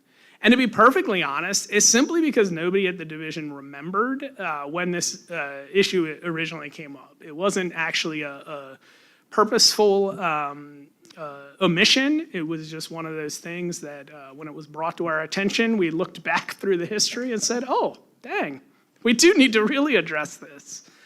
So this is something that arose in discussions during the April 2014 FinFish Advisory Committee meeting, while that committee was serving as the advisory committee for Amendment 1 to the striped mullet FMP. So at the following May 2014 Marine Fisheries Commission business meeting, a motion similar to the Southern Advisory Committee motion up here on the screen was put forward. The commission was unwilling to reopen the plan for an amendment to address this one specific issue at that time, and instead they voted that this issue should be discussed the next time the FMP was reopened for review. So the commission discussion around that motion made it pretty clear that the issue should be reviewed in the next FMP, but not necessarily implemented. The next FMP should include that discussion so that the commission had an opportunity to hear it and to vote on it. So additionally, during the Southern Advisory Committee meeting to review Amendment 1 to the Spotted Sea Trout Fishery Management Plan, a motion was made to recommend allowing one vessel with one set of gear and 2 commercially licensed individuals on board to harvest two commercial limits of spotted sea trout. So we've included a full discussion of this motion in the draft of Amendment 1, but ultimately the division feels that this suggestion has a pretty good likelihood of increasing commercial harvest, though it will be difficult to say to what extent. So as an example, while it's true that 2 commercial fishers currently fishing on 2 separate boats would not harvest more fish if they were allowed 2 limits fishing from the same vessel. So if those 2 folks now fishing on separate boats are fishing on the same vessel, harvest doesn't change in that situation. However, if you have 2 commercial fishers who are already fishing together on the same boat, allowing 2 commercial limits in that instance would double their allowable harvest. So since the goal of Amendment 1 is to reduce harvest, the division really can't recommend options that are likely to increase harvest. Therefore, the division recommends maintaining the allowance for only 1 commercial limit of spotted sea trout per vessel. So the final possible strategy for Appendix 3 is, I say final, but it's actually first on that list, is looking at recreational vessel limits or eliminating the captain crew allowance on for-hire trips. And the division recommends eliminating the captain crew allowance on for-hire trips for spotted sea trout, but not implementing a broader vessel limit. So eliminating the captain crew allowance, it's a management measure that's had pretty broad public support. And some of that support actually includes support from the for-hire industry. So to summarize Appendix 3, for recreational vessel limits, the division recommends option 1B, or eliminating the captain crew allowance on for-hire trips. And for commercial vessel limits, the division recommends option 2A, or maintaining the status quo of a single commercial trip limit allowed per vessel. So the final appendix I'll review today is Appendix 4, which discusses cold stun management. Appendix 4 includes options for temporary management measures in the event of a severe cold stun. Currently, when a severe cold stun occurs, the director can close the spotted sea trout fishery by proclamation through June 15th using that existing cold stun adaptive management. Possible management strategies in Appendix 4 can really be split into 2 groups. The first group would be adding additional management to the current season closure. So that first group includes possible strategies like extending the season closure, adjusting size or slot limits, and adjusting bag or trip limits. And again, these management options would be temporary options in addition to the existing season closure through June 15th in the event of a severe cold stun. The second group of possible strategies would be to add more tools in the toolbox in the event of an exceptionally severe cold stun through an adaptive management framework. So a cold stun could be bad enough to close the fishery, but not bad enough to need any of those additional tools. But adding more tools to that adaptive management framework would allow the division additional flexibility in adding temporary measures in the event of an especially severe cold stun. So as it stands, the director has proclamation authority to close the spotted sea trout fishery until June 15th in the event of a cold stun, using that already established cold stun adaptive management framework. June 15th is about the midpoint of the first peak in spotted sea trout spawning. The division recommends extending that closure until June 30th, which would encompass that entire first peak in spawning activity rather than only the first half of that peak. So it just gives more fish more of a chance to spawn before being susceptible to harvest. The division does not recommend adding any size, trip, or bag limit adjustments to that closure. So just extend the closure, no other changes. However, the division does recommend adopting that adaptive management framework presented in Appendix 4. And this would add those additional tools to the adaptive management framework, which would allow us to have a more robust response in the case of that exceptionally severe cold stun scenario. So to summarize Appendix 4, the division recommends option 1B, or extending the fishery closure through June 30th in the event of a severe cold stun, and option 4, which is adopting the adaptive management framework. So I wanted to wrap up our presentation today with the timeline of where we are in Amendment 1. As Melinda mentioned earlier, your action item today is for the Commission to select their preferred management option. Then, after the DEQ Secretary and Legislative review of the draft Amendment 1, Melinda and I will be back in front of you at your February meeting, where you will have the opportunity to vote on the final adoption of Amendment 1. I feel like I've been coming up here in front of you all for years, and we're getting in towards the end there. So again, your action item today is to vote on the Commission's preferred management options for Amendment 1. I know there was a ton of information in today's presentation, so I wanted to kind of lay it all out by issue, organized by issue paper here. So for Appendix 2 and Sustainable Harvest, you'll vote on preferred management options for recreational management, commercial management, the Bogue Bank Stop Net Fishery, and the Adaptive Management Framework. For Appendix 3 and Supplemental Management, you'll vote on preferred options for recreational and commercial vessel limits. And then for Appendix 4 and Cold Stun Management, you'll vote on extending the season closure, temporary size limits, temporary bag and trip limits, and the Cold Stun Adaptive Management Framework. But at this point, we'd be happy to answer any questions you might have. I'm sure nobody has any whatsoever, just about today's presentation or our recommended management options. Okay, and Tom, I'm gonna do something different this time. I'm gonna start, and when I get done, you can start. How about that? You take over where I leave off, because there might not be much left from where I'm gonna go.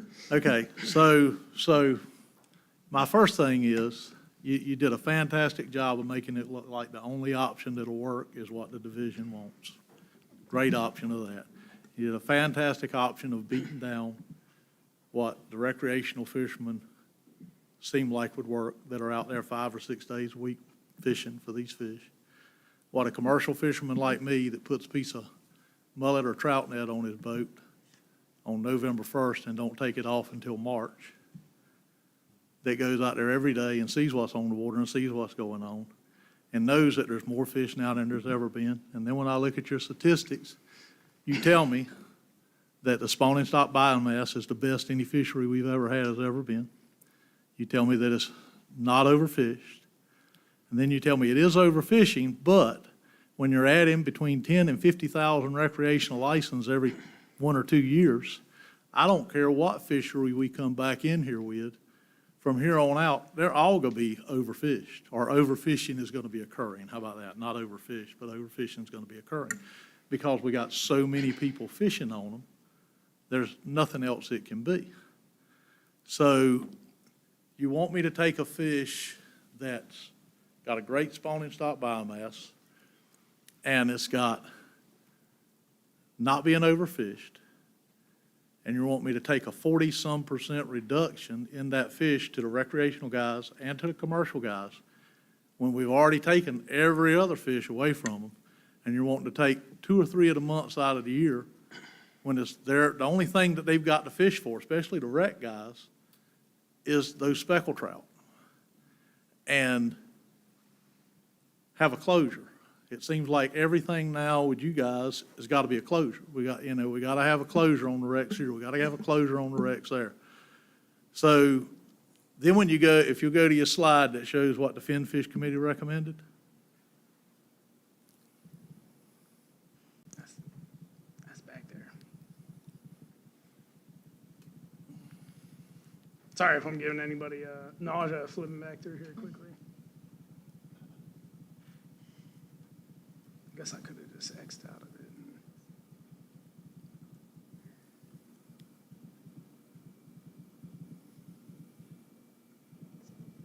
Is it the very beginning? Oh, there we go.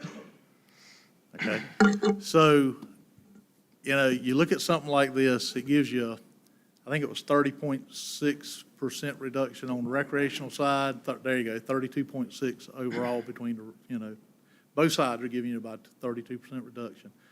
On a fish that's really, according to your peer reviewers, on the stock assessment we worked on, doesn't have a problem. Okay? Every scientist that sat on any committee with this has beat themselves blue in the face. My scientist on the finfish committee was like, I can't vote for this because I don't see where we need that. And so you go forward and you give you a 32% reduction on something that don't look like it needs a reduction at all, and you keep it where the guys have something to fish for in January and February on the recreational side, and the commercial fishermen will be giving you the weekend mirror in the mullet fishery. And the worst thing I see with the speckled trout fishery is release mortality and dead discards. That seems to be the two biggest problems that fishery has from what I see. And when you close the weekends, like it is for mullets, and add speckled trout to it, you completely eliminate the dead discard in the commercial fishery because you won't be fishing for either one of them when you're fishing with the other one. So if you close, just say for the commercial side, if you close it in January and February, you know, you act like those mullets are all leaving and going to the ocean. Come get on my boat. I've offered for the last 10 years since Lewis Daniel left here. You know, Lewis used to come get on my boat at least once a month. And you know, I offer for anybody to come get on it. Ride with me in January and February. You know, talk to some of the Marine Patrol officers. They see me out there in January and February. Those mullets are not gone. We're fishing them in January and February. Pull up my trip tickets and look at them. And I'm fishing 6 days a week. And when I'm catching those winter mullets, I'm catching a few speckled trout with them. So if you close it down in January and February, then every time I run them mullets, I'm killing speckled trout that I don't need to be killing for no reason.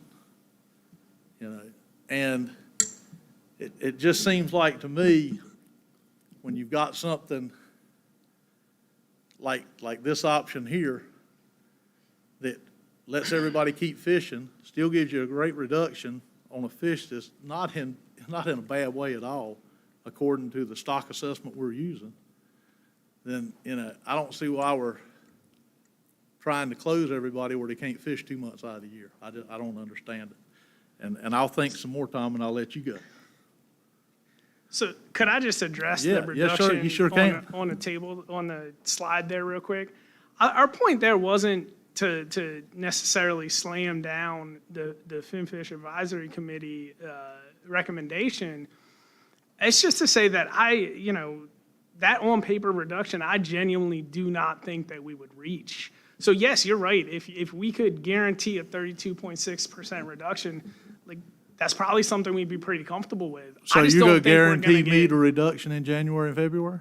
No, but I think it's Well, it's on paper and you can't guarantee I it. think So there's why do you talk bad about not being able to guarantee this one, but yours you can't guarantee is good? Because I think what we're doing in ours is trying to address between those different pieces of management, we're trying to address the opportunities for recoupment that are not addressed in this management idea. And that's the only issue I have with it, is I think there is way too much opportunity for harvest recoupment. I don't think that we're gonna get close to that number. And I think with the layers of management that we've put together, I don't think we're gonna get a 40% reduction either. Well, I But I think think you'll it's get- more likely we're gonna get more of it. So I think that when you take next year and you say, okay, Sammy, you can't keep speckled trout in January and February. You're gonna get the reduction for whatever myself and whatever Mike Blanton and whoever else up his way is fishing. You're gonna get that reduction. You're gonna go, look, there was no speckled trout caught in January and February. And you're gonna say, 20% of the fish were caught then, so we got a 20% reduction. But you didn't, because while I was there catching mullets, I was throwing those speckled trout over dead. So you didn't get that reduction. You did on paper, just like you're saying with me on this option. You may get it on paper, but you didn't get it while that fish is laying dead on the bottom letting the crabs eat him. And that's what you see as being on the boat every day and working on that water and knowing what's actually happening on the water. And so now I'll let Tom, I'm sorry I interrupted your time there. I'm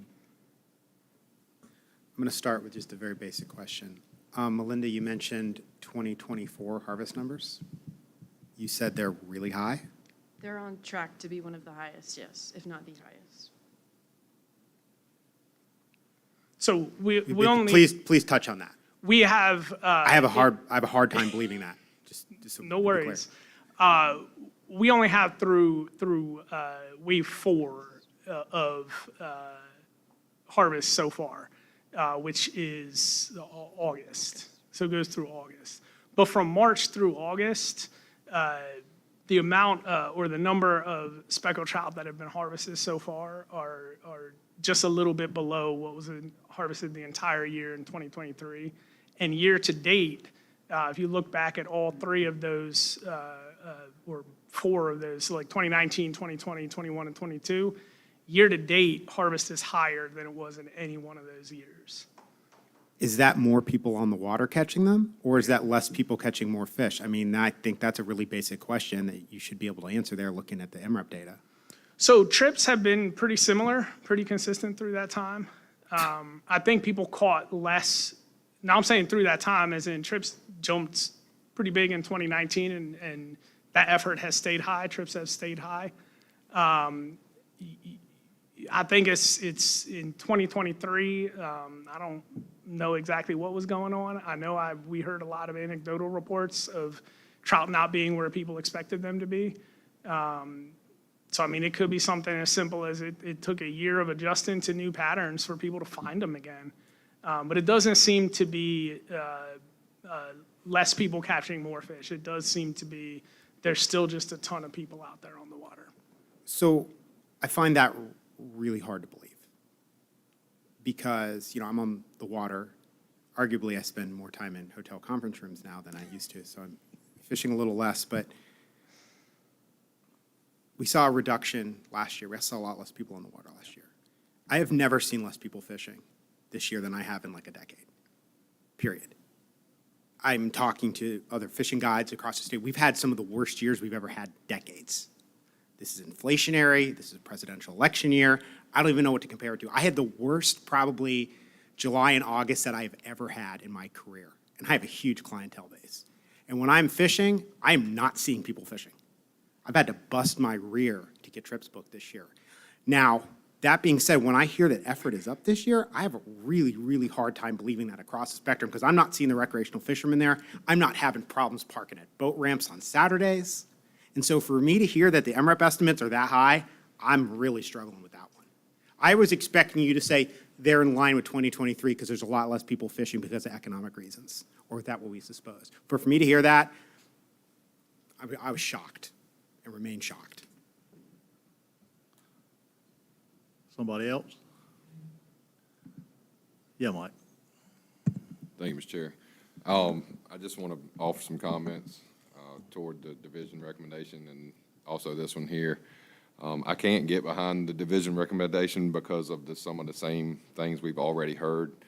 The season closure to the northern part of the state would be pretty, would turn what harvest is made in the Albemarle Sound and north, Currituck Sounds, Roanoke and Croatan.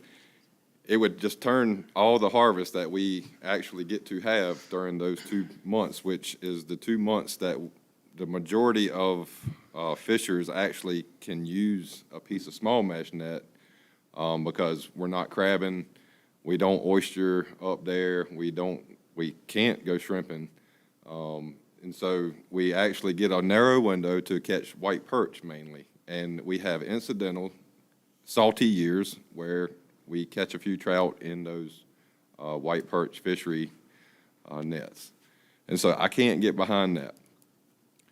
What I can offer as well is saying that the weekend closures wouldn't really work. You know, if we closed every weekend of the year, that's 104 fishing days that you take away from commercial fishermen, in addition to the extra third day from the period of October through December. And so that's an additional maybe 10 weeks, 12 weeks. That's another 12 days. So now you're 120 days or so of fishermen that cannot fish commercial closure. And so that's 30% of the year. And so to say that that doesn't work, I just have a hard time believing that. Because when you take 120 days away from me, that's a significant amount of time. That's not including the weather days that I get took away from and the days that are dedicated for me to participate in other fisheries that are more important to my operation. And so not one person I know is a commercial fisher is a dedicated speckled trout fisherman. It just doesn't work that way.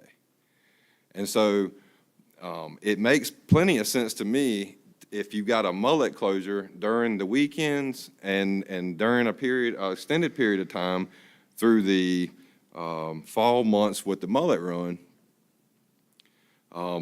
Why would you leave trout open, close mullets for them to then be able to switch fisheries, go to the speckled trout, and actually pinpoint them and look for that because they can't target a mullet? It just doesn't make any sense. You're actually shifting effort. So if you allow the fishermen to fish 4 and 5 days a week, take 2 away, and let Mother Nature and the weather take some of the days away, then you've got a significant amount of days taken away from the commercial fishery. This is just basic and simple math. And so we only get 365 chances a year. When you take 120 chances away, that's a significant amount. We don't get them days back. Them fish, just like duck hunting, the ducks get to rest 1 day a week. And hunters even have promoted that. You know, the state talked about going 7 days a week duck hunting. There was a huge pushback against that.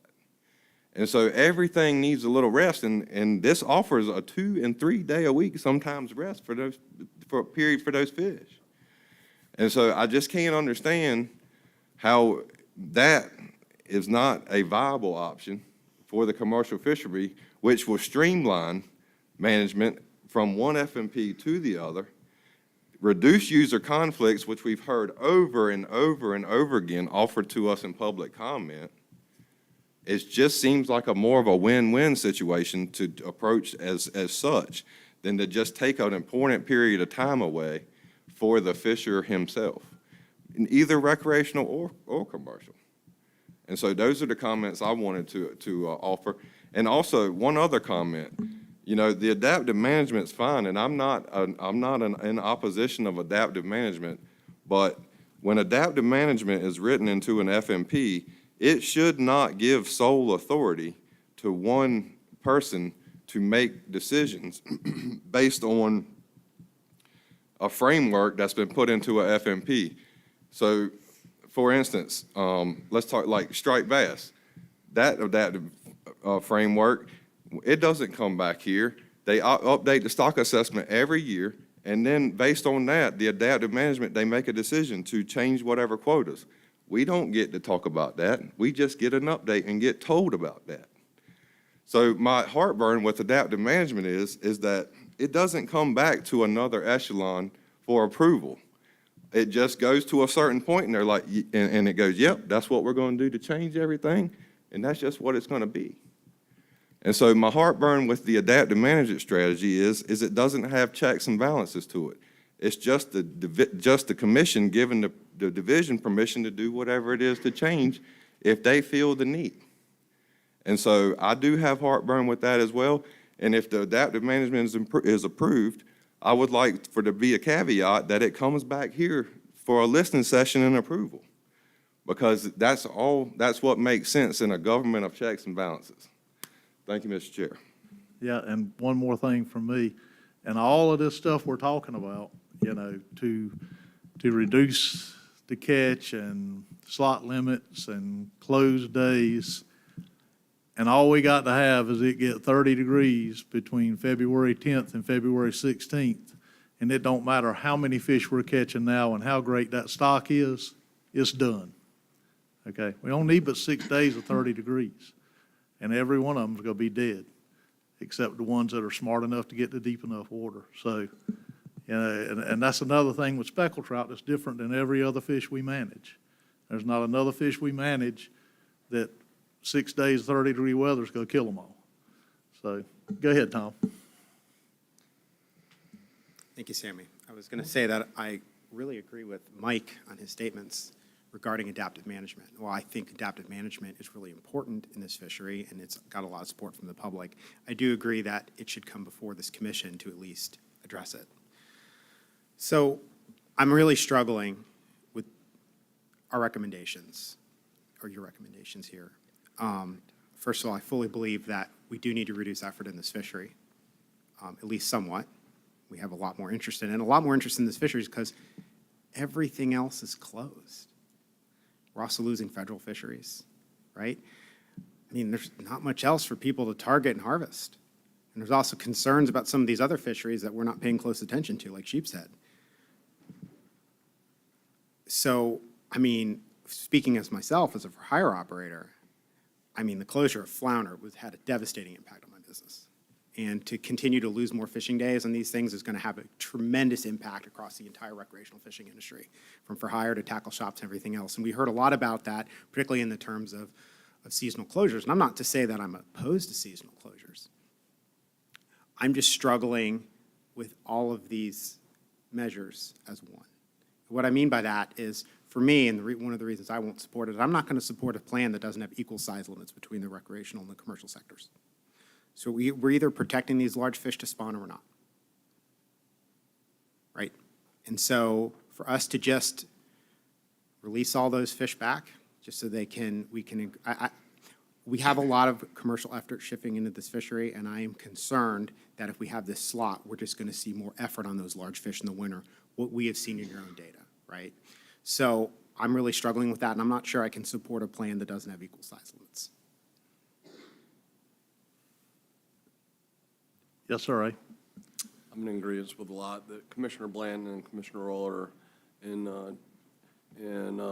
Chairman Corbett have said on all this. One thing that hasn't been addressed, that I'm just trying to think outside the box a little bit, you know, as a speckled trout fisherman, I use and utilize a release over 20 program because of protecting spawning fish. And I understand where, you know, some people target trophy trout. But one thing that hadn't been brought up that just kind of I was thinking about that I haven't heard, you know, anybody say, you know, when you look at, you know, relating it to hunting, why couldn't you have a, you know, 1 tag or 2 tag for a trophy trout? That seems like it would make more sense. So then you have the ability to go catch a trophy trout, maybe get a state record or whatnot. It doesn't eliminate that, but it does, you know, decrease the number that can be harvested.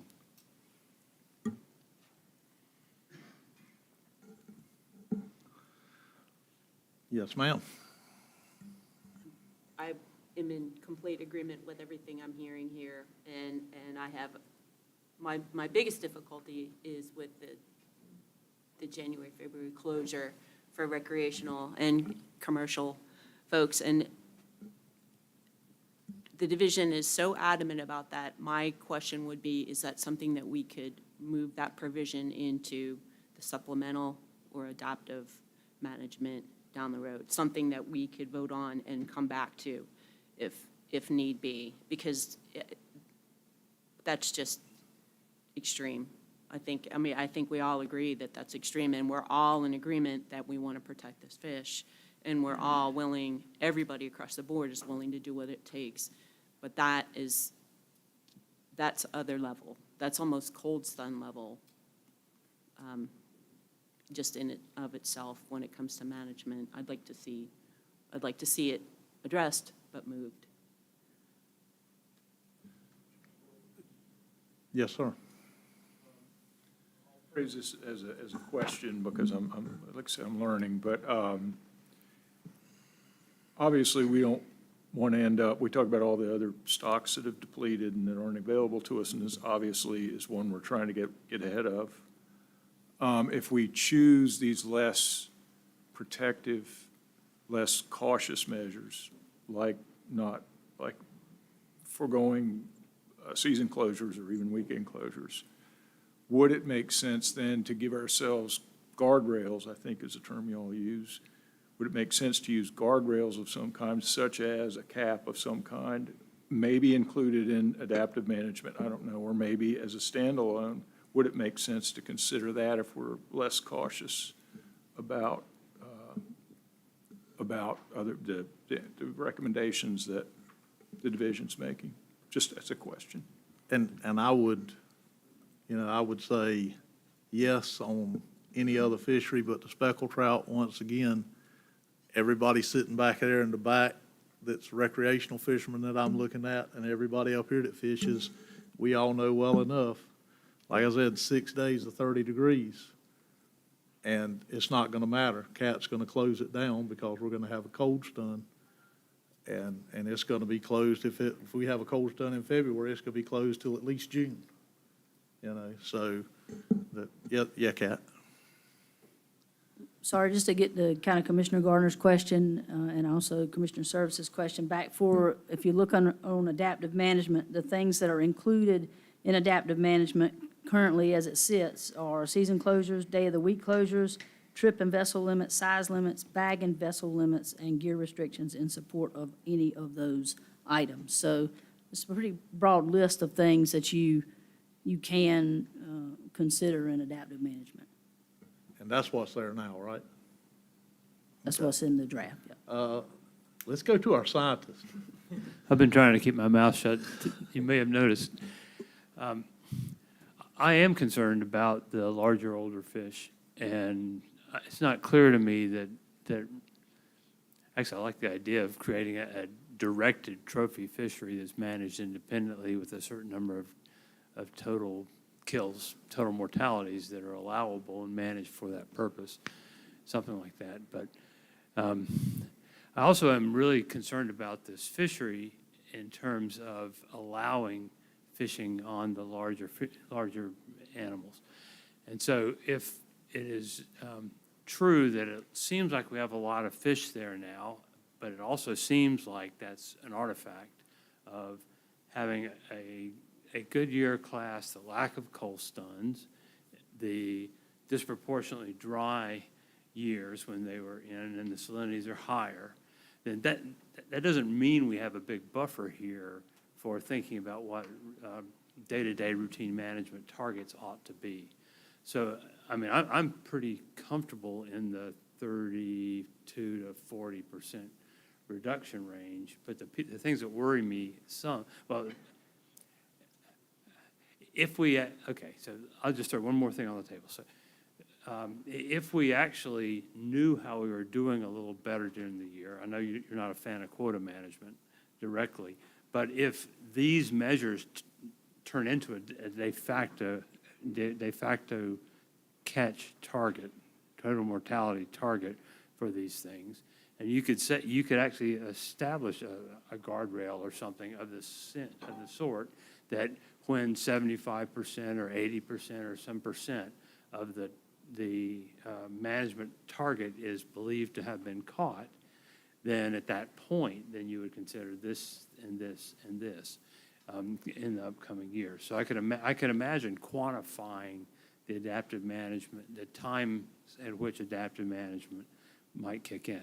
And so I might actually feel okay about going with the Finfish Committee's measures, although I noticed one thing. So Will you pull that back up, the Finfish it says thing back up? Status quo management for the stop net fish.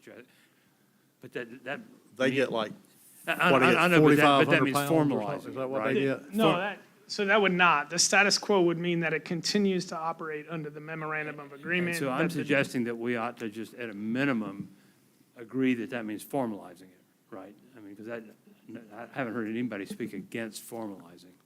that. So if you made that blue, that part.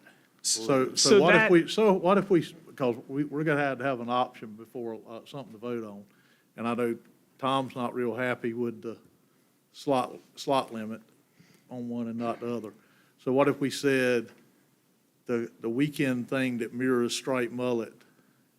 I mean, I don't think anybody's got a heartburn with that. Tom seems to have a problem with the slot limit. What would you do there? What is something, or anybody else, what would you do with the recreational side? If we're going to have a recreational slot to get the reduction, it needs to be the same on the commercial sector. I mean, I would just point out, we talked about trophy fishery. I want to be very clear that one issue, now 24 is different, but in the division's recommendation, 26-inch fish, they are so rare. I mean, as anglers, Trophy hooking, rare? as a 26-inch trout, they are unicorns. I mean, I specialize in big trout. I don't catch many fish over 26 inches. And when we do, we are super, super excited. I may go a whole year and not see one that big. So it's really not a reduction, right? So my question for you is, you're a wreck fisherman, you're a wreck fisherman, Mr. Service, you are, Willie, you are. What's some ideas from the recreational people on here, what needs to be done to the recreational fishery? Can we not go through each bullet point and say, yes, because I've talked to a Yeah, lot of that's people who are great. sitting here, and That's then great. maybe we can come up with all these different options that we like and don't like. Yeah, well, I pretty much feel like the commercial guys, and I don't think I'm speaking out of turn, are good with mimicking the striped mullet because we all understand we don't want dead discards. We want to use what we catch. And we're not going to have to worry about throwing mullets over dead, and we're not going to have to worry about throwing speckled trout over dead. Yes, Willie? All of the discussion that I'm hearing is various alternatives or twists and turns in the basic recommendation. The basic recommendation, as I'm understanding it, is to achieve around a 33% reduction in landings. Is that what we're trying to do here? So I wouldn't say that there is a set number that we're necessarily trying to achieve. I think for the division's recommendation, what we tried to do was put together a suite of options that we felt would absolutely reduce harvest and end overfishing. I guess my point is that I'm trying to start with the objective rather than all the different things we could do. But are we, in order to overcome the overfishing minimally, we need a blank percentage reduction. And then we get into all of these different ways we could do it, it seems like to me. But it seems like I'm hearing about all the different ways we could do it without arriving at this is what we need to do, and we need this percentage. And so here are the combinations that achieves that. But And I don't know that if we did 10% more on either side of what the division's recommending, I don't know that we would stop overfishing because we have so many people fishing now. The fish already aren't overfished. I'm trying to understand what the overfishing reduction goal is itself, and then understand these different pieces and what that contributes to that. Go ahead, William, see what you. Just had a question. We have statutory requirement to get at least a 19% reduction, correct? We have to do that. Okay. 19.9, so basically 20. 19.9, and Okay, so we between, start with that as an absolute minimum. that's a legal requirement, if I'm not mistaken. And then 30, getting up between the 32 to 40% range gets us between the target and the threshold. Yeah, so the Or the harvest reduction. threshold reduction, which is from the FRA, is the absolute bare minimum that can be done, is 19.9. The target is 53.9, so basically 20 to 54%. The division's recommendation comes out to, I believe, a 39.6% reduction for the recreational, or overall, over a 39.6 overall reduction, percent.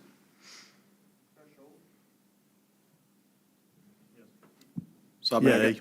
I guess the best way is just, I mean, you ask point blank, what do you like, what do you don't like from the recreational side? So I'll just go through it real quick. Commercial spotted, item number 1, I'm good with. Item number 2, there's a little bit of argument between 14 and 16 inches. So the question would be, how long does it take a speckled trout to grow from 14 to 16 inches? Because I know they grow very rapidly. So that's just a quick question, approximately. Not long, not long at all. Exactly. Well, that's my point. It doesn't, I Yeah. mean, so I just don't think that really matters that much. And then back to my point on spawning fish, there are a lot more 24-inch, to Tom's point, 26 and above, yeah, there's not very many. I see a lot of I have caught a lot of 24-inch fish. I would like to see some kind of, tag implemented, a 1 tag or 2 tag over 26-inch. 4-fish bag limit, I'm fine with it being a 3-fish bag limit. Cabin crew, eliminate, I'm good with that. Adaptive management, like Chairman Blanton said, I would like to have some checks and balances to where we have a say-so in approving whatever that will be. Continue the stop net, I'm good with. Circle hooks with live bait, I'm good with as well. So that's just a real quick rundown. So why don't you come up with a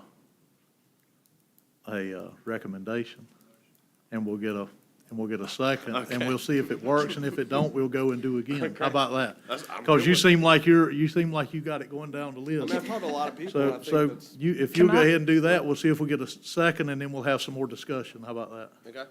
Commissioner Corbett, can I just offer a Yes, real sir. quick Yes, point sir. of clarification? Because it seems like there might be a little bit of misunderstanding of what the Finfish Advisory Committee recommendation was with regard to the stop net.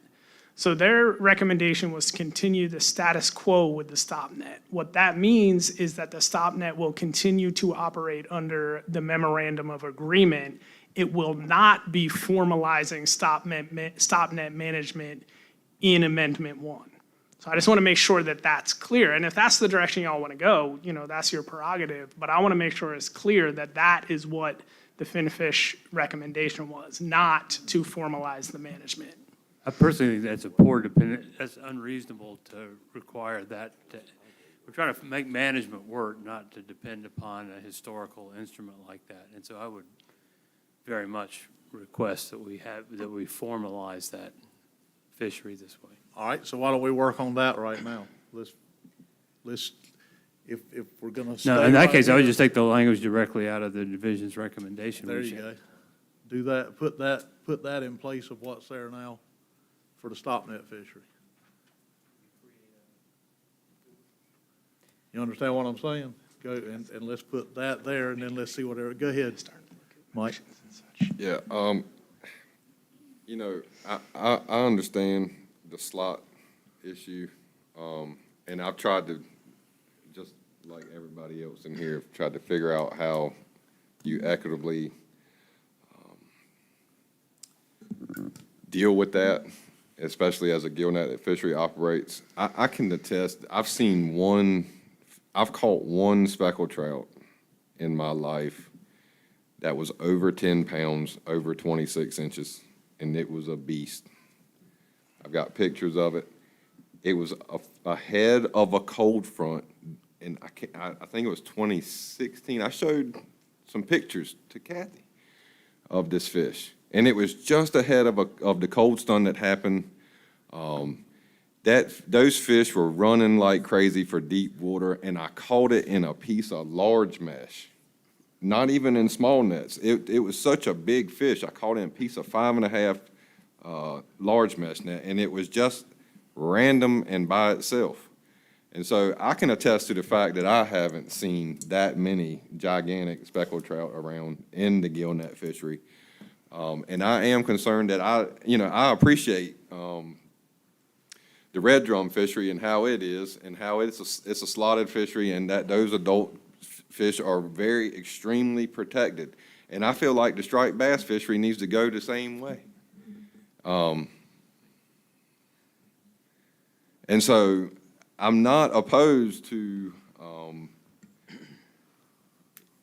tossing the larger fish back overboard, but I'm just trying to point out that the significance, and Sammy, you can quote, you can kind of add to this if you'd like. The significance of big fish is not there because it's just a mesh size thing. And so, in the Albemarle, as it sits right now, we're only allowed at that in those months are 3 1/4 nets. That's it. That is the size. And so we're already bound to a mesh size that's going to not catch those big fish. We're not allowed any large mesh up there anymore, other than a drop net situation on catfish, and they have to be immediately retrieved, almost. I think that language changed just a slight bit, just for clarification. And so I understand there's a concern of a little bit of recruitment in the commercial fishery from a slot, but just being a little more experienced with gill nets than quite a few, I just don't see that in the fishery. It's just not there because of the mesh size that we're allowed. And so we miss a lot of them larger fish. I have something to add to that too, directly to that. Speckled trout is my bread and butter fishery. Absolutely. I run many more trips on speckled trout than anything else. But for me, it's a summertime fishery. It's so completely different than what's been discussed here. So I haven't said a lot, but a couple of things that really glare for me is that, first, we want to thank you for talking about letting go a slot, talking about a slot, because we are the recipients of the fish that are released in the wintertime during the summertime fishery. We get those fish. But we go through very, very long periods of 14-inch fish. We do a lot of measuring at certain times during the summer in order to even reach a 14-inch minimum.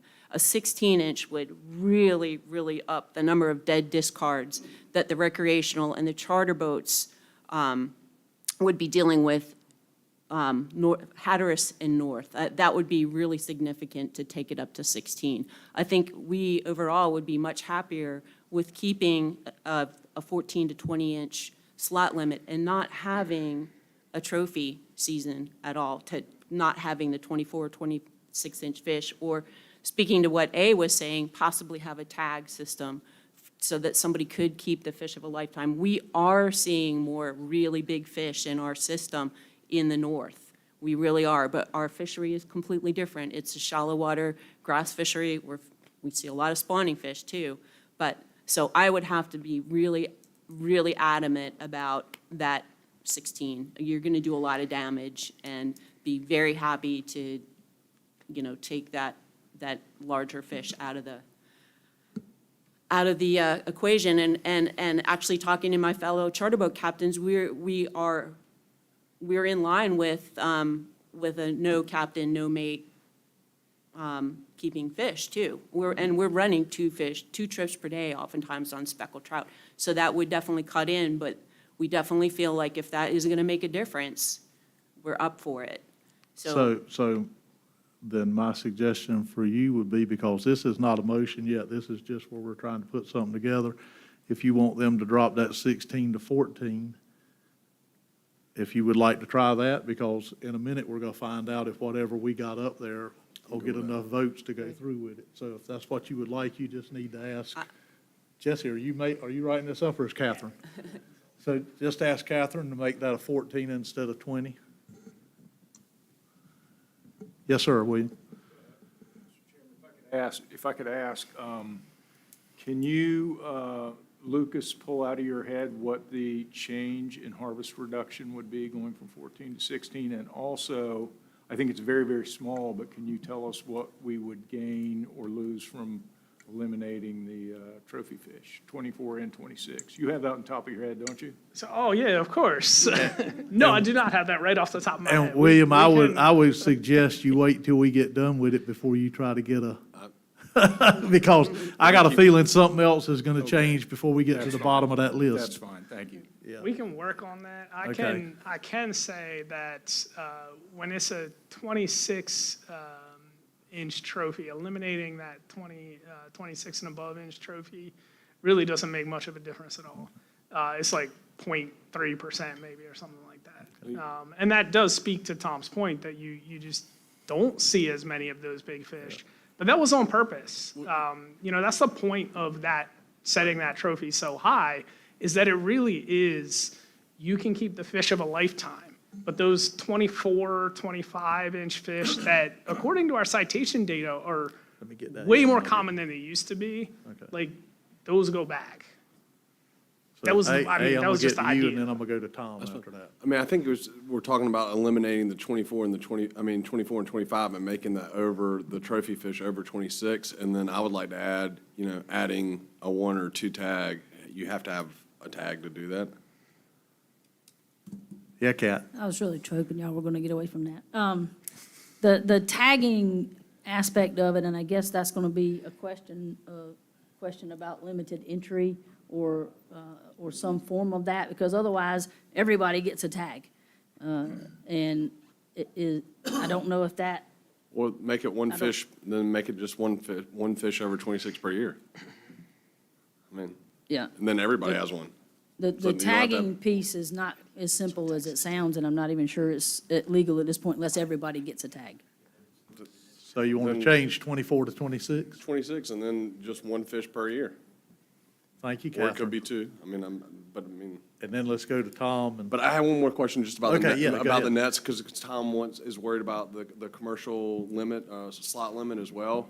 And then Mike just said, the nets that y'all use, you don't catch a lot of big trout, so then therefore, there shouldn't be big trout discards. And I think somebody, I don't know if it was you, Sammy, or Mike, if a big trout does get caught in one of your nets, it's usually their tooth, and you just shake it, and it comes. I'd shake the net and and it go in comes because free.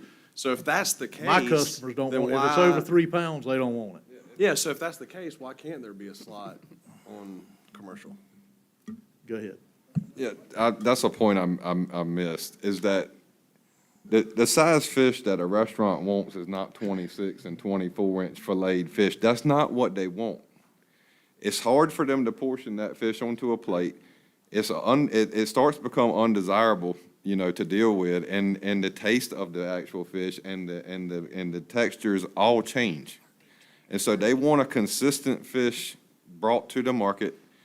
And if they're going to put that on a plate and offer it at a retail, they just want, and everybody here has eaten a seafood platter, I'm sure. All the fish are consistently the same size because that's easy for them. They can portion control. They know how much money they got in the plate.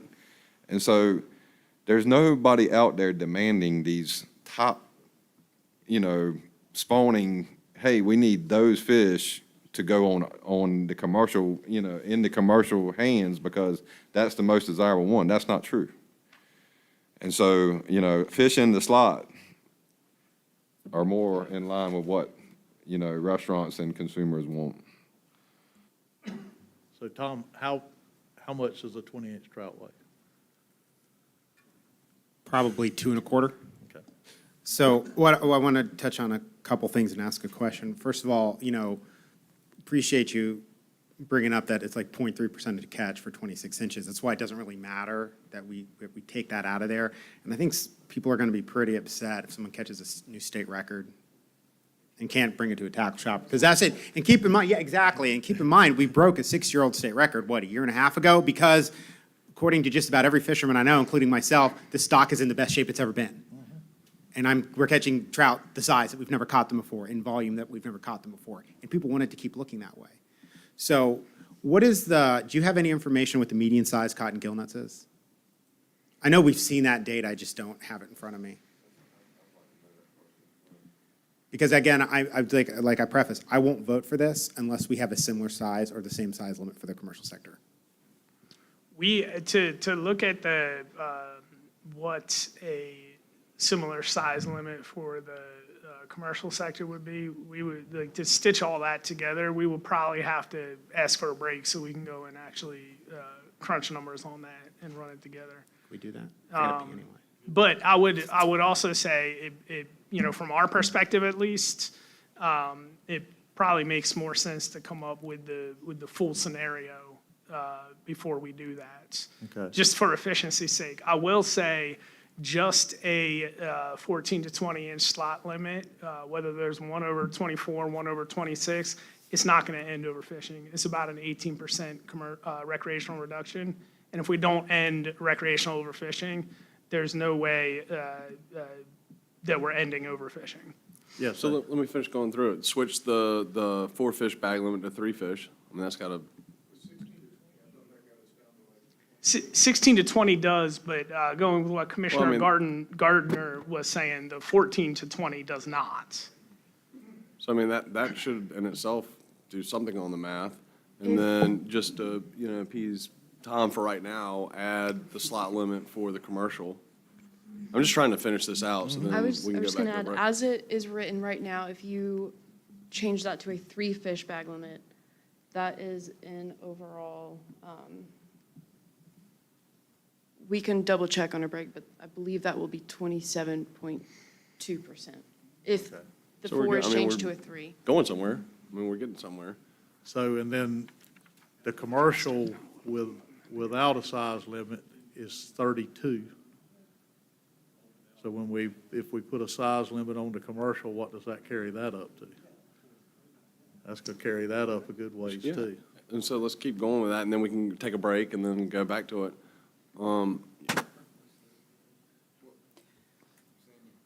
Yes, sir. Yes, sir, Mike. What does it, I understand protecting the larger fish, and I'm not opposed. But I don't want to butt heads recreationally and commercially with a slot limit to get to a goal where if just going to a 3 fish recreational and a weekend closure entirety through the year, especially mirroring the exact same thing as the mullet deal, how does that not get us to a good place? Yeah, and the other thing is. That's what I'm saying. I mean, we're I'm giving trying up to. We're giving up 100 and how many days? Yeah, I'm just saying, how does without a that not slot. get us to a better place, a more reasonable place? And then you get to you allow adaptive management with the caveat that it comes back here to talk about again if necessary. And so you talk about guardrails, that's what adaptive management really is your guardrail measures that will be in the FMP. And it will be able to be activated based on just regular sampling methods that they use every year. And they gather that data every single year. And so when they see these trends, they'll come back and give us an update to the stock, and they'll say, hey, look, speckled trout this. And we have the option for adaptive management. And so I just can't understand how not giving up that many days in the fishery and just 1 fish on the recreational side without the slot doesn't achieve something and get us to a better place with speckled trout that we're desiring to do. So what about if we take a break and come back and they see what we've got up there right now? What that comes to, and if somebody wants to turn it into a motion, we'll see if it'll pass. And if not, we'll go again. Yes, sir, Tom. Question for council. Since this is overriding the recommendations of the division. Six votes. 6 votes, just to be clear. Correct. Thank It you. would need 6 votes. You'd need a supermajority. A supermajority of the Marine Fisheries Commission is 6 votes. So it had to be So- six people had to vote for it. That's voting for less than the division recommends. Right. But this isn't consistent with, we're not talking about, we're just talking about you coming back with your adaptive management recommendation for oversight approval. If we make, it's not no recommendation, we would still put a framework in place. It's just that we would require that you come back for oversight. The baseline is the fin fish recommendation, which was no recommendation. So Right, but we're, All right, so okay.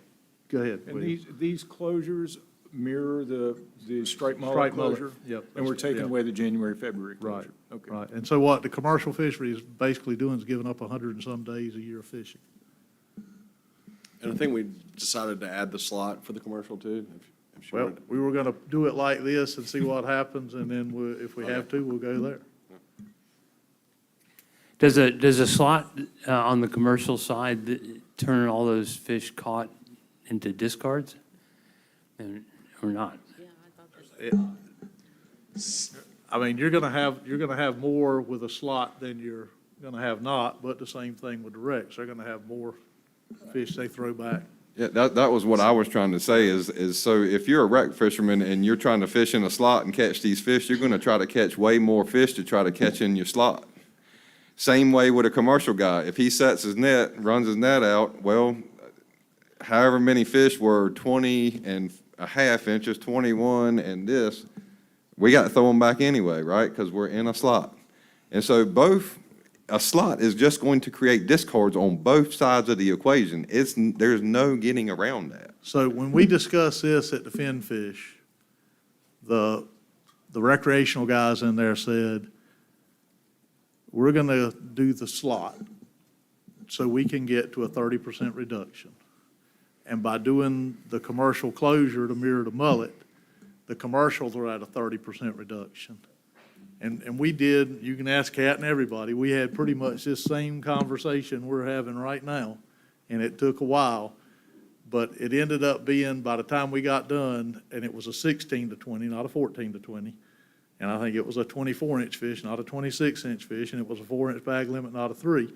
So I don't know where that's gonna end up, but it was pretty much, one was 32, one was 33, and we said, that's pretty good. Both sides are giving up almost the same thing, and that's why we came up with that at that time.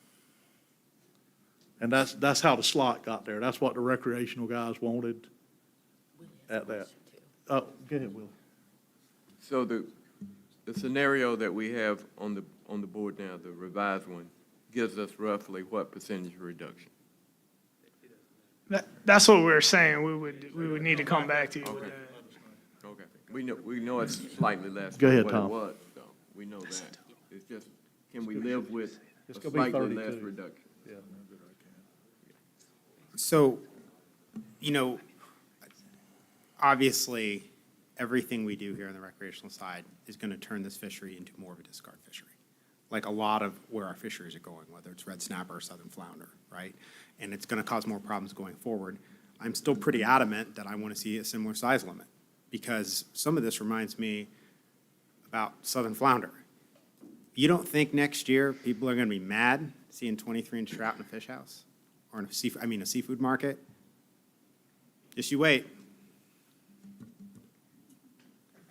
Well, and the only thing to say about that is, if you're gonna put the slot in on the commercial side, then, and we had this same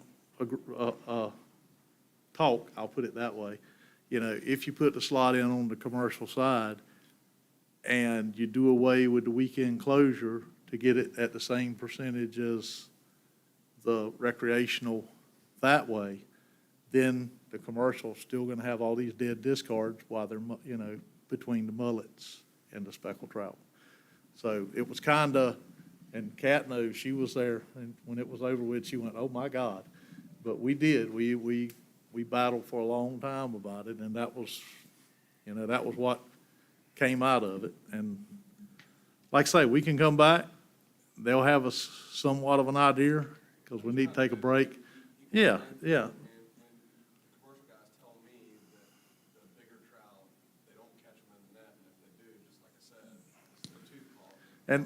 But, I've got to go with Tom on this. That's Mike and I. That's not everybody. I can't speak for the rest of them that are out there fishing. That's just the way we fish. And every commercial guy fishes different, so. So why don't we take our break and come back and see Mr. what Chairman, this we does? still haven't addressed the one in yellow, though. Okay.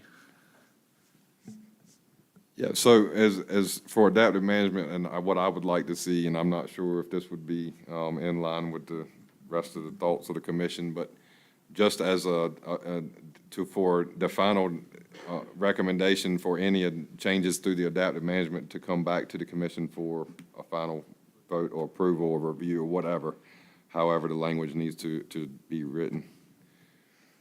Isn't there that in the blue crab FMP? It is. Yeah.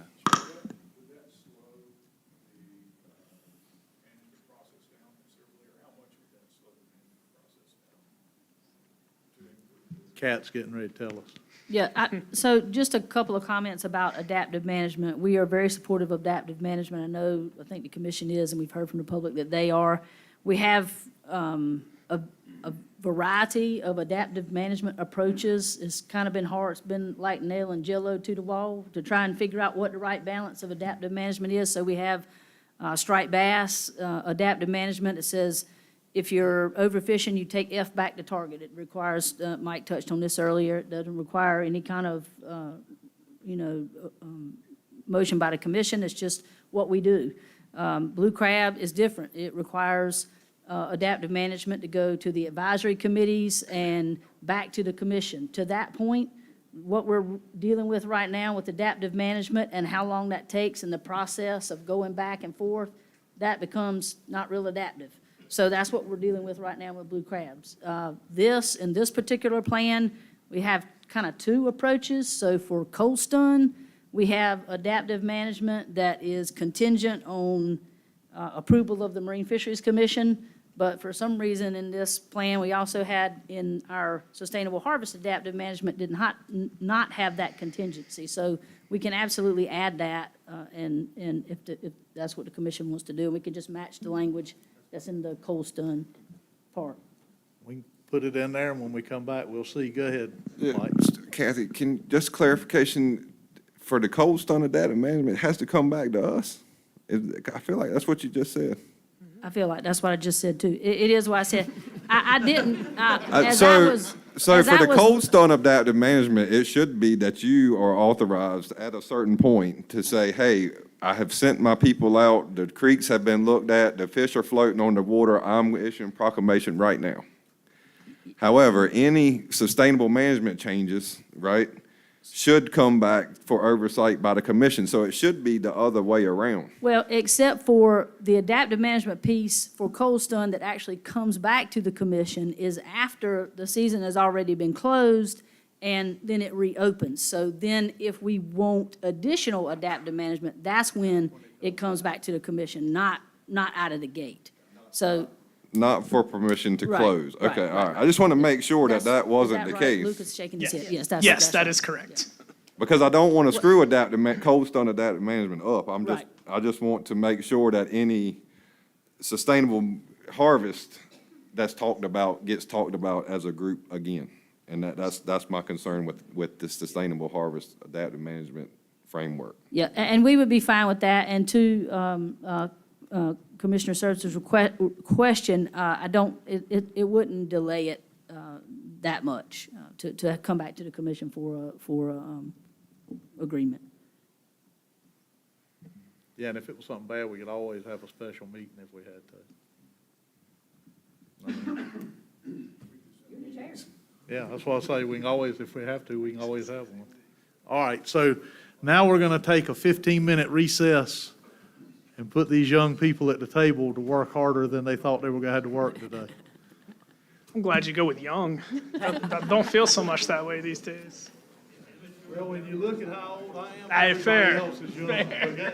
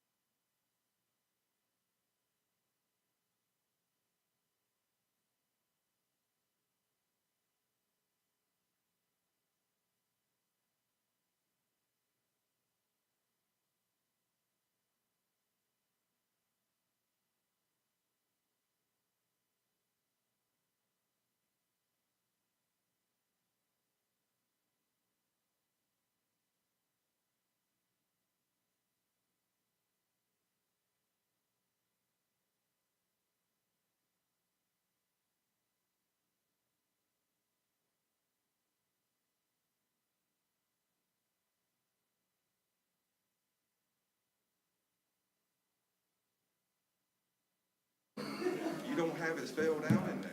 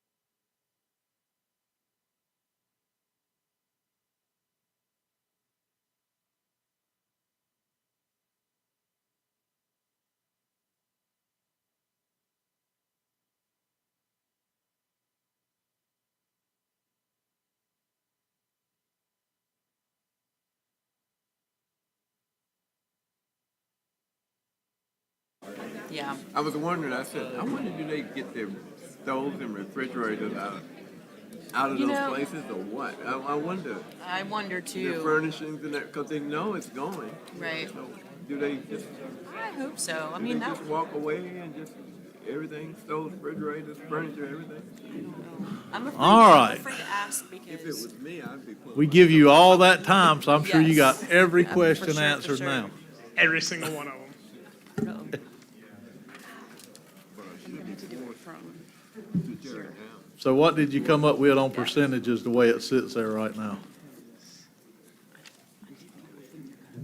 It wants me to log in to do it from the desktop? We're getting it so we can present it for you. That could be fun. You talking about the percentage? The percentage?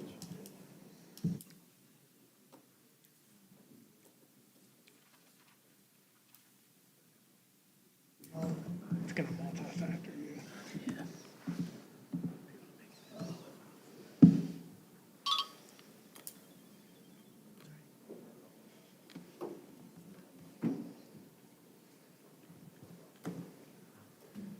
Because she didn't download it. And while they're doing that, I'm gonna tell the other commissioners, what we're gonna do is, if we get through this in the next little bit, we're gonna move up the blue crab fisheries plan, because it's not a very long presentation, and they're not staying here at the hotel. And then we'll go to oyster if we got time, and we'll do hard clam tomorrow morning, because the people that are doing that are staying at the hotel, so that'll get the people that have to go back gone and move us along. All right?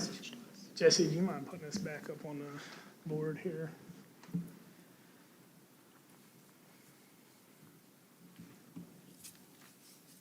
Maybe? Hey, there we go.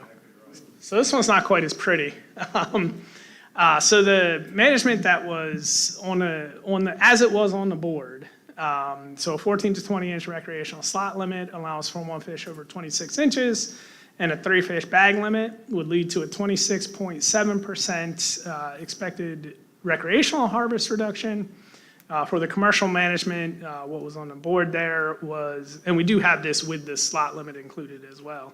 But to start with, just straight up what was on the board is a 30, so mirroring the weekend closures and striped mullet is a 30.3% commercial harvest reduction for a total reduction in harvest of 27.3%. So spot on with 27%. I heard that. That's chef's kiss to that one. If we add that commercial slot limit in there, still looking at a 26.7% reduction in recreational harvest, Layering that 14 to 20-inch slot limit for the commercial sector brings the expected commercial harvest reduction up to 55.1%. And the vast majority of that is coming from fish in that 20 to 21 inch range. Once you get above that 21 inches, there's just not much harvest there. Total reduction of 30.7%. Just one thing that I do think is important to keep in mind there, this would absolutely create additional dead discards in both sectors. There is a big difference between those dead discards, though, because dead discards in the recreational sector are, you're taking 90% of the fish that are discarded, and they're surviving just fine. In the commercial sector, you're taking only about 40% of fish are expected to survive after that fishing interaction. Now, the flip side is there's a lot less harvest that you're turning into discards in the commercial sector, a lot more harvest that's turning into discards in the rec sector. Go ahead, Tom.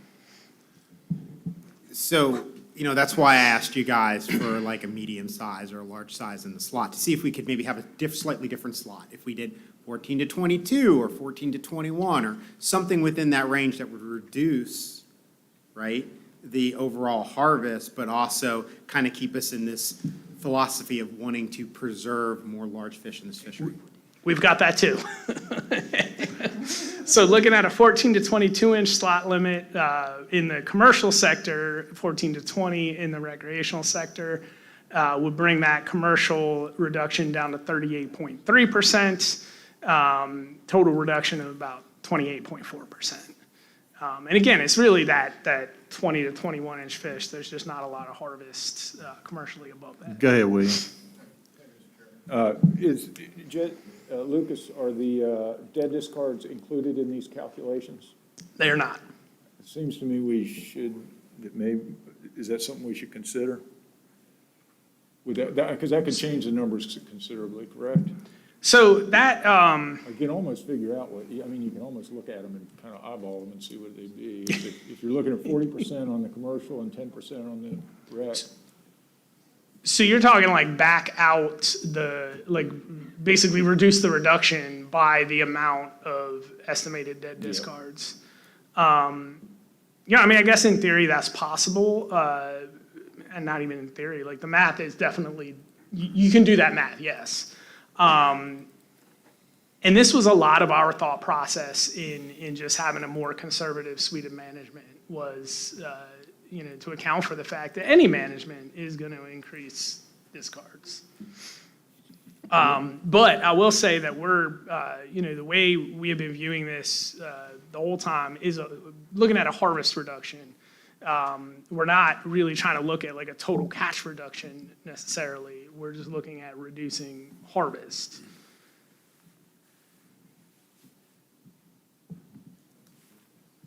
Yeah, Tom, and tell me how big a 22-inch fish is before you start. When you're getting to 22, depending on the time of year, you're pushing 3 pounds, a little over 3 pounds. I'd say 3 1/4, maybe a little bit bigger if it's in June and they're full of hydrated roe.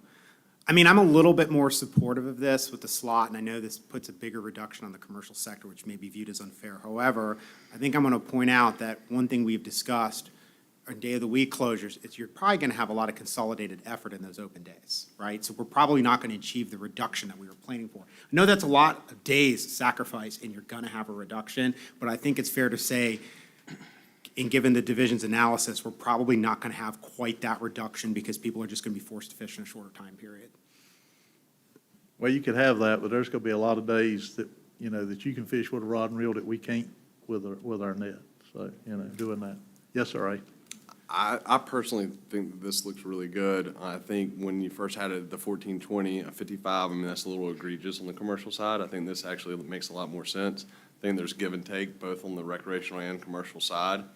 And so I personally think that this all looks pretty good to me. And I disagree with Tom, no offense, that, the effort may go towards during the week when you take away the weekend.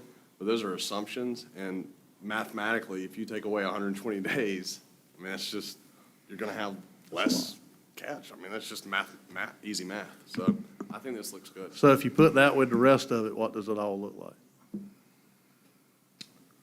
For, Like if A was gonna make a motion and he wanted everything we had before, we put this into place of, with your adaptive management and everything you had listed where we started with the finfish thing. I think the only thing we need to add to the original motion, or before I made the motion, was to add that 14 to 22, and then I think I'd be ready to make a motion. So can we see that, what we had up there before? Yes, sir, William. Are we going to prescribe the adaptive management process any more carefully than we have? I think they did before we left. We did. Is it on the board here? Yes, sir, Kat. I'm sorry. Just real quick, for the adaptive management, we do need some specificity there because it says the measures will be brought to the commission prior to implementation. And originally, it did not call for it coming back to the commission, so we need to see if the intent here is to bring it back to the commission as information, or is it the commission's intent that they are going to approve the adaptive management, or how is this going to work? We need to ask that into the table right there, because that's who was putting it up there. Just to clarify, as the adaptive management in this particular FMP reads, there is no particular threshold, there is no particular target that activates adaptive management, okay? So, in speaking with Kat in the break, their logic and correct me if I'm wrong, Kathy, I don't want to speak for you, but I'm just trying to regurgitate a little bit here, was that monitoring the, surveys and the catch year to year, and monitoring what reductions might be achieved over year 1, 2, they would then assess whether they needed to use any adaptive management. But my concern is there's no real threshold, there's nothing that activates it formally in the FMP. And so by just allowing adaptive management framework to go in place without any additional comment or additional approval from the commission is sort of just leaving the FMP open-ended and taking it out of our hands, okay? And that's my perspective of it. It may be a little different, but I can't see it as being different because I understand adaptive management different in different FMPs from having dealt with that. So my concern in that was just to come back to the MFC. The adaptive management framework is going to be bound by a list of options, as she spoke about, that was centralized to the amendment. And her suite of options are not going to be much different than what we're talking about today. All we're doing is kind of just giving a blessing and saying, yeah, Kathy, you're great. Y'all did great work. It does look like it needs a little additional help. And here's the options we have. And we either agree upon that or we don't. And that's sort of just a checks and balances type thing.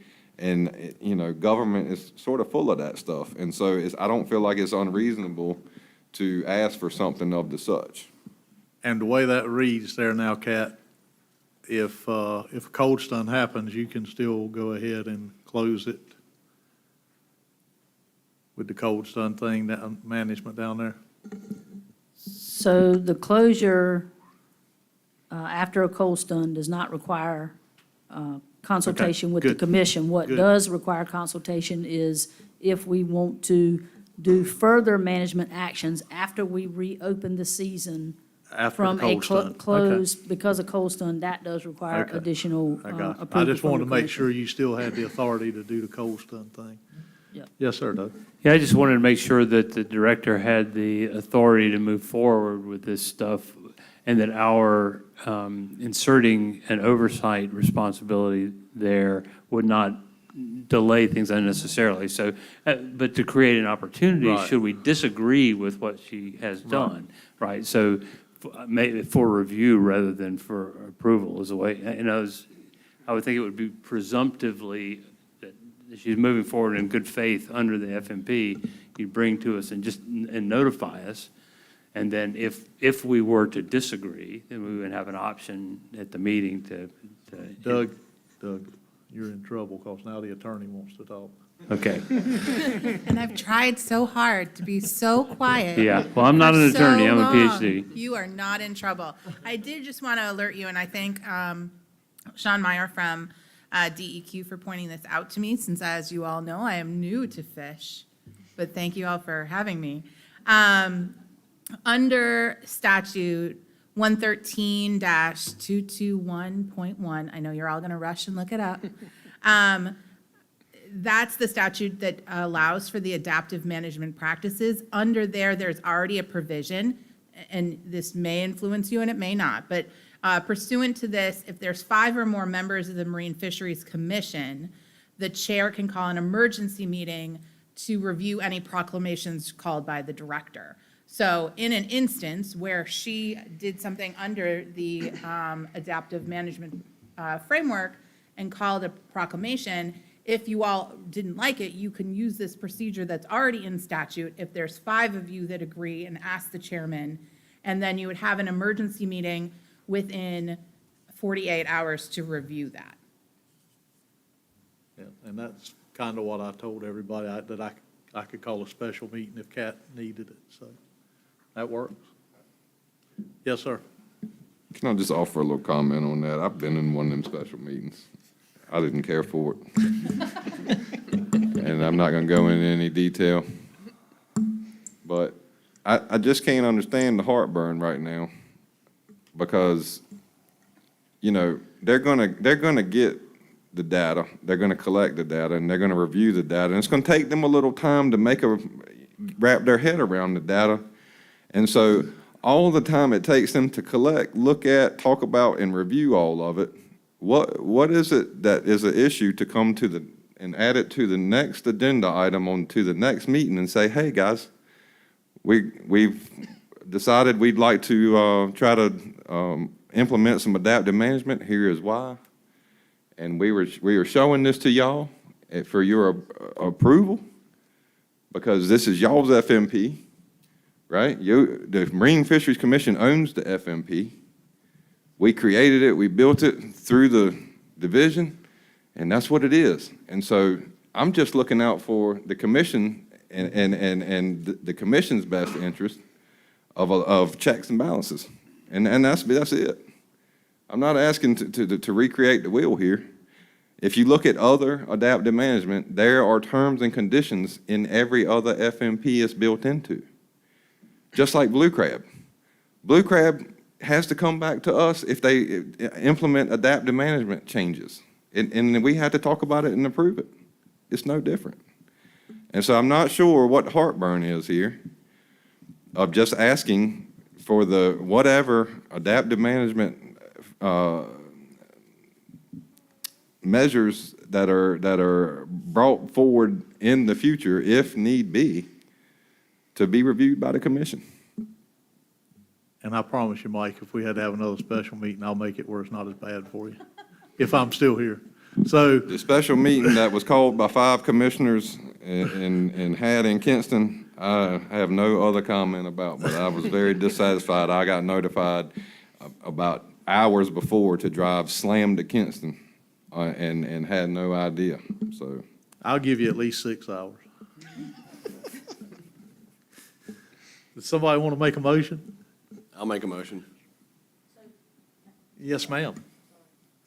So, Lucas, help me here, but this adaptive management piece that we're talking about right now is the sustainable harvest adaptive management piece and not the cold stun. So we're not addressing cold stuns on anywhere. It says, okay, cold stun adaptive management framework. Right.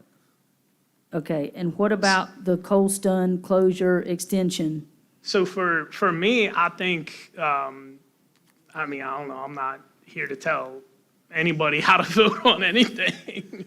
But it might be easier just because there's so much here to piece through it, like starting with sustainable harvest, then looking at supplemental management, then looking at cold stun management, just because there hasn't been a lot of discussion on either of those other 2 appendixes yet.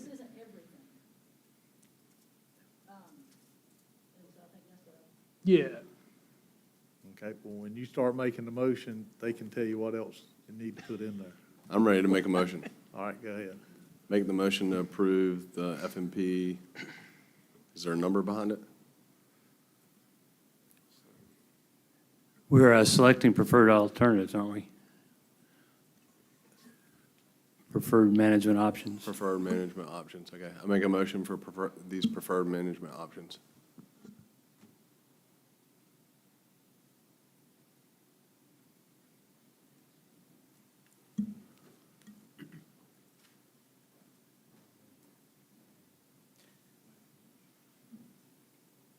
I would second that. With that, are we time for that? All right, and so we got a motion and a second. Now we can have some more discussion because I think we've got to put in there that we want to make sure that CAT has the power to do it, do a cold stun if we have one. Go ahead, Tom. Well, I was just going to speak to a couple things here. First of all, I think it's extremely important that the director has the ability to adopt the cold stun adaptive management framework exactly. without the say of the commission. That should be something that you do immediately. Immediately, right? And I think that that's something we all agree on. I think yeah. what I'm getting to, and I really agree with Commissioner Blanton on, is if we don't meet these reductions and we have to put in adaptive management, we just want to say in what that looks like. And I think that's really important. I also didn't weigh in on the eliminate captain and crew limit on for hire trips. I just want to voice my support for that. That's something I've been adamant on in just about every fishery. I just think it should be, you know, if you look at a lot of our federal fisheries, some you can, some you can't. Quite frankly, it should be no for all of them, in my opinion. And so I'm behind that. Just wanted to put my, I just want to be, voice my support for that. So let me ask Kat one question first. Kat, under the cold stun management, if we need to change that to make sure you have the cold stun authority, then one of us will have to make a friendly amendment to change it now that it's been seconded. So as the draft FMP is written, the existing cold stun management with the closure, Director Rawls' ability to close by proclamation through June 15th So this don't does not affect that, change. this don't affect that anyway. The adaptive management framework is those additional tools. So like, let's say, you know, to use my example with the, that I use for sustainable harvest, but you could see a similar situation after a cold stun, you know, getting rid of a trophy limit or further reducing the bag limit temporarily until the end of the year or something along those lines, just to help the stock recover that much more quickly. What I got from these guys is they just want to make sure that if cold stun happens, Kathy can close it till June. Yes. And Now, that- I wouldn't hate to hear discussion about closing it through the 30th, which is what the division is recommended. Go ahead, Mike. Yeah, that's exactly what I was just getting ready to add, is that if I have no issues with adding the additional 15 days to the 30th of June, and that, if that is incorporated into the cold stun management portion, I don't see where I personally would have a problem with that, or how that would disrupt anything other than helping that fish. And so a I little think further. you had to go to A and see if you could put a friendly amendment to put that under the cold stun Yeah, management. and so, I'm good with yeah, that. Commissioner Hobgood could definitely add that, and. I'm good at adding the extension to June 30th. Is it closure till June 30th? Right. I mean, following cold stun, right? And so Commissioner Gardner would have to approve that too. Go ahead. I would, but I have a question. Okay, go ahead. Do we need to add anything to supplemental management? And should that actually be moved down below cold stun management, since it would actually come into effect after a cold stun closure, or potentially come in after a cold Supplemental stun? management is necessarily Yeah, I mean- captain and crew limit, Yeah, right. and is that all we want to have in there? Or do we need to say with other options to be added later? Are we just going with captain crew limit? Captain and crew limit was what we were doing under that, I think. All right, I mean. But you're the seconder, so you've got to. So the idea there was, like, they're just in order of the issue papers. So sustainable harvest, then the supplemental management that was the captain and crew, eliminating the captain and crew limit. And then the cold stun management is completely separate from that. Okay. All right. Mr. Chairman? Yes, sir. Well, just so, since we haven't gone through appendix by appendix, are there other things, circle hooks or other things that aren't in your list of recommendations that just sort of fell out accidentally? Or, That's what I'm concerned about. So the only thing,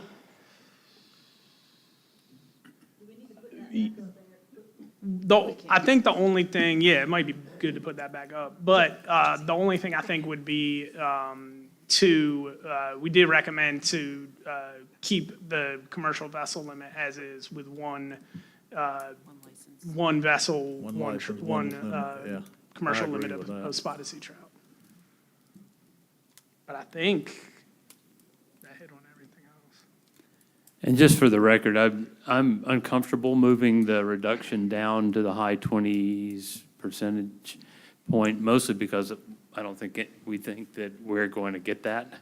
And at a time with the fishery developing so rapidly, I'm concerned that we actually won't realize any reduction much.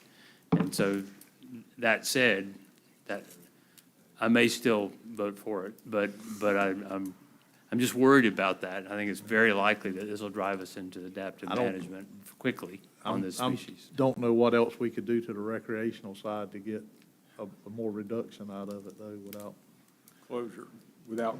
Yeah, without closure. I really don't just want would closure. like to echo Dr. Rader's concern about being closer to threshold than we were coming in. But if we don't get it, we can always call that special meeting like so much. You could have it in Raleigh. Asheville. Yeah, go ahead. We can have it in Elizabeth City. How about that? Call a special meeting, y'all come over there, and How about Black I'll Mountain? make arrangements where we can meet at.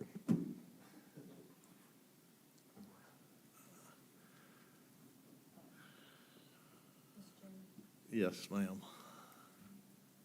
Staff, I've asked staff to put this carry forward management up here, just to kind of make sure that the commission understands what might not have been in your motion, but it is part of spotted sea trout management that we're currently using in our intent, unless you have a different idea, is to move these things forward to Amendment 1.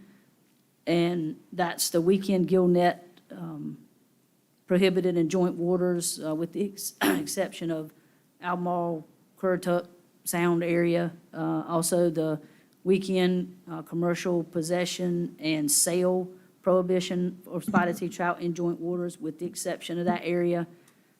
The hook and line limit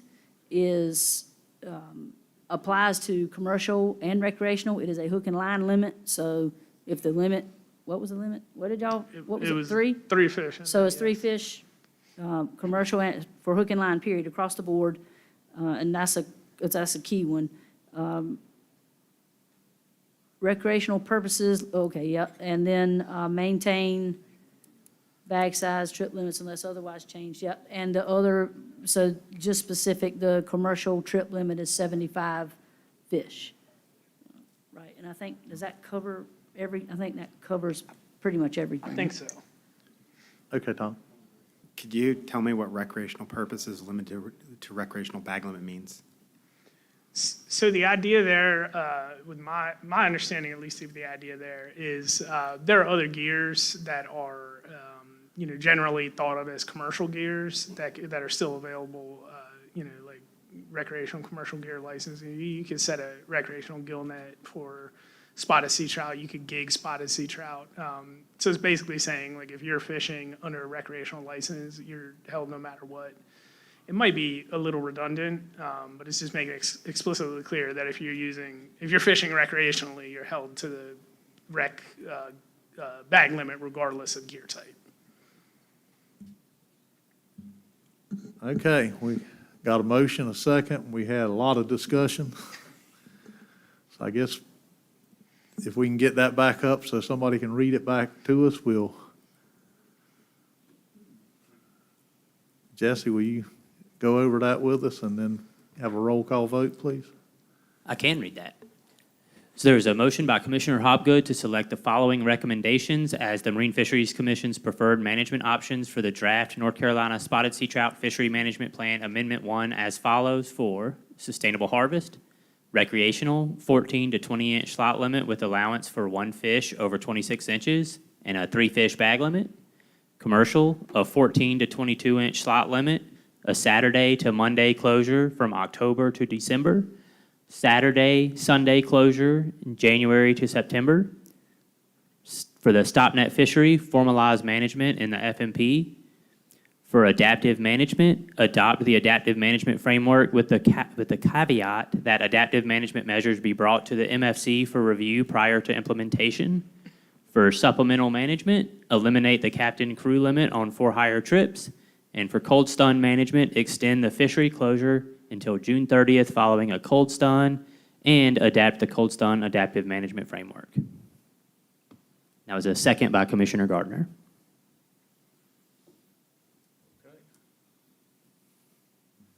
So I guess we need to have a roll call vote and see where we're at. Commissioner Bethea? Aye. Commissioner Blanton? Aye. Commissioner Kloss? Aye. Commissioner Gardner? Aye. Commissioner Hobgood? Aye. Commissioner Rader? I'm going to abstain. Commissioner Roller? Aye. Commissioner Service? Aye. Chairman Corbett? Yes.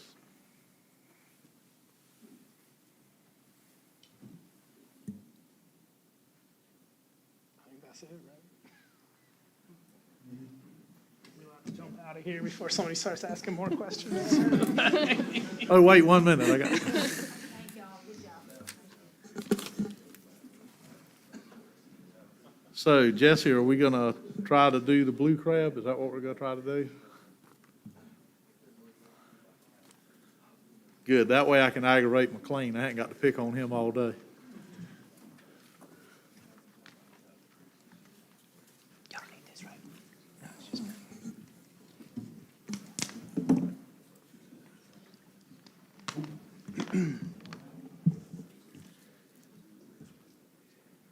Good afternoon. My name is McLean Seward. I'm a biologist out of the Wilmington office, and with me is Robert Corbett, a biologist out of the Elizabeth City office, and we're the co-leads for the Blue Crab FMP.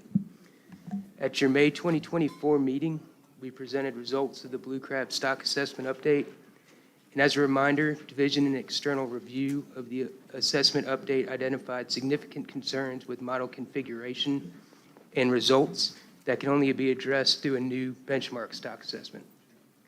Given these concerns, the division will not be using the stock assessment update to provide management advice or to inform harvest reductions. However, given the stock concerns voiced by stakeholders and the concerning trends indicated by division sampling programs, it is clear Amendment 3 management measures are not working as intended.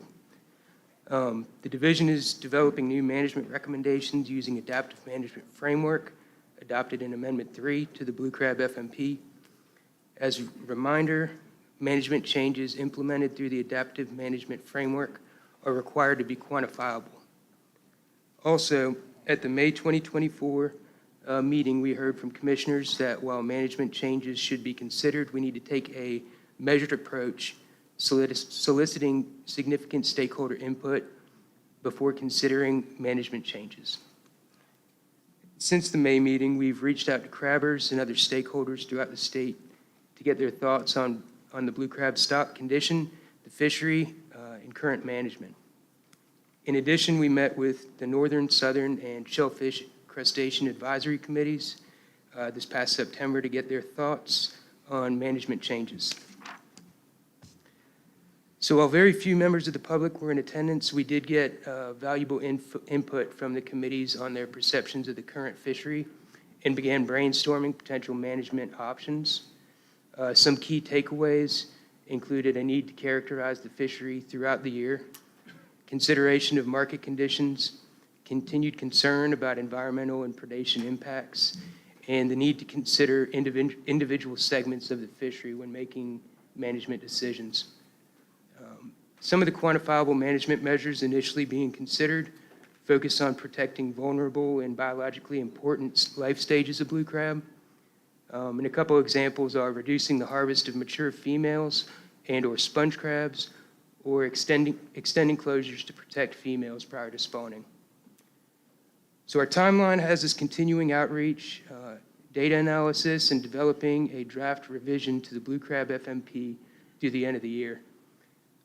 At your February 2025 meeting, you'll review the draft revision before it's reviewed by the Northern, Southern, and Shellfish Crustacean Advisory Committees, as well as the public in March 2025 as part of the Amendment 3 adaptive management process. We'll bring the division's management recommendations to you at your May 2025 meeting for a vote on final approval. And if approved, the division will implement the management measures via proclamation shortly after. So at this time, we would appreciate and strongly encourage crabbers and other stakeholders to reach out to us about management ideas. The blue crab fishery is very diverse as you move from the northern end of the coast to the southern end, and we want to hear from people across the fishery, including recreational crabbers, about their experience. And we'd appreciate any input. That's it. Thank you. Thank you, sir. Look like no questions. All right. That was too easy for you, McLean. All right, so we're going to try to do oyster now, is that right?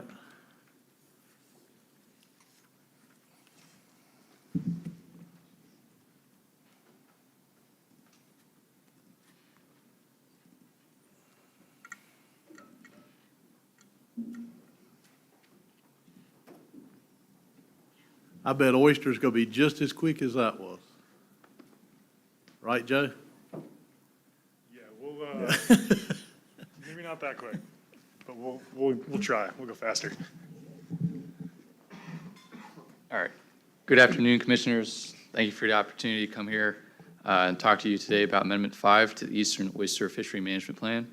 My name is Bennett Paradis. I am a biologist out of the Morehead City office, and I'm up here with Joe Fishendala, who is a biologist out of Wilmington, and we're the co-leads for this FMP.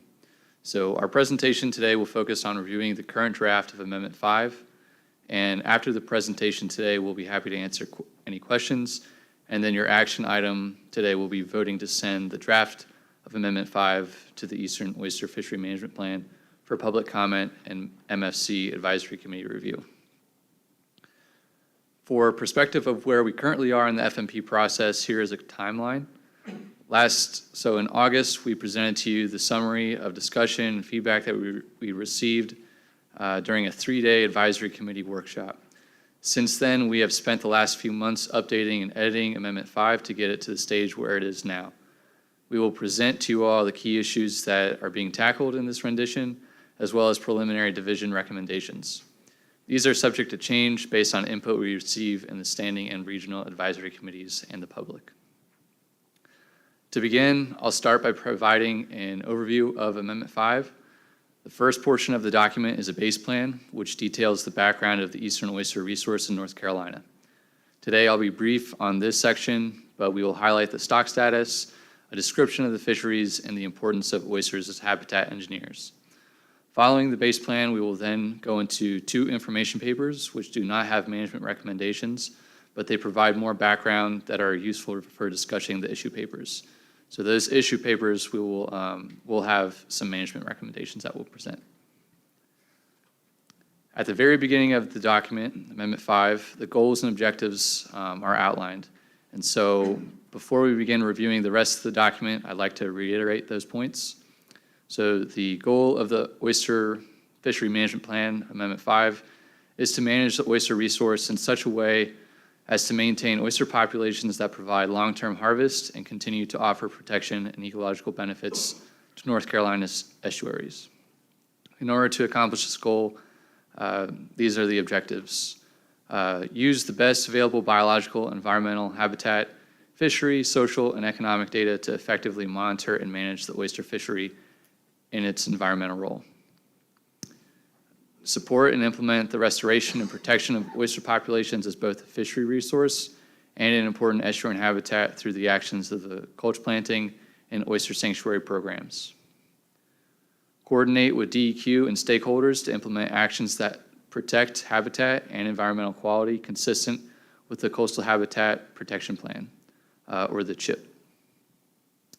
Manage oyster harvesting gear use to minimize damage to habitat, and promote stewardship of the resource through public outreach to increase public awareness regarding the ecological value of oysters and encourage stakeholder involvement in fishery management and habitat enhancement activities.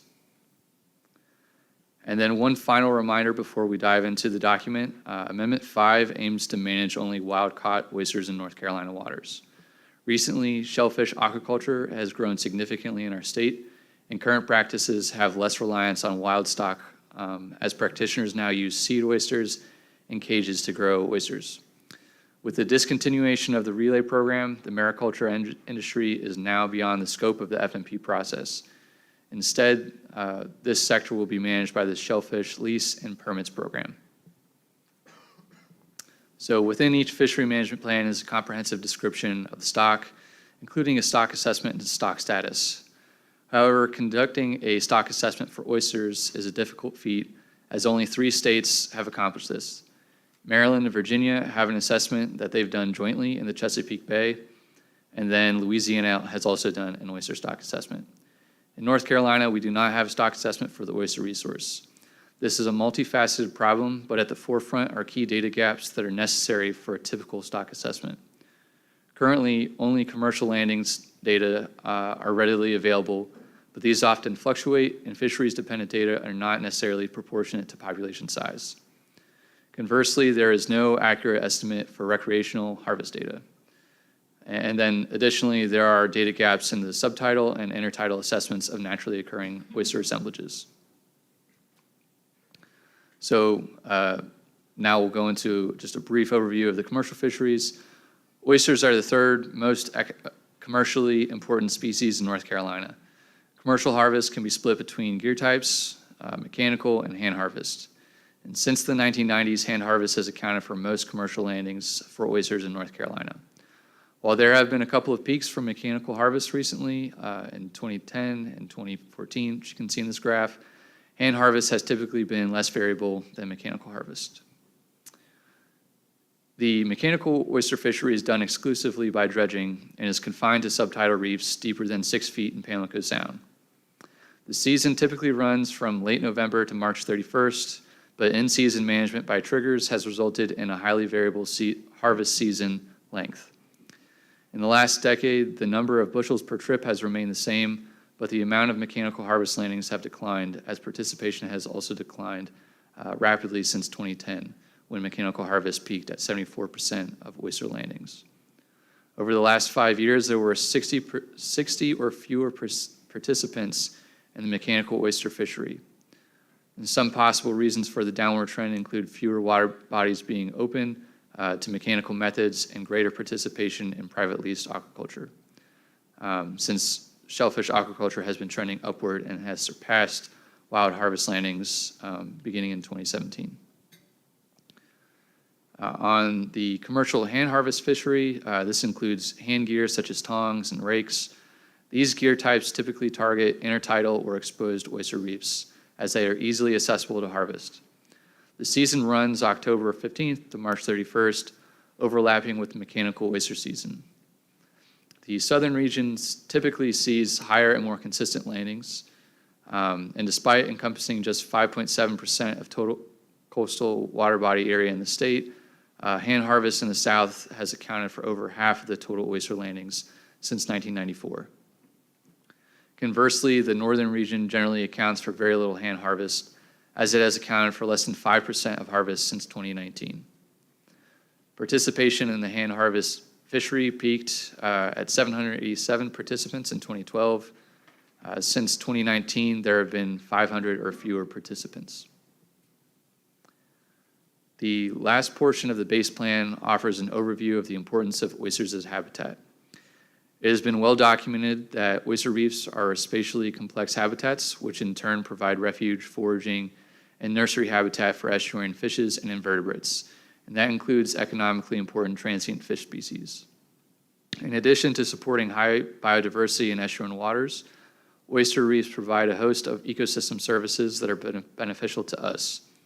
Specifically, as prolific filter feeders, dense assemblages of oysters reduce total suspended solids, and chlorophyll concentrations, which may have beneficial impact on water quality for surrounding or downstream habitats. The Coastal Habitat Protection Plan, or the CHIP, identifies threats and recommends management actions to protect and restore coastal habitats. Within this plan, healthy oyster reefs are valued between $2,000 and $40,000 per acre on an annual basis. This value for assigning a dollar to ecosystem services highlights the direct and indirect impact that healthy oyster reefs can have on its surrounding environment. So at the beginning, I mentioned there's 2 information papers within Amendment 5. I'm going to go out of order here and present the Habitat and Enhancement, or Appendix 5. And this focuses on oyster rehabilitation programs that DMF runs. Specifically, this paper outlines the history and methodologies of the Gulch and Sanctuary programs. So by going over aspects of these programs, we're hoping it provides a bit more context to the mechanical issue paper that Joe will discuss in a bit. The division has a 2-pronged approach to creating oyster habitat in North Carolina. The Gulch program can be dated back to 1915 with initial efforts to recycle valuable oyster shell as a reef building material. These designated Gulch sites were meant to rebuild oyster beds that were open to harvest. And today, Gulch reefs operate quite similarly with the aim to reduce harvest pressure on natural reefs by creating sites with high oyster recruitment and increasing biomass in areas where suitable substrate is otherwise limited. The modern Gulch planting program involves deploying limestone marl from a fleet of barges to create low-relief reefs that can be harvested within 2 or 3 years post-construction. And records dating back to the 1980s estimate that over 2,000 sites, Gulch sites, have been constructed in the last 40 years. Conversely, there's also the Oyster Sanctuary Program, which began in 1996. These sanctuaries are large, high-relief, protected reefs that are closed to harvest and serve as a larval supply insurance policy for subtidal reefs in Pamlico Sound. With 17 sites across Pamlico Sound, this program leverages larval dispersal patterns by aiming to create a self-sustaining, interconnected network of oyster reefs created by both of these programs. And the extent and history and scale of both these programs put North Carolina on the map as one of the leading states in the country for its efforts in oyster restoration. For further context behind the Gulch program, this map illustrates recent efforts in the past 20 years, with planning operations extending all along North Carolina's coast. While this map only shows sites planted since 2003, an estimated 21 million bushels of material have been planted for Gulch purposes since the program began. In the last 10 years, the program has grown, with recent efforts surpassing 300,000 bushels of material planted on an annual basis, and this equates to more than 40 acres of Gulch habitat each year. However, the quantity of material planted each year varies considerably based on availability and funding. Yet peer-reviewed research has suggested that these Gulch reefs host 4.5 times more legal oysters than natural reefs. This estimate is based on data where, on average, Gulch reefs in North Carolina supported 27 legal oysters per square meter. If you extrapolate that number, this equates to approximately 368 bushels of market-sized oysters per acre. This graphic here, we have bushels on the vertical axis and time on the horizontal axis. The dotted line illustrates how much Gulch material has been planted over the past 30 years, while the solid gray line represents wild oyster harvest from public waters. Although this is an interesting comparison, there are inherent difficulties in answering the question, how much Gulch is enough? To start, the impact of Gulch plantings on oyster landings isn't immediate, as it typically takes between 2 to 3 years after planting for new Gulch material to yield legal-sized oysters. While some Gulch planting sites have relatively short lifespans, others have been observed to continue yielding harvest for decades. Additionally, current regulations and trip ticket data do not differentiate between oysters caught on cold sites from oysters harvested on natural reefs.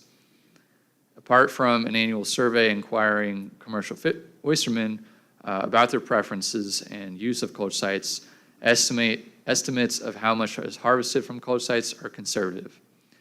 Therefore, the return in commercial harvest per unit of coach remains unknown and likely varies across different planting sites. Ultimately, this information paper, Appendix 5, outlines the utility of the coach program as a management tool in the oyster fishery and provides more context for the proposed rotational coach harvest that Joe will talk about. And so I'm going to go ahead and turn it over to Joe to talk about intertidal harvest. Thank you. You're going to get the express version of this, so there's a lot more details in the paper, and please, any questions at the end, just ask if I need to clear anything up. So the next information paper in the plan is just kind of an update on what happened to intertidal oyster management since Amendment 4. Leading up to that amendment, there was some concern of increasing participation from the shellfish-only license holders in that fishery. So action was taken to reduce the bushel limit for the shellfish license holders. And when we look at it kind of region-wide, it definitely seems to have the intended effect where it reduced participation from that group. And looking at the bushels landed on average by trip from commercial license holders, in the early part, while before that action was taken, it was below 5 and it was dropping, and then it kind of increased after that action was taken, maybe suggesting that it had some impact on oyster abundance. However, when you dig down in on the water body scale, there are some water bodies that still show kind of a lowered catch per trip, and those are the ones that have particularly high use, like Mason Bros Sound, Topsail Sound, so places with higher amounts of people that there may still be impacts from that elevated level of fishing pressure. The next paper is the mechanical oyster harvest management issue paper, and there are some management options in this paper. So mechanical harvest gear is an efficient way to harvest oysters, but it is potentially destructive. And in the Coastal Habitat Protection Plan, the Commission does have goals in that plan to reduce habitat impacts from fishing gears such as dredges. So this issue paper kind of looks at addressing some of those habitat impacts as well as kind of addressing some management needs on the division side and kind of how the industry feels about our current management as well.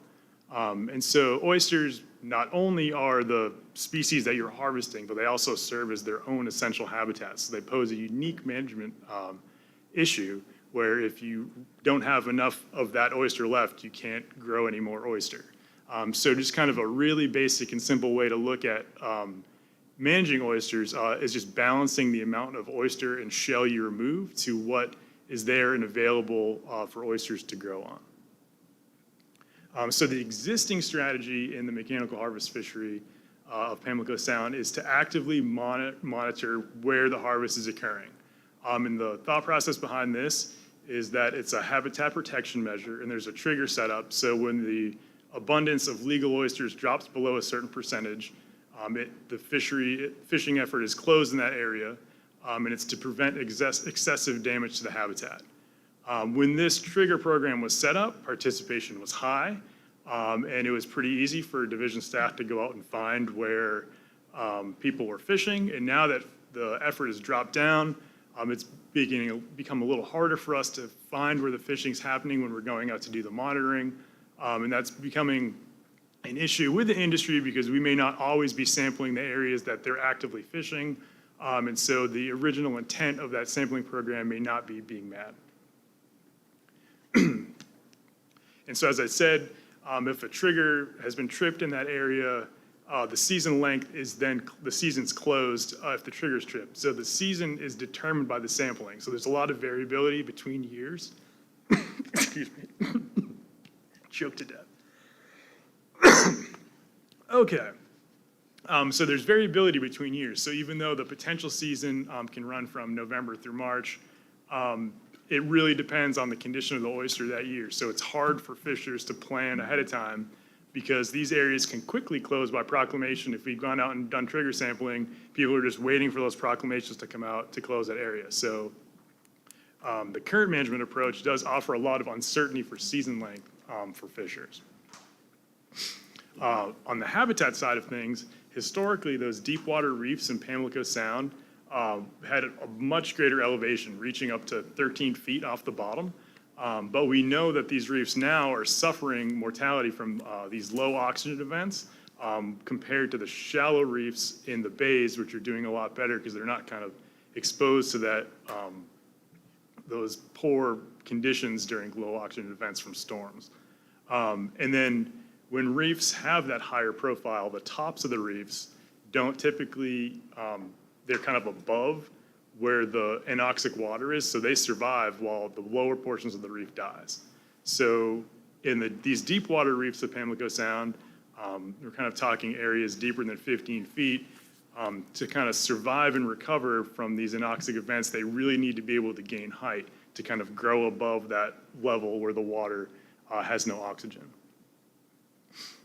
Additionally, reefs in Pamlico Sound, just the total footprint of reefs has been reduced.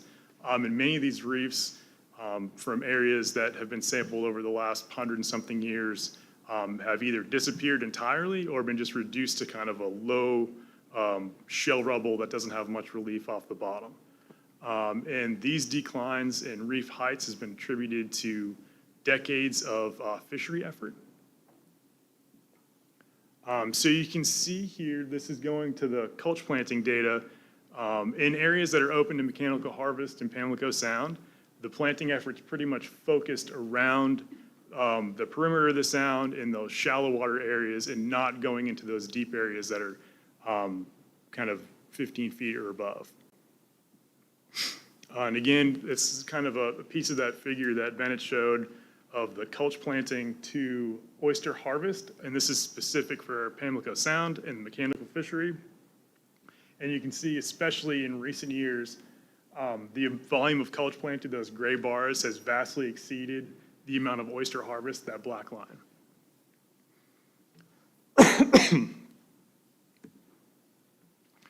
So yeah, that culch planting effort in Pamlico Sound has greatly exceeded the amount of harvest removal, and while we don't have a great idea of what kind of the ratio of culch planted is to a bushel of oyster that you can harvest, we've been, I think it's 36 times more culch has been planted than what's actually been harvested. However, planting of culch in Pamlico Sound is restricted to areas without existing oyster, and culch reefs and wild reefs are not differentiated in our current management strategy. So whether it's a wild reef or a culch planted reef, we treat them exactly the same. And so to kind of address some of the habitat concerns, the concerns of the division kind of managing this fishery, the concerns of the industry itself, and to kind of wrap the culch planting program into our fishery management strategy, a three-tiered management approach is proposed in that mechanical harvest paper. And they can be taken individually or kind of adopted as a package, but they kind of each support each other a little bit. So the first tier is a deep water oyster recovery areas, and this prioritizes the habitat value of those deep water oysters over the fishery value.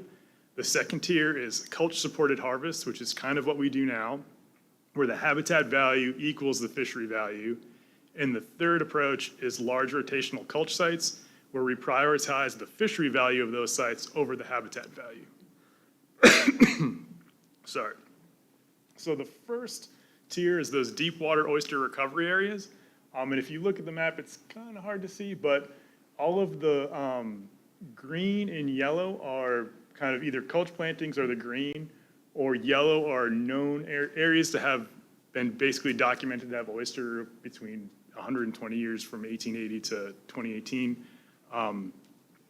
And you can see that in the deeper portion of the sound, there's some boxes drawn, and those are the proposed deep water management, deep water oyster recovery areas. And those boundaries, we worked with, this was a lot of input from the advisory committee at the workshop of kind of narrowing down where these boundaries should be and kind of focusing on a depth. And that's using a 15-foot contour. That's the light brown line that goes around the sound there. I'm kind of focusing in on potential oyster habitat below 15 feet. And you can see there's no green in those boxes, so there's no culch planting effort that's ever happened out there. And from basically our sampling work for the oyster trigger program and actual diving that's been done by NC State, we know that the condition of those reefs is pretty poor, and that we haven't found very few basically legal, even live oysters out there since about the storm events after 2018. And so this tier, the deep water oyster recovery areas that we're proposing, mechanical harvest would not be open for those areas. The second tier is the culture-supported harvest.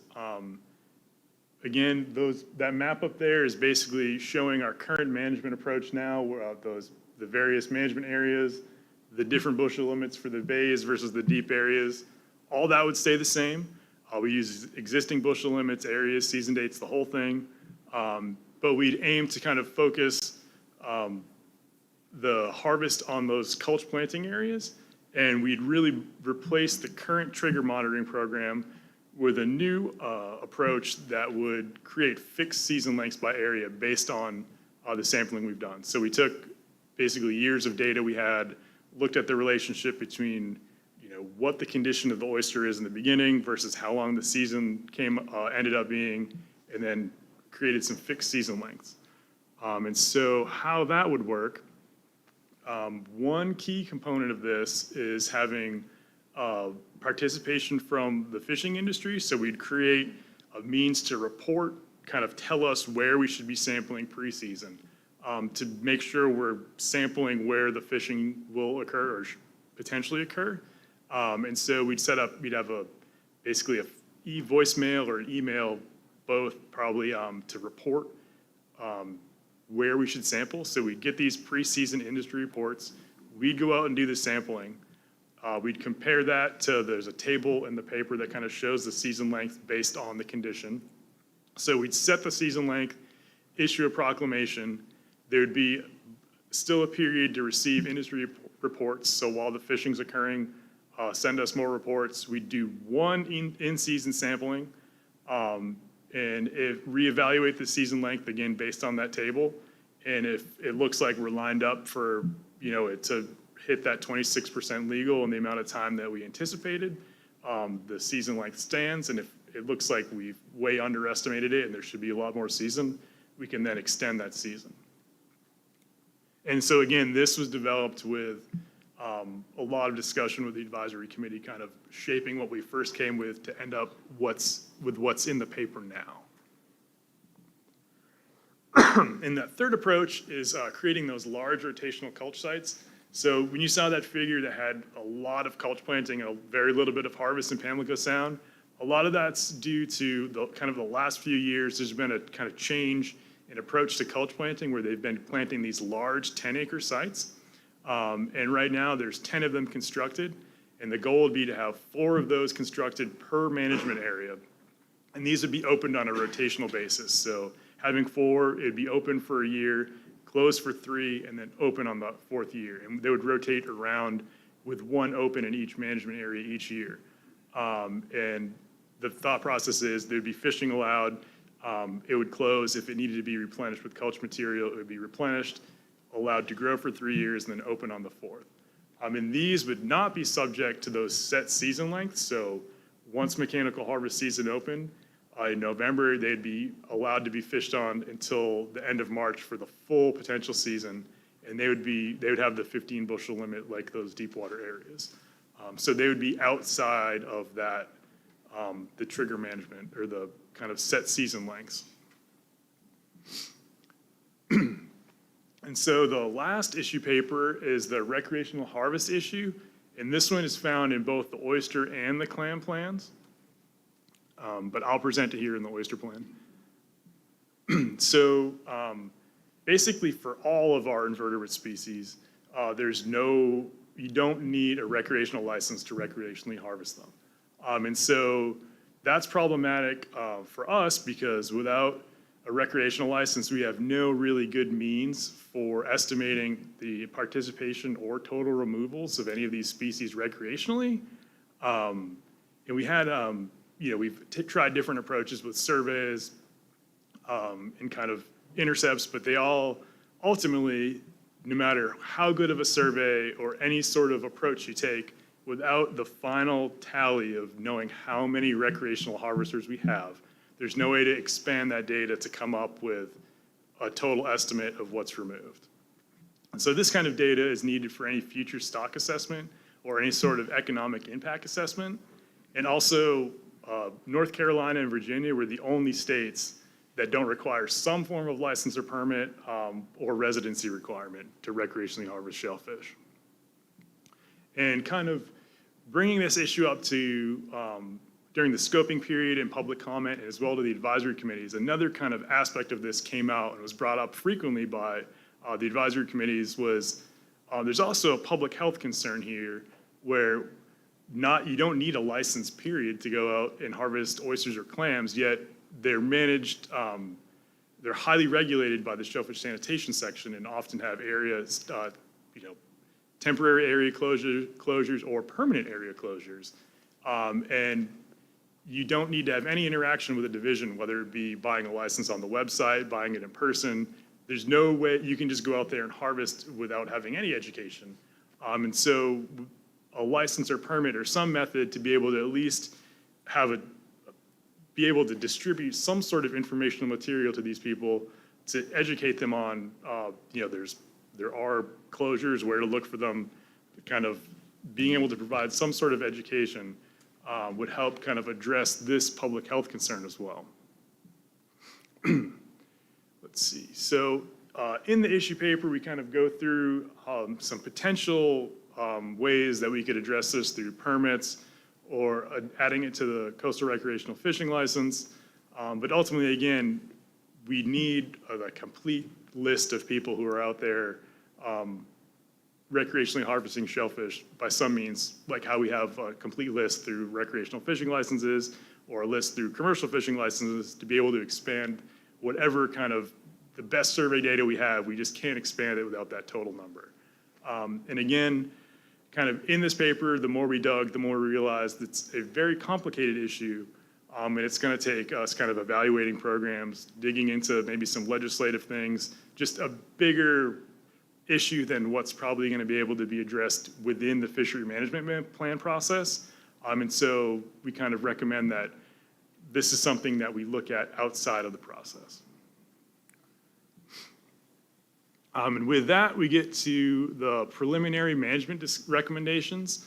And we'll just kind of review them quick and bring them up. So for the mechanical harvest paper, the division recommends basically adopting all three tiers that were proposed. So adopting deep water oyster recovery areas, adopting that new approach to setting season lengths, how it's described in the issue paper, and creating those 10-acre rotational culture sites across Pamlico Sound.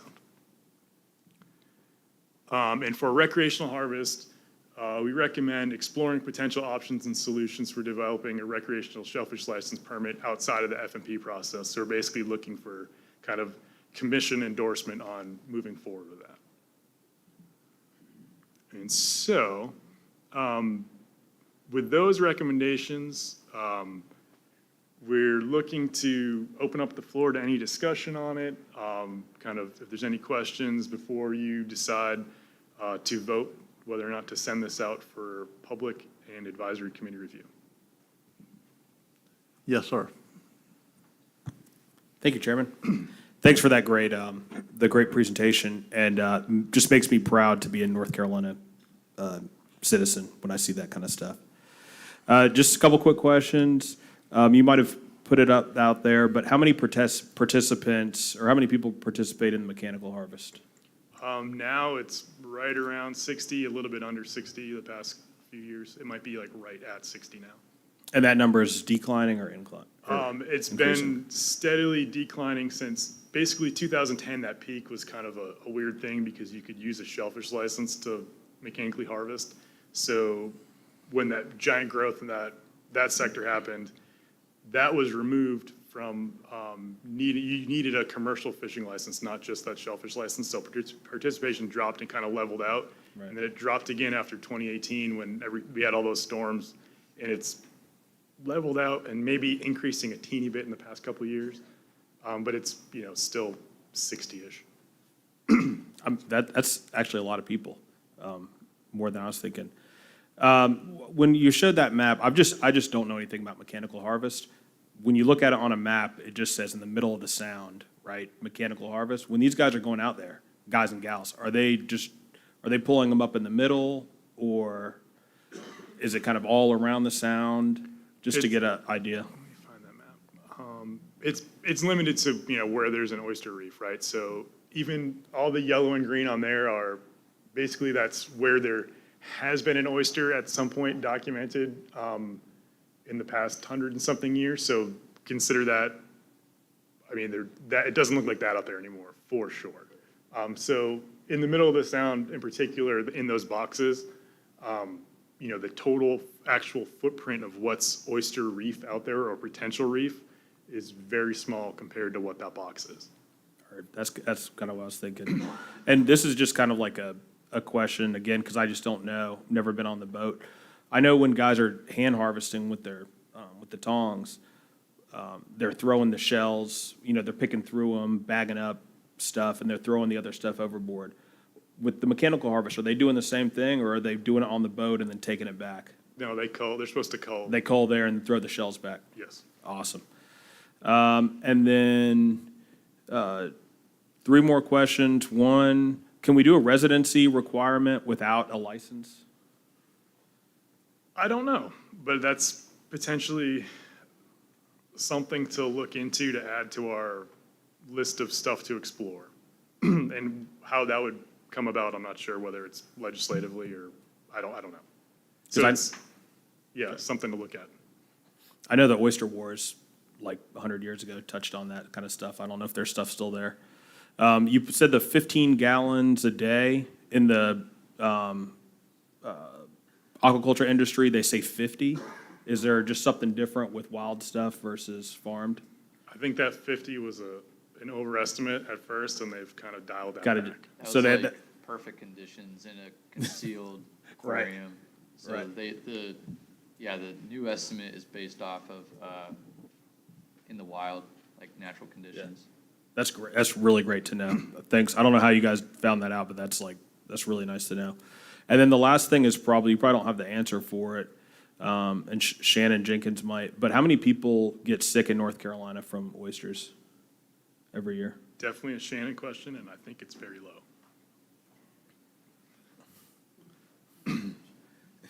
Sorry to get you up here, Shannon. Commissioner Bethea, that is a hard question because we do get a lot of shouldn't say a lot, we get reported illnesses involving the consumption of oysters in North Carolina, mostly at restaurants, but sometimes oyster roasts and that kind of thing. But what we get most of the time is a restaurant has product from Canada, from here, from Virginia, and most of the time they don't know which one they served or even ate. So it's very rare that we are able to attribute back to a North Carolina source, a sole source. But most of those are Vibrio issues. I'm gonna knock on wood here. Between, I'd say, July and November. I know other states have a lot of handling issues where they have norovirus in the winter months that really end up with a lot of recalls and that kind of thing. So North Carolina and the industry has been very diligent and good in that respect. Thanks. We have a great shellfish sanitation program. Thank you so much. Thank you. Okay. I guess we need to get a motion to move this forward so the other committees can look at it and it can come back to us. Yes, sir. Yeah, so moved. If you're ready for a motion, yeah. Move to send the draft Oyster FMP Amendment 5 out for public and advisory committee review. Second.